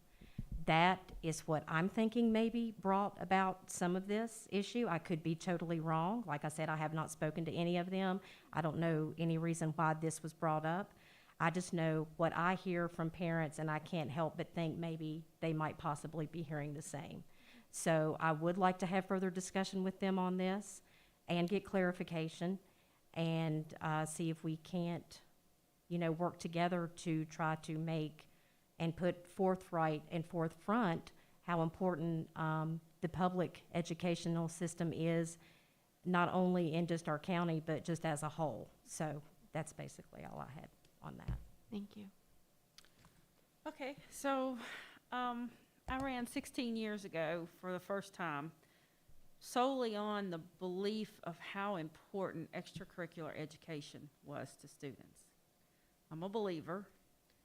Most younger kids love school. Doesn't matter if they go in a shoebox. They want to be there. It just doesn't matter. They're happy to go to school. Secondary education's a little different. I don't think every student just can't wait to be there. So if we give them a reason, whether it's band or course or sports or drama, whatever it might be, if we give them a reason to want to be there, then I think our great teachers are going to be able to get a hold of them and teach them something. So I am a true advocate, and anybody who talks to me can tell you that I am a true advocate of public schools, especially Montgomery County Public Schools. Dr. Meyer and can attest to that, because I continually talk about we need to tell the community how great our schools are, because I am a true believer, again, that they do not know. And I greatly appreciate the flyer that we did have go out this year, because that's a great start in that direction of trying to educate our community members on all the great things that we offer. I had a great experience at Christiansburg. My children had a great experience, and I hope that my grandchildren are having a great experience at Auburn and Christiansburg. I've already shared my views with a Board of Supervisor member at how I feel like about it when the comment was made to me. And I explained and tried to educate where my feelings came from. So I, too, was shocked. But sometimes part of, just like what we've talked about tonight, educating people on why. As Dana said, sometimes they hear negativeness and just don't see the other side to it. So we need to make sure they understand the other side to what we offer and all the great things that a lot of people just don't know about what happens in our schools every day. And one time we had a board member, and he made a comment that we make a lot of decisions based on 5% of our population, of our school system. And he was meaning more because we were talking about a discipline issue. But we can look at that in lots of ways, because I think that's true. Most people see the little negative things. They don't see the 95% of the positive that happens every day. So we need to make sure they see all the positive things that happen every day. Yeah. I mean, that's definitely a good point. I'm going to just jump for a second because, you know, Dana was saying they're hearing bad things. Of course, we are all hearing good things and bad things, but disappointing part for me personally, they should have come to us or Dr. Meyer and asked those, you know, are those bad things happening or what else good things happening? Right, I agree. You know, jumping that and putting that for their legislators to, you know, that part I think that bothered me the most. I wish we had a chance. Well, to and talk. that's why I mentioned, I almost kind of wish we could have had this discussion after our joint meeting with them, but I know it was wanted to be put on the agenda and talked about, and I'm totally fine with that. Right. But I think maybe after there is some discussion, you know, hopefully, you know, things, you know, because like I said, we want to keep our relationship with the Board of Supervisors, you know, Right. good, or we, you know, try to keep it good. And, you know, maybe the understanding of one another, and once again, the communication, you know, would definitely help I agree. with this scenario. Mark, you haven't spoken. to Yeah, that. just Pam? quickly, I mean, I agree with that sentiment, and like after you kind of get past the disappointment and anger about something like this, my natural tendency is to say, well, we need to communicate about this. We need to educate. Like, I'm happy to educate you on why these things are important, why, you know, that type of thing. But so that's on one hand, I'm happy to educate. On the other hand, I really feel like as leaders, it's our responsibility to know what's going on, not just you know, nationally and locally in politics, but to also understand. We have to understand a little bit of our history, and this is something that I think that Penny was alluding to, and it's actually something that I've been doing some reading on lately, and the thing that bothers me is that combination of talking about critical race theory, the transgender thing, and vouchers for private school. You put those three things together, and it is definitely like that. I mean, each one of those things is I could talk about each of them separately, but the combination, you know, there's a history in this I mean.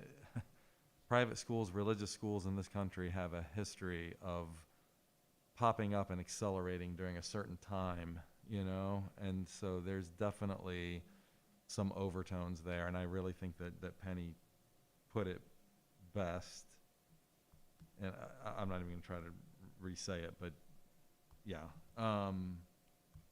So that's something I do think we need to talk about that, and then the other thing, it's irresponsible, I think, to put this stuff on the legislative agenda for them under those circumstances. And then I think it's wrong to attack a 10-year-old child and be dismissive towards them. So, I hope that the chair and/or the Board of Supervisors would consider an apology, I think, to that child even, because I think it's warranted in that case. So it's not something I want to shy away from. So, yeah, I'm happy to discuss it at the next meeting. And we don't need to be nasty with each other, but I do think Right. these things need to be talked about. Certainly open the discussion. So now, Okay, Sue, to so- address, Wait a minute. uh, There's a couple of things that were said that, Mark kind of hit on a little bit of it, but, Dana, you asked about the reasons why, or that these things were put on there. This wasn't put on there because there was a couple of fights at Frisbee High School. This was put on there because of just what Mark was identifying. They don't want to have anything that is going to tell the true history of this country in public education, period, whether it's in Montgomery County or anywhere else in this country, because we don't want to know the truth, because the truth can be Isn't very pretty. painful. isn't It pretty. can make people feel bad. Well, guess about how it makes people feel who are on the other end of that. The transgender policy that we just spent a lot of time on and spent a lot of time on before. That was part of the reason why you're hearing a lot of complaints. We don't want those people to have to be treated special. We don't want to have those people in our buildings. We don't want our children to have to be exposed to that. This is what this is about, plain and simple. And a little bit of history? No. It needs to be lot. the full history, not a little bit of it. Yeah. Because that's why we have the problems we have now. So I have to ask, so when we talk about we believe in parents' choice, is that saying you're believing in vouchers also? And that money needs to come out of public education? No, what I'm assuming that the board was thinking possibly when they brought that up is if they are hearing negative things from the public as to why, here again, I'm assuming that the vouchers were brought up, because I was basically strictly talking on the vouchers when I spoke, is that they are hearing from parents who are saying they want to have a right to choose, possibly. Oh, yeah, it was clear, a right to choose with vouchers and tax credits, which means if the child leaves the district, then the money goes with wherever the child is at, which takes money directly out of public education. And if you trace the money, because I'm a true believer in follow the money, it goes into the pockets of people who could care less about educating children and care about lining their pockets. Well, again, if I was for that, my child would be in a private school. My child is in a public school. So no, this is not about me thinking that vouchers are better than public school. This was just me trying to state a fact of trying to think of why this might have been put on their agenda. But what's the answer to Penny's question, though? So do you think that, I hear that you would not choose to send your child to a private school, but you're saying, what I think I hear you saying is that other parents should have that option? Because if we allow other parents to have that option, we are basically saying that, public school's not good enough. No, I'm not and- saying that, Sue. Okay, Are you I'm saying just trying to parents shouldn't understand. have a right in their children's education? To choose. So Parents that's right fine. now, They whether can we have choose- school vouchers or But there's not, a difference between saying, parents I'm are going to making send my that kid to choice. private school, and I want to send them to private school, and I want you, school system, to pay for it. That's a big difference. Anybody can send their kid to private school.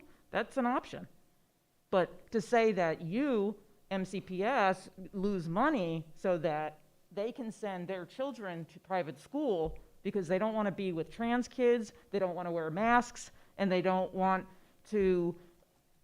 we're teaching CRT, that's a whole nother story. So you're saying that this is why the board is saying that on the vouchers, is because you know that. they're That's saying- exactly, well, you know what? I watched the meeting. I watched it twice. Okay, well then. Because it was here's- really Here's the important stuff. clarification we need to make with them during that joint meeting. And that's where I'm coming from. This is why I'm saying I would have rather have had this discussion afterwards, so we would not have, within a shadow of a doubt, know what's behind the school voucher issue being brought forward.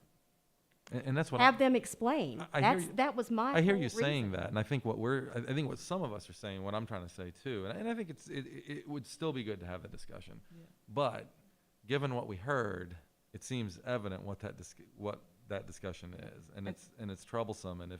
And honestly, and I'm trying to be gracious here and saying, maybe they don't know those overlaps of history and things like that, and I'm happy to educate, right? Possibly. But I'm also saying, and I said, you have to know. You need to be aware of some of this stuff. And so if you're, not you, but if they're going to come out and publicly support that kind of legislative agenda after talking about, critical race theory and the transgender policy, what conclusions is the public supposed to draw? Yeah, I mean, they voted to bring this forward to our state legislature. They didn't just have a conversation about, gee, parents are upset, and maybe we should think about that. No, they said, and they voted 4-3, that they wanted to keep that on their legislative agenda. They have never veered from their legislative agenda in the past, and they totally veered from what they normally do.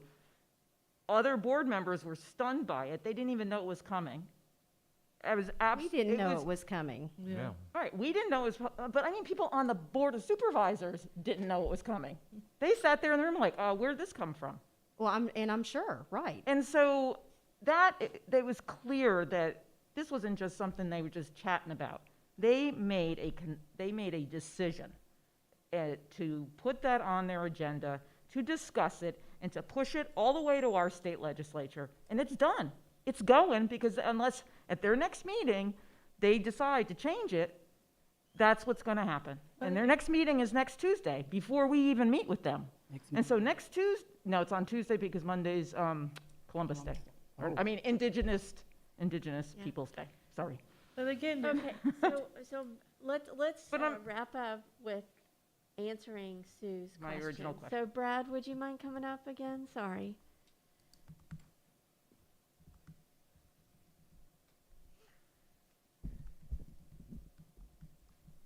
So our options are, I think your options are entirely political options. The only legal relationship between the Board of Supervisors and the school board is the check that they write for you after you submit a budget.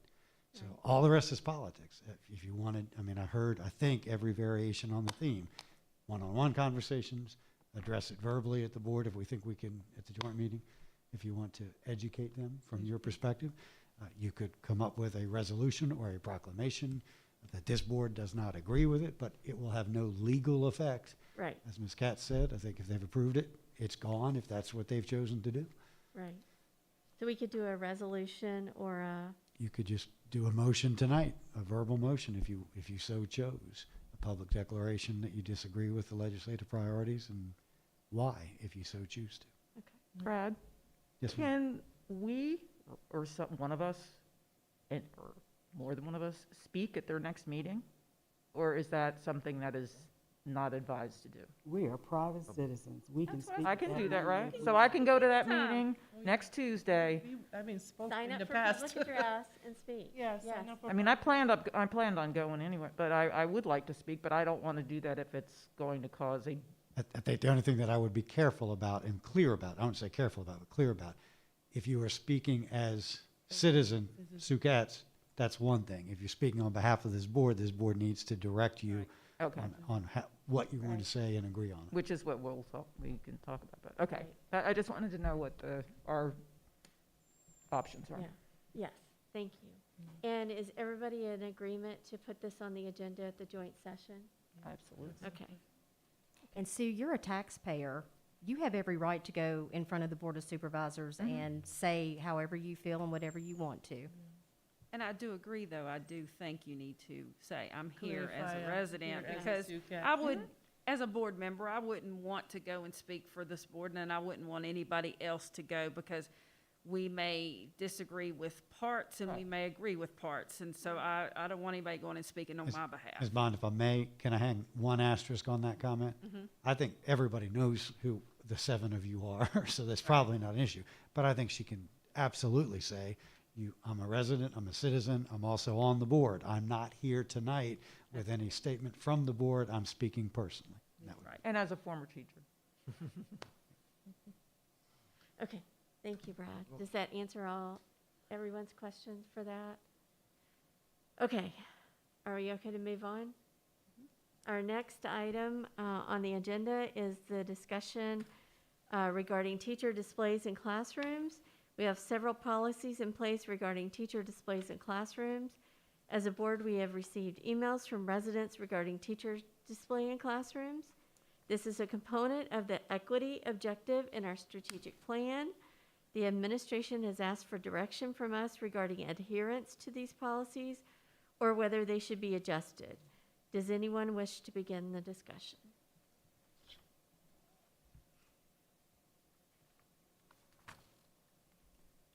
I'll just say, we have policies, we need to adhere to them, but we need to make sure that we are not overstepping the policy just because someone doesn't like something. Right, not policing it. Is that what you're saying?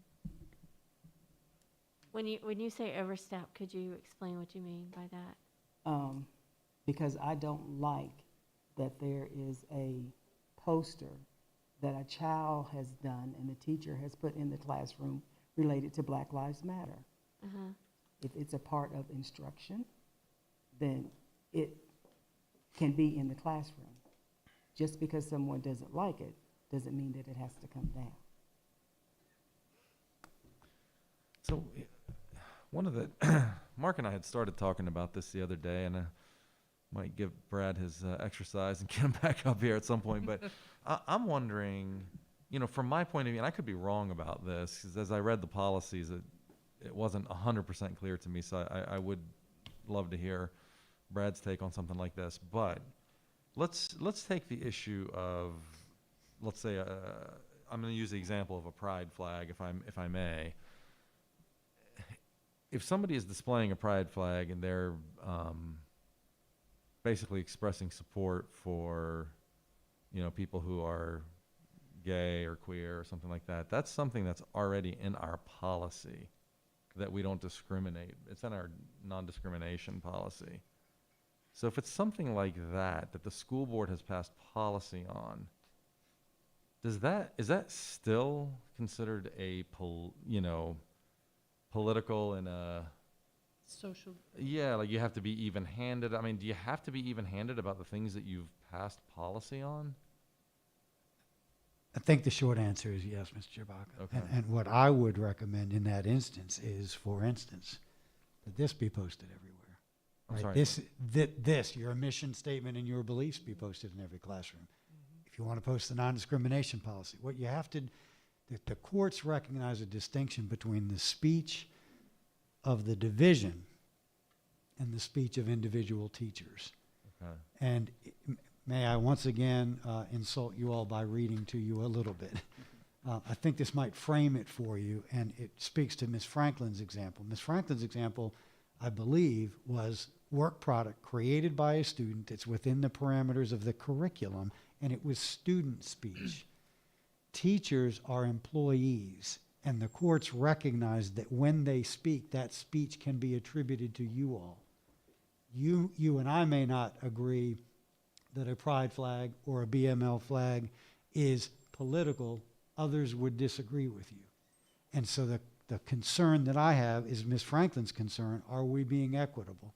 And I'm concerned that if we don't have a consistent application of our policy, you may be reopening conversations about symbols that you would prefer not to see.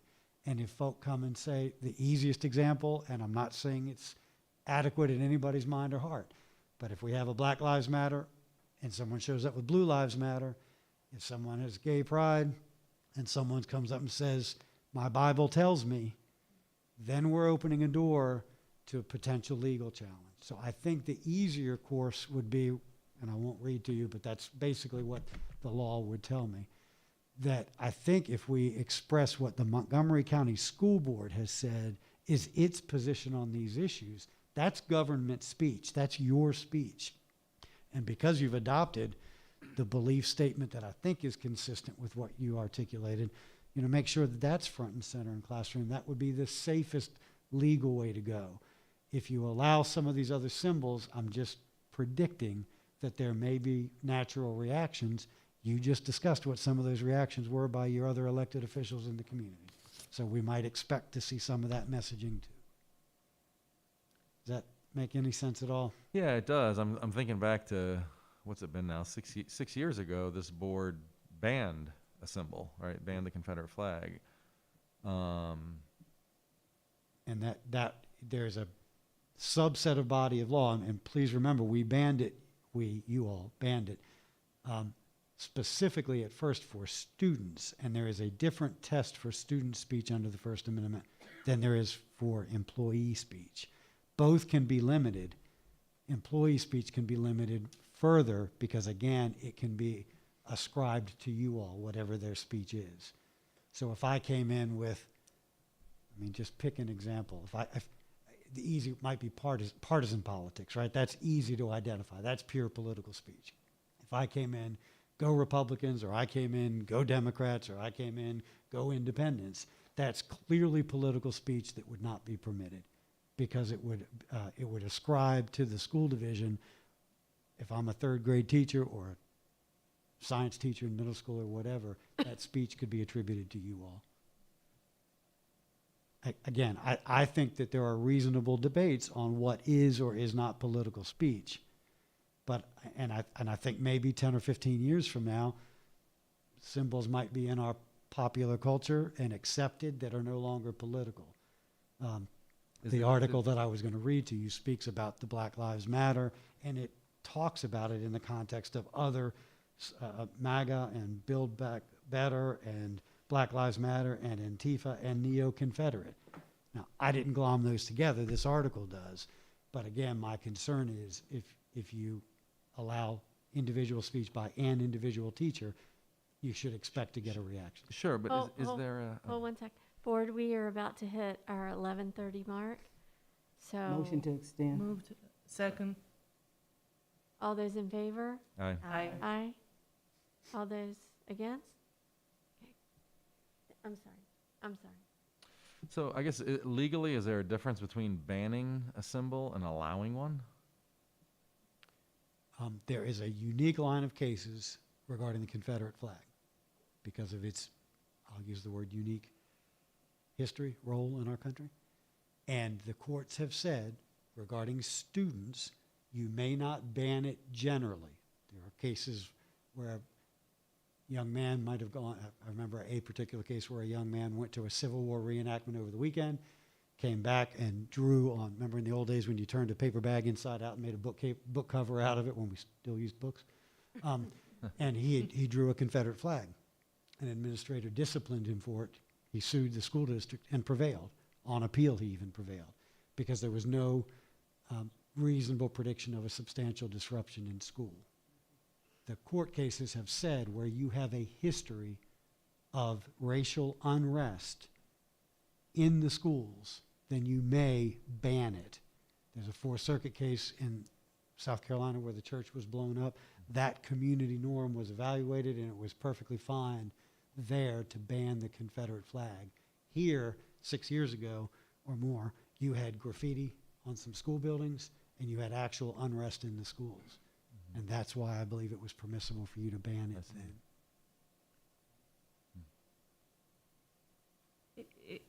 If the symbols or you know, if they are under the instruction or curriculum, like they're talking about this, you know, Civil War in the class, and part of it you saw that picture.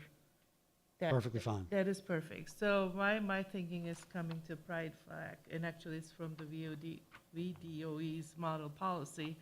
I think, you know, school division may consider LGBTQ inclusive curricula. So if, under those explanations, if you're talking about that in the curriculum, if you'd come to that point and shared and then see the pride flag, you'll be okay, right? I think that's absolutely Yeah. true. So I think it's I mean, the safest way is if it is part of the instruction, you know, like the homework, because they were talking about it, that movement, and the homework was up, and then that chapter is gone, homework is down. That is permissible. Yes, I Yeah. mean, you know, every lawyer will always say it depends. But right, as a general going matter, yes. I mean, if you tie those things to the instruction, I guess Correct. they are permissible, that's what the question is. So But that could be one thing is we may look at our, I guess, instructional curriculum being more inclusive for the things that we wanna, teach our kids. I mean, I see where some of the examples can be problematic, but again, on Mr. Chewbacca, I mean, I can point you to articles the superintendent's aware of them where people are arguing Yeah. that the interpretation of the law that I just gave you is too narrow, and that we should be advancing some social issues Sure. so that folk feel comfortable when they come in classrooms. Yeah. All I'm suggesting to you is if you allow that, please be ready, especially in light of the conversation you just finished, to get pushback from some elements of your community. And I cannot guarantee, for instance, those who, I think there are political components even to the messaging that we're talking about to protect the rights of all individuals, right? There are the organizations that are referenced in that article that I just talked about have a political arm, even if they're promoting a civil right. No, I understand that, and yeah, I mean, that helps inform the decision, let's put it that way. I mean, for me, I think certainly when you talk about inclusion, anything that includes people, especially people groups who have been marginalized, I'm almost just like, come at me. Like, what's the other side going to come at us with a lawsuit to say you're allowing this inclusion, but you're not allowing this other thing that goes against your policy? I mean, send me the articles. I mean, I'm kind of curious to read those. Are they the same articles that Dr. Meyer sent? I think so. That's the national, National Law Review. National Law Review, Yeah. and, yeah, Okay. they're- yeah. I already sent them. There are so Yeah. many articles, I'll tell you that, because I discovered, you know.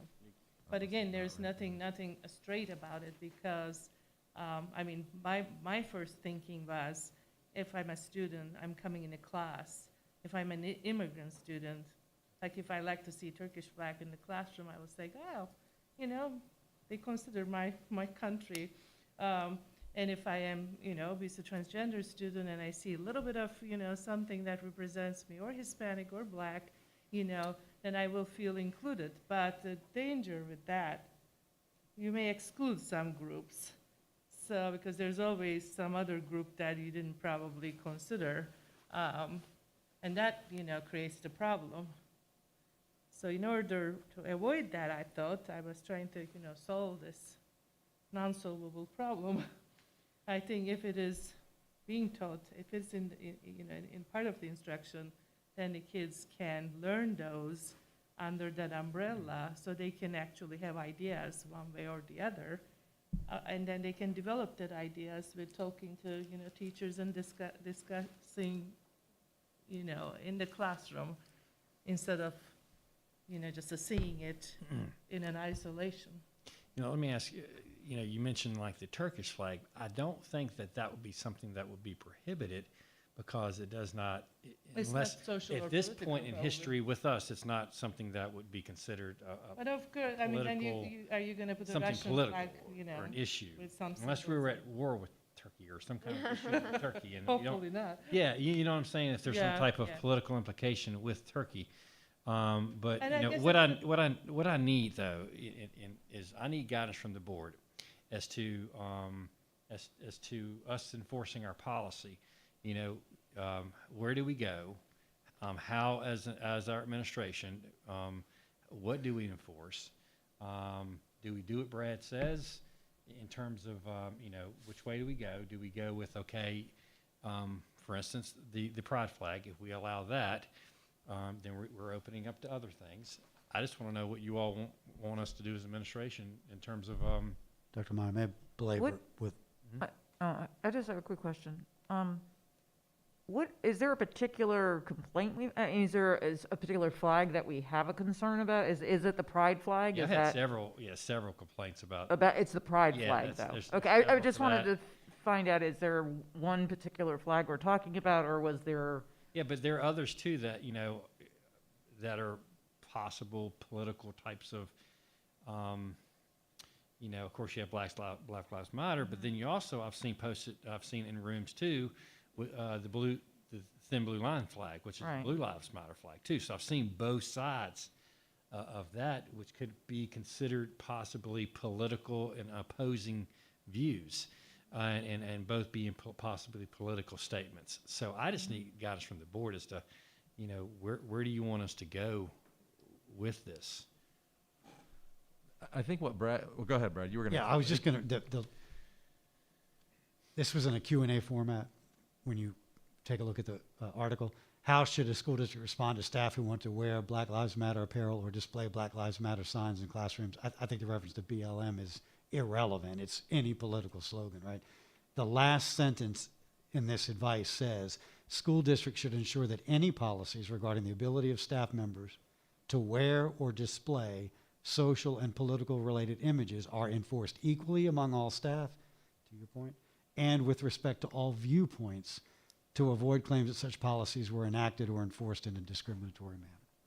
So that means we'd have to like sanitize the whole classroom then of any kind of posting that might be considered political or religious or something that people would feel is not appropriate, Non-curriculum. non-curriculum related. So that means we'd have to really. I don't know if we go as far as non-curriculum. I'm sorry. It doesn't relate I to think their we do stick with curriculum the at the- political piece, because non-curriculum just really goes way, I mean, True. it's, True. like. But I anything gave that the could be example, just considered like something that might insult someone or somebody doesn't feel comfortable Yeah. with it.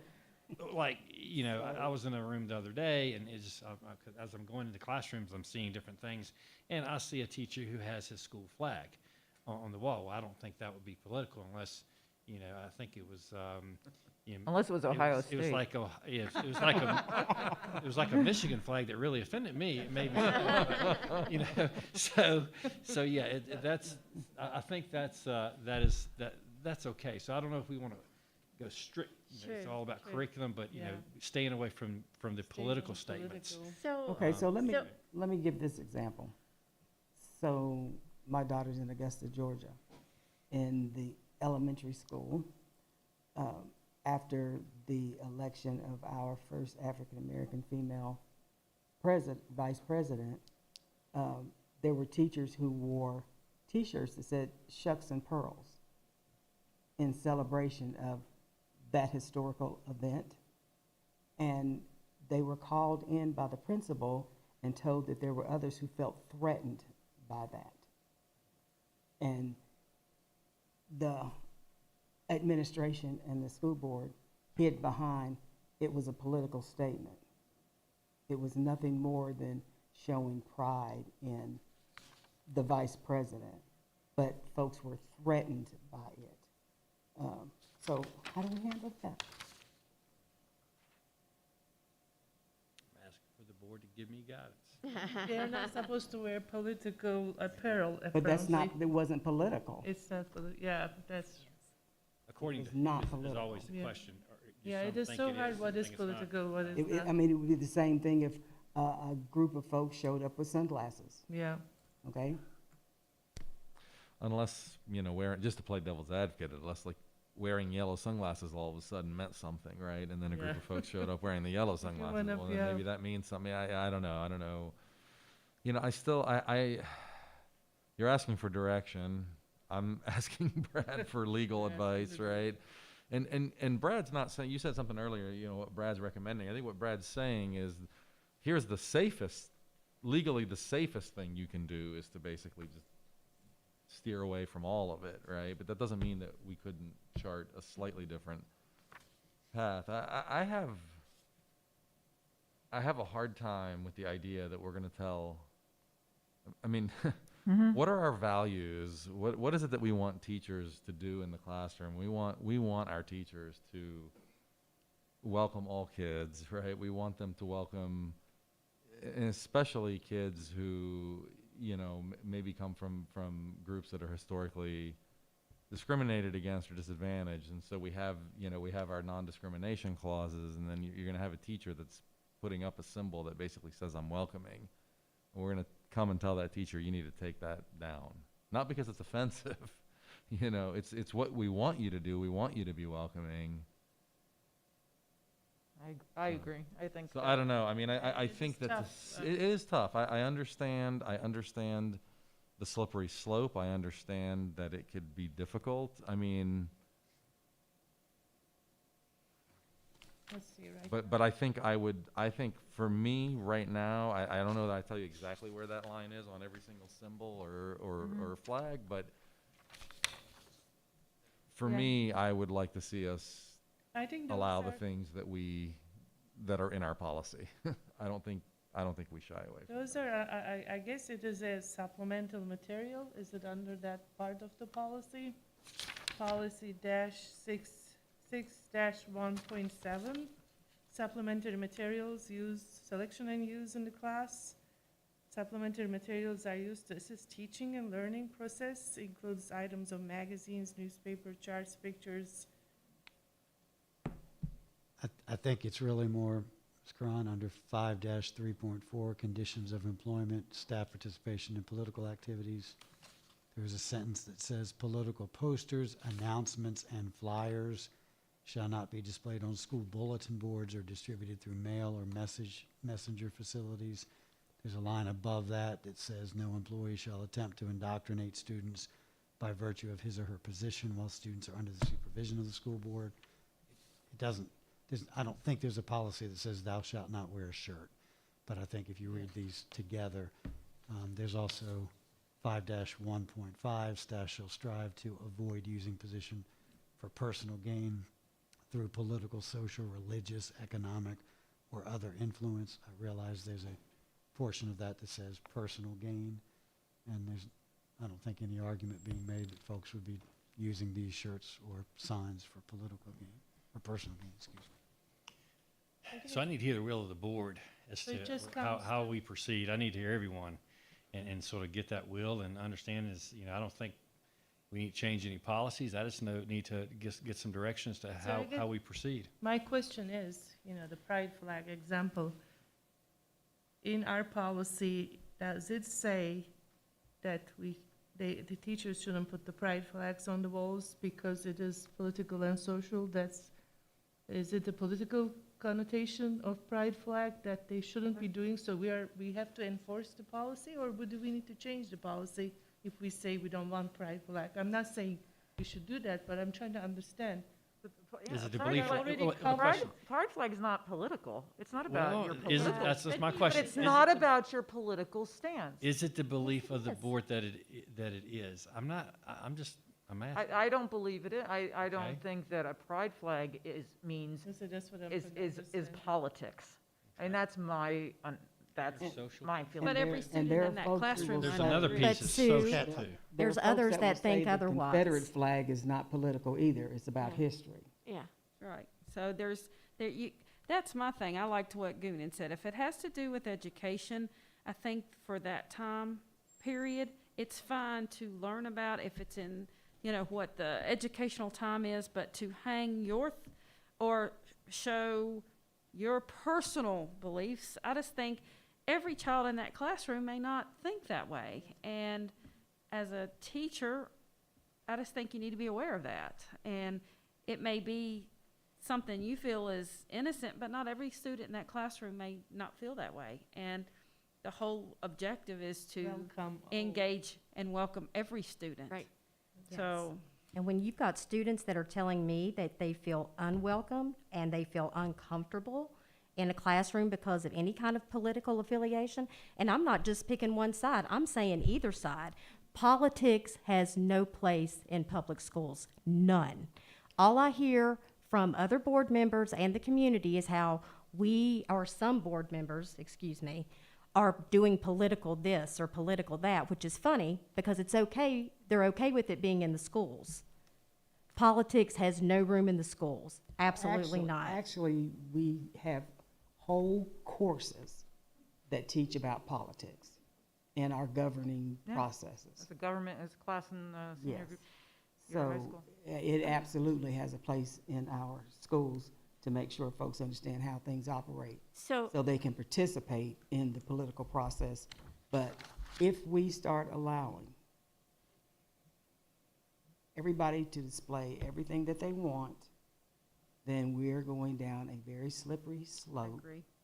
And it's going to make sure that that Confederate flag comes back, which makes people uncomfortable, and other folks find it as a symbol of pride. So Yeah. I believe we need to stick to the policies, and if it is related to the curriculum, Agree. then it's there. But personal views, it's just way too broad. And if we're saying we want all of our children to feel welcomed and comfortable, then that's what we say we're going to do. Right. And here's what I would like to see, based on what Penny just said, is I would like to see at your next principals meeting an awareness of this policy, because nobody knows all of our policies. And I think we need to bring that awareness to the principals and then have them bring that awareness to the staff. Yeah, sure, absolutely. We, And we- not police it, but if a principal goes in and does an observation, classroom observation, or is going through, and those things are there, they just need to kindly remind the teacher of the policy.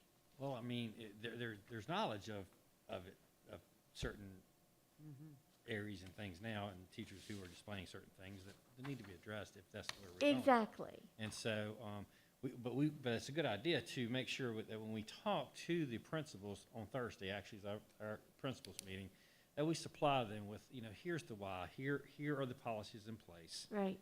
And therefore, for that, for this reason, Right. what you can't do I as a don't, teacher. I personally don't want things policed, but I would like for them to be made aware and handled with kindness and compassion when they see that, Sure. Because not everybody knows all of our policies. And if it's been hanging there for 10 years in their classroom, they're going to wonder why all of a sudden now they have to take it down. Okay, so I have a question about that. So as a board member, part of our job is to make sure that policies are being followed, correct? Correct. So the policies in question that we've been discussing tonight, they were actually put into, I guess, what you would call actual policy back in 2004. Yep. Verbatim of what was read to us tonight, okay? With the exception of 2 revisions. One was revised in 2013, which is the Statements of Ethics policy. The other one was revised August of 2006, which is the textbooks and instructional materials of the classrooms. So I wasn't on the board back in 2004 or even when the revisions were done. When did the policies stop being followed and why? I don't think, I'm just going to randomly speak, I don't think that policies just stop being followed. I think that Or enforced, let me rephrase other that. things pile on top and they fall down. This is pretty important. And the world changes. And the world Like, changes. Yeah, It's okay, now so the 20, world no, it's changes. 2021. That was 15 years ago. But The it world still has changed. says, it's still a basic thing saying none of this should be there. Right. I know, but now it's 15 years later, and we're talking about what's the right thing to do in 2021, not in 1965. Okay, but it still might be the right thing to do, but even though. The ball got dropped. It's like, well, we can't all of a sudden go in and start policing this. Well, we've made a lot of other changes. So, Exactly. you know, I mean- that's kind of the explanation to, in my opinion, it's not policing, it's saying, you know what, everything is changing. Exactly. So it's time to. And we can't expect everybody to know all of our policies. No, we can't, but that's how you educate. Okay, now, Exactly. you know, we've had some pushback on this and it's not going to work anymore, so I apologize. but this could make some of your students feel uncomfortable. Yep. And so by doing so, I know you don't want to do that, so let's take it down, Yep, you know? exactly. It's that simple. Yeah. Is everybody in agreement on that or No. not? But Yeah. I'm not in agreement at all, but. Okay, well, then you need And to I change understand, policy, 'cause that's what it is.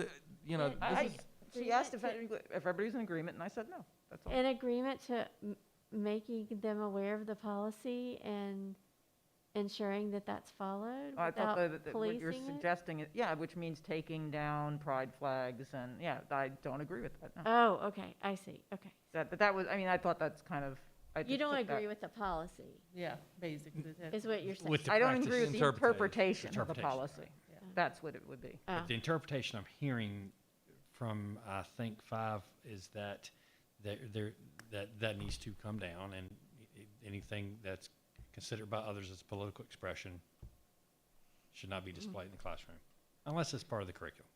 Right. Right. Okay, is that good? That answer your question, Dr. Meyer? Yes. Okay, our next agenda item is the vaccine, the vaccination mandate. Does anyone wish to begin the discussion? Well, I'll be honest, now that it's 11:50, it's almost tomorrow. I don't know if it makes sense to have the conversation right now. I mean, only because we haven't even done closed session yet. But I don't know can you take something Yeah. off the agenda if we just feel like we're time? Make a motion, Yeah. to add it to the. I just think We're that, moving it. I'm sorry, what's, to take because it's already 11:50 to have a conversation about vaccine Can we, mandates, and I'd rather, can we kick it to the next meeting? I'd rather under just kick it to the next meeting. Unfinished business? Mhm. That's fine. I'd rather just do that. I don't think it's worth trying to have the conversation now. That's What do you fine. think? Yeah, I'm okay. I'm in agreement.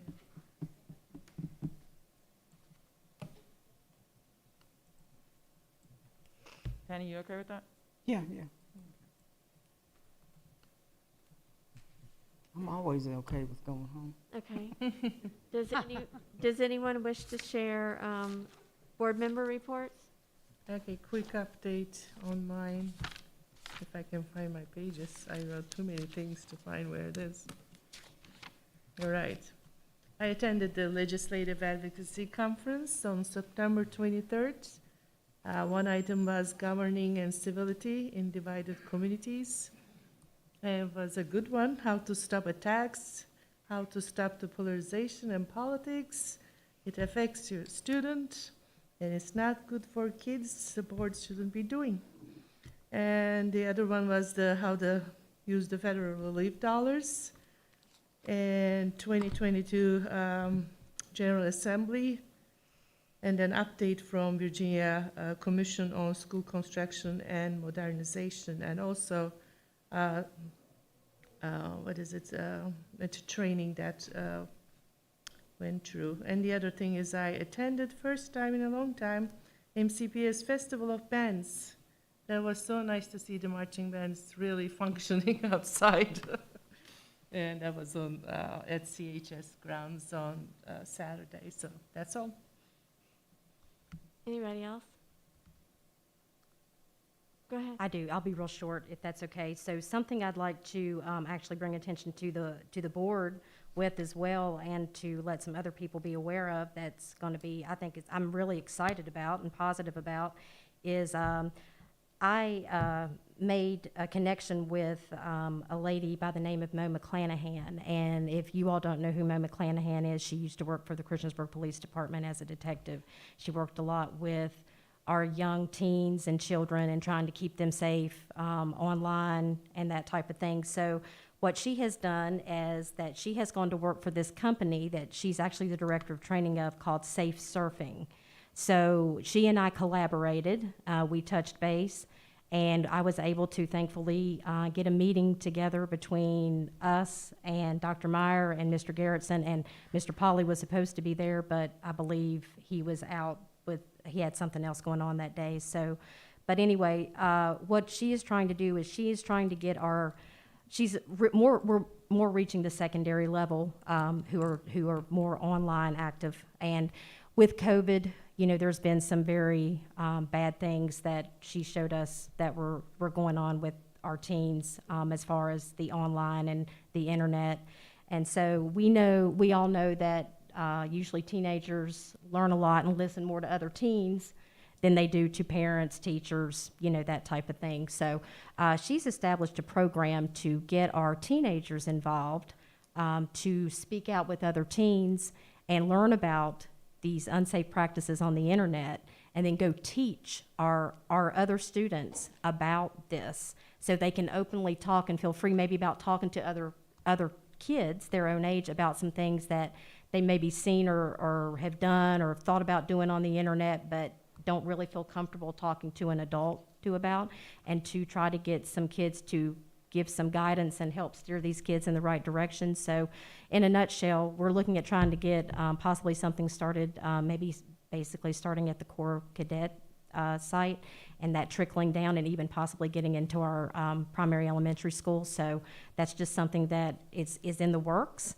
and I'm hoping really branches out and helps, because I think this would be a wonderful positive thing for not only our schools but all of our students as well.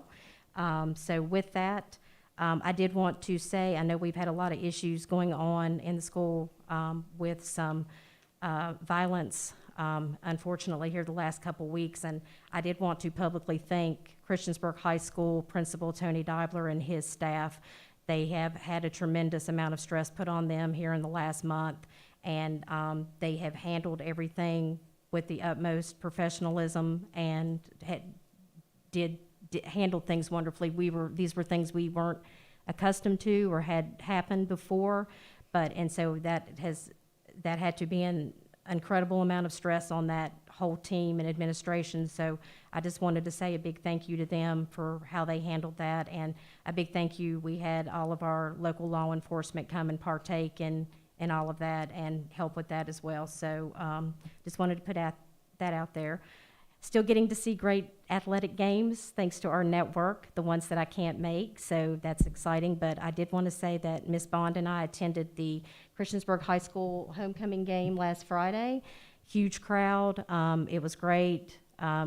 We had a great time intermingling with students and parents and just talking and listening to some parents and teachers and everybody about concerns and whatnot, but most of all rooting on the Blue Demons. And I think we're planning on going to the Battle of the Bergs. Dr. Meyer, I know you'll be there Yep. Friday night at Christiansburg High School. So that was all I had. And I was at the Golden Cup game as well. So that didn't turn out so great, but I was there as well. I was happy.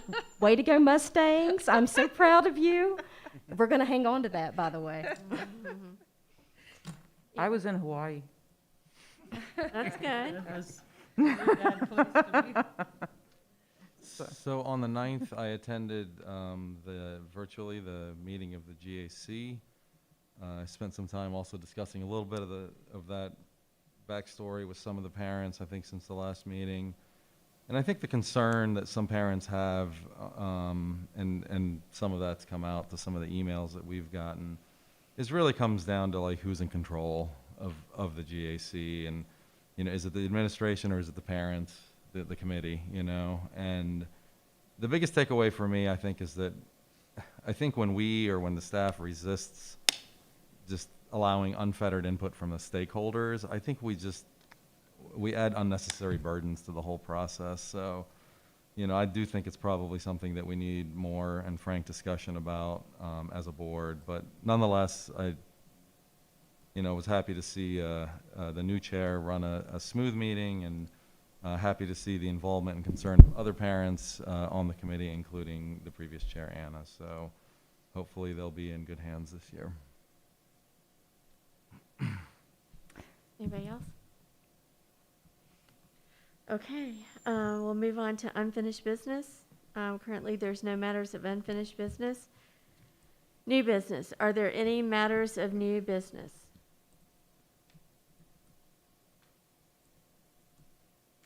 Hearing and seeing none. The next item is announcements and information. Okay. The next item is agenda preparation. Our next meeting is October 19th with the Board of Supervisors joint session. It will be here. And I will not be at November 9th meeting. Okay, That's just thank you. FYI. Thank you. So our next order of business is closed session. Do I have a motion to go into closed session to discuss one student matter, one legal matter, and one personnel matter as authorized by Section 2.2-3711 of the Code of Virginia? So moved. Second. All those in favor? Aye. Aye. Any opposed? Okay, we're now in closed session, and we will be going upstairs so that the audio and visual folks can.